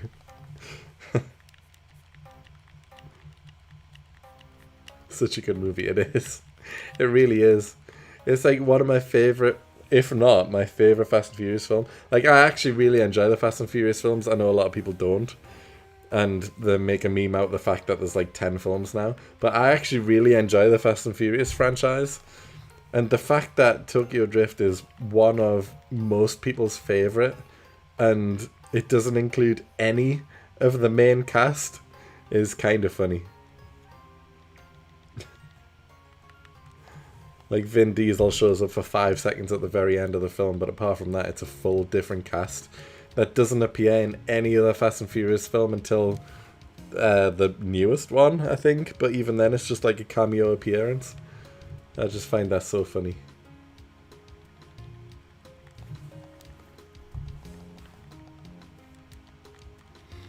Yeah, I do love the Fast and Furious films, and I do re-watch them every now and again. And I'll be looking forward to the next one and the one after that to finally end the series. Since the last one was like part 1 of the final trilogy. Although didn't it get released like almost 3 years ago now or something? Like, where's the second one? I'm still waiting. There's places I want to go like Germany, Korea now, and Japan, but I've never had the funds, plus still in college. Being Kent though, nice place, very limited places I went. Yeah, fair enough. Fair enough. Yeah, I'll recommend Korea to anyone though. It is my favourite place in the world, and is the place I will be living permanently later on in life. Me and my wife agreed that the schooling system is not good for our daughter, because it's not, which is why Korea has the highest suicide rates for teenagers in the world, because of the schooling system and the amount of pressure that kids get in school there. So we've said once our daughter turns 18 and she's an adult and can make her own choices in life, whether she wants to go to uni or whether she wants to get a job, we are going to move to Korea then, permanently, and she can come with us. If she wants to go to uni there or find a job in Korea, then that's fine, she can come with us. Or if she chooses she wants to stay in England, she's built her own life, maybe she wants to continue going to uni in England or whatever, she can do. She can do whatever she wants, but our plan, once she turns 18, is to move to Korea, because there's no pressure on the schooling system at that point. She is done, she is an adult, and she can make her own choices. And we will move to Korea and have a much nicer life. Because I truly believe I would have a better life in Korea. My wife would have a better life in Korea. My daughter would not have a better life in Korea. So because of that, we are staying in England. Which is fine. Because, I mean, I was born and raised here anyway. I get it. But, you know, I will wait another 15 years to fully move to Korea. In the meantime, I've got 15 years to get fully fluent before I'm living there permanently. And America is so big, it's not like in Europe where you can go abroad that quickly. Yeah, exactly. I mean, I think I read somewhere like a while ago now, but like 90% of Americans have never travelled outside of America. Which is understandable, because like England is such a small country. It's smaller than most of the states in America. Whereas like America is just massive. And everywhere's slightly different to some degree. When you do move to Korea, will you still be doing YouTube then? And if you are, would you still do the vids in English? I mean, like I said, it's the plan isn't for another 15 years yet, unless something changes. But it likely won't because of our daughter, and I really, really don't want to put her through the school system there. But I can't predict the future for 15 years' time. I've got no idea. I mean, I would be 46 in 15 years' time. And to be honest, I don't think I'll still be making videos at 46. I mean, who knows? Who knows? YouTubers are just, in general, getting older these days. That's just I feel like I was born into a good generation where I was young enough to appreciate YouTube as its early days as a kid. And I have grown up with YouTube. And I'm at that stage where I can choose to make videos at my age. So even though 46 isn't old, and there is other YouTubers who are 46, I just don't know if I'll be making videos then or not.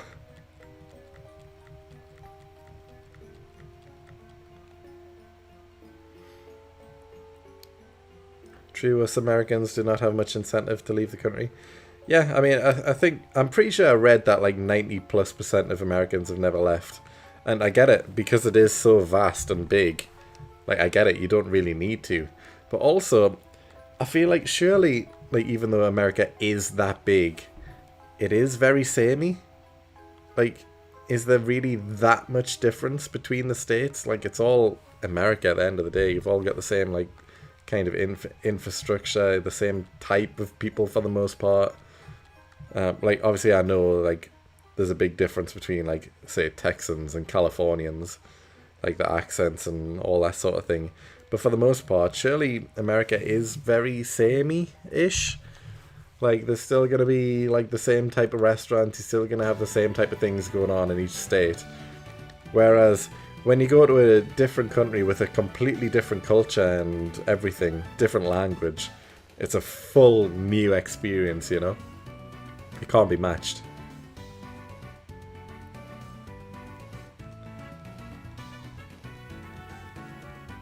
The real question now is what happens first? The Route Master gets completed or you complete the move to Korea? Honestly, at this rate, the move to Korea will probably happen first. It's been 7 months and I've beat one gym. Oh man, imagine if I was still going on Route Master in 15 years' time. Oh, I don't want to think about it. I don't want to think about it. 10-hour drive from top to bottom. America? No way, it's got to be longer than 10 hours, surely. A 10-hour... I mean, it's like a... It has to be more than 10 hours. Surely. I mean, England... Well, from top of Scotland to the bottom of England is like 8 hours? 7 hours? And we're nowhere near as big as America is. But yeah, the insane culture shock I faced the first time I went to Korea was mind-blowing. I've never experienced anything like it, and I doubt I will ever again. But like, just the extreme difference that Korea is compared to England, I wasn't prepared for it the first time. It blew me away. And that's probably why I fell in love with the country, because it was so different. And I was like, wow, I can't believe there's a place in the world that is so different to how I live my life, and I just loved it. And that's why I keep going back.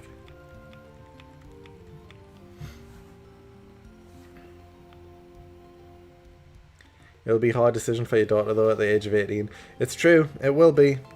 But she's her own person, and we're definitely not going to say that she can't come with us.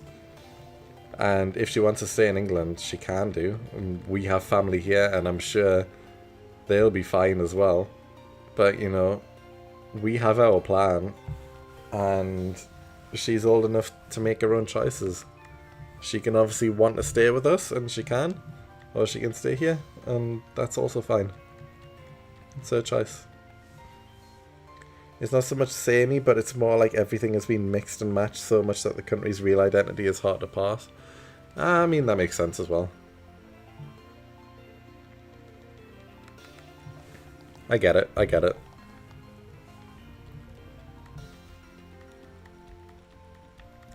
Yeah, I feel like that culture shock thing.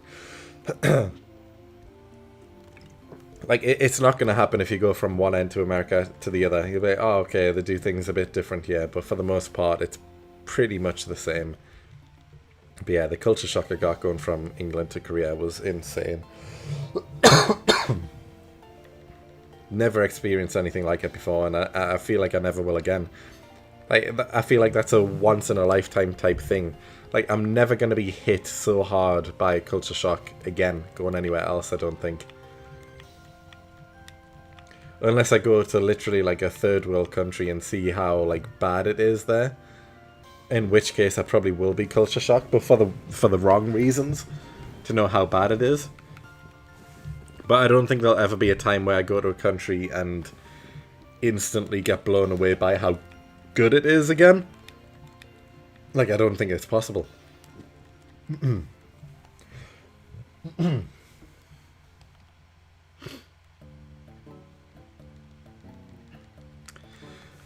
got about 15 minutes left of the stream though, guys. It's been a very long one. We've just hit 4,000 encounters as well. So we're almost halfway to odds. Well, we basically are halfway to odds at it, like 4,100. It's looking unlikely that we're going to get a shiny tonight, but of course, you know, shinies can pop up at any point. We did get a shiny in less encounters yesterday. We got a shiny in, was it 3,300-ish encounters? And then the stream before that, we got an encounter at 4,600, I believe. So it can happen. We could get a shiny anytime now, but we've only got 15 minutes left. It's looking unlikely. Can you explain what was the most striking difference in culture? You know, like, it's so hard to explain because you just got to kind of experience it to understand it. But how safe I felt was one of the main things. Like, walking around England, you see chavs everywhere. You see druggies everywhere. It's just a common day of life, and you get used to it. And growing up here, it's like walking down the street and seeing someone lying on the floor begging for money. It's like, it's just a normal part of life, and you get used to it. Seeing someone walking around off their head on whatever drug they're on, it's just a normal part of life. You get used to it. Seeing chavs who you know are likely dangerous, who could be holding a weapon and you're not so sure, you get used to it. Which is not great, but you get used to it. And it doesn't mean it's any less annoying or any less scary sometimes, but you get used to it. Whereas I went to Korea and there's none of that. There is homeless people, and I did walk into a underground homeless shelter one night without even realizing what it was, because during the day it's just a normal train station, like an underground subway station. At night it turns into a homeless shelter and all the homeless people go underground and sleep in there. And I just walked through it one night not knowing that homeless people lived there or stayed there at night time. So I was just stuck walking from one end to the other, which takes about 5 minutes, just going through all these groups of homeless people, which was a bit scary, to be honest. But I did do that one night. So there is homeless people, but for the most part, there was never a single moment where I felt unsafe. I've never walked around the streets and seen people off their face and they could be dangerous, you know? I've never ever felt under threat at any single point in Korea. And I've been out late at night. I've been out drinking until whatever time in the morning, having to walk back places by myself, pitch black, 3 in the morning, and still felt completely fine and safe, you know? So, yeah, that was one of the biggest cultural differences, is just how safe I felt at all times. But there's so many things that it's just hard to even explain or make it sound like a big deal when it is, you know. It's just unbelievably clean for the most part. Yeah, I just love it. I just love it. It's hard to explain without just going and enjoying it yourself.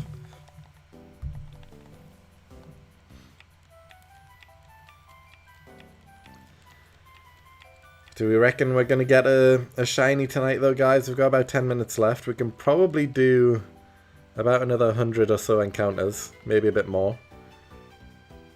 It's probably somewhere between 100 and 200 in the next 10 minutes. We'll see. Does it seem like we're going to get another shiny? Well, a shiny tonight? It's been a long stream, but it's starting to look unlikely, but we still have some time left. There's still a chance. I've only been drinking, walking around, wasted, didn't run into anyone. But at 1:10 p.m, living close to the city centre though. Yeah, I mean, there's been times out in England where, I mean, you're at that age now where you can drink, I guess, if you're still in college and stuff. But, you know, there's been times going out, drinking and stuff. You walk around, you see all these people who are so drunk. You start getting aggressive, you see fights happening. You just don't get that in Korea, or you don't get that as much. I mean, you do still see fights in Korea, but there's not a chance that you're going to get involved unless you're the one starting the fight, you know? But in England, if you walk past someone having a fight while drunk, there's a chance they might just attack you as well.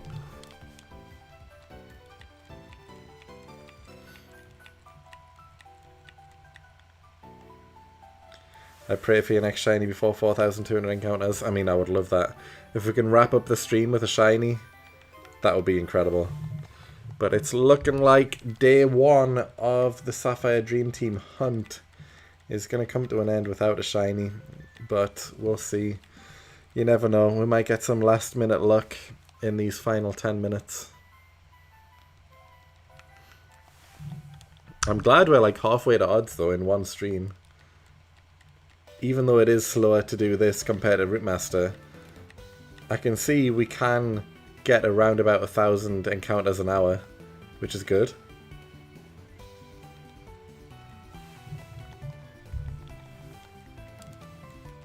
It's been streaming since 7:30, so how many hours is that? Like 4 hours, 20 minutes, and we've done 4,000, almost 200 encounters. So yeah, we're averaging probably just under 1,000 encounters an hour.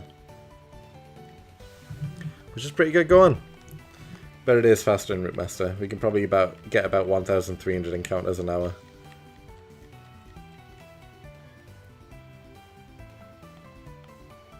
It's significant. It adds up over the hours.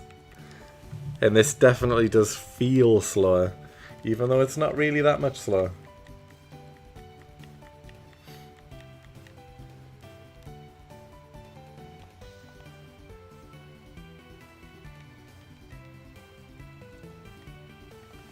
What field do I work in? I'm a product manager, which means I talk to clients and I tell developers what to do, and don't really do much myself. That's an easy way of describing my job. But no, I talk to clients, I figure out what they want fixed or how they want this, our product, how they use it, how it could be improved for them. I write down their ideas, I make requirements lists. And then I translate that into things that developers can do. Give it to developers, talk to the developers, tell them, okay, the client wants this done, this is how we want to do it, this is what we want to see, this is how it should work. The developers go and make it. I check it over to make sure it looks okay. And then tell the client that it's all done, and there you go, there's a new feature for you.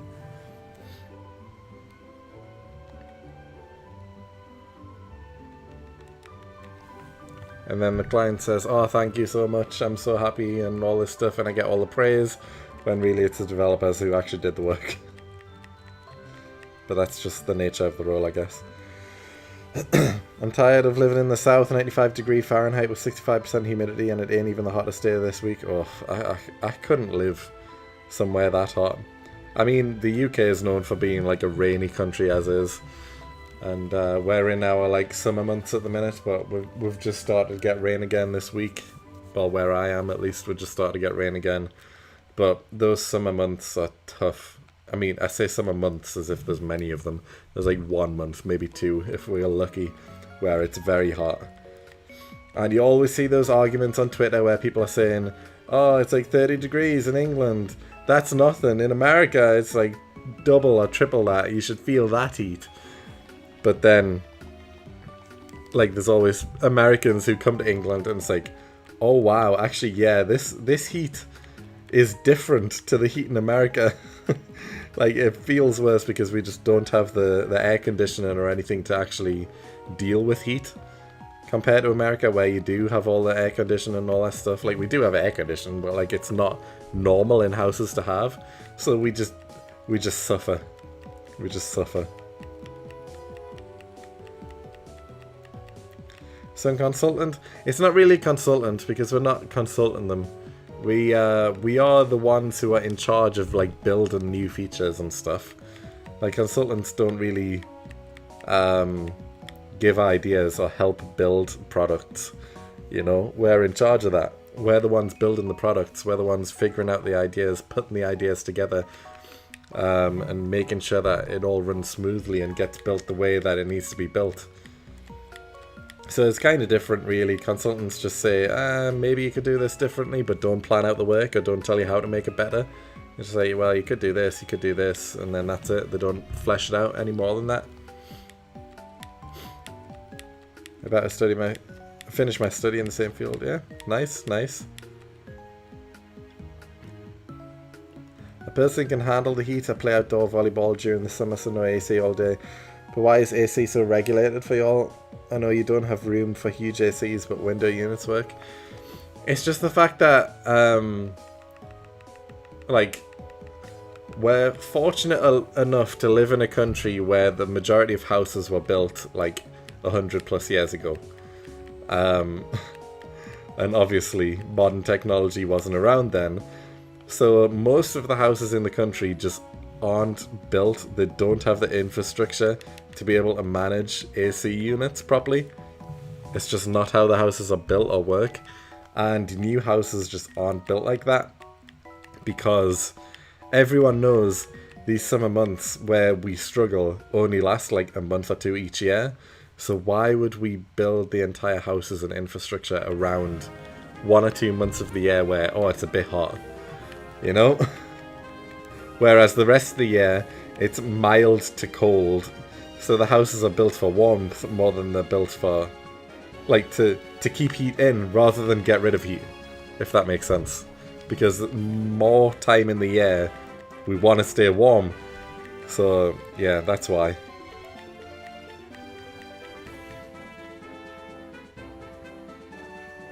But, you know, it is becoming more common to start getting AC units in housing. It's just expensive. It's really expensive because the houses aren't built for it. UK is annoying. It's so hard to play basketball without a big bottle of water. I mean, I guess it's kind of the same for any sport, really. The houses are usually better insulated, usually, at least in Germany. Yeah, it's the same here. Houses are built for insulation rather than getting heat out. They're built for keeping heat in. Which is why it's hard in the summer months, because the houses keep heat inside and you can't get rid of it.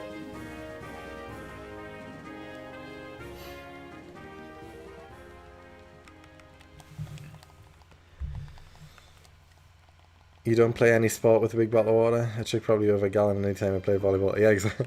I mean, same here. I do. It's any sport. Any sport you need big drinks for.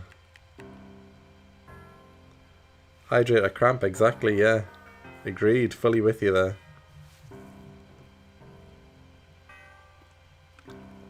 I mean, I've drank 2 500ml bottles of water just on the stream.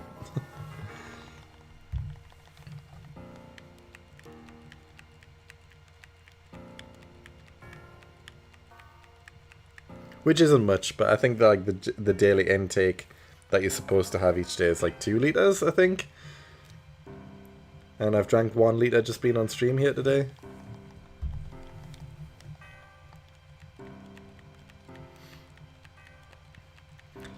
We've got like 3 minutes left though, guys. I'll go to 4,300. I think that's a good stopping point. So we can get another few encounters in, but it's looking unlikely we'll get a shiny today. But you never know. It could happen at any point. It could be the next encounter. But we'll go to 4,300 and then wrap it up. Because this has been a very long stream at this point. My longest stream yet. Usually I do like 2.5 hours, but this one's like 4.5 hours. A lot longer. But it's been good chilling out and playing something different for a change. And I'm already looking forward to continuing on next week, you know. It should be good, but we'll be back to Route Master as usual. And hopefully get that pink rat sometime soon. But you know I have been streaming like every day since Sunday, and that's basically been the only Route Master stuff I've been doing. Well, the only shiny hunting I've been doing. It's not going to be daily all the time, definitely not. It's just going to be whenever I can be bothered or whenever I feel like it. But since starting, I am enjoying it, which is why I'm probably doing more streams now than I will be in the future. But it's not going to be a daily thing all the time. And I'm also likely to start doing more hunting offline as well, because that's what I usually do. I usually do a bit of hunting through the day and stuff, which I haven't been doing at all.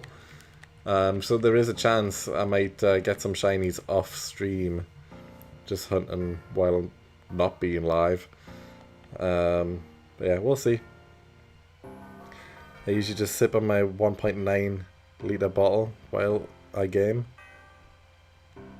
I had to look up the conversion because I'm American. Yeah, fair enough. I was going to say, why isn't it just like a 2 litre bottle? Surely that makes sense if it's rounded up then. But yeah, I guess the gallon to litre conversion rate is probably different. I don't know what it is. Yeah, makes sense. Freedom units are crazy to convert. It's true, it's true.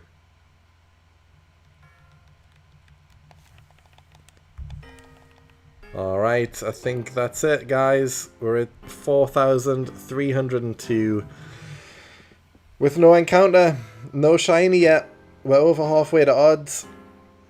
And it's also midnight now. It's just hit midnight. So I think we're going to wrap it up there. Last encounter, do one more.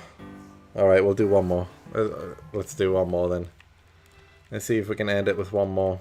Come on, last encounter luck.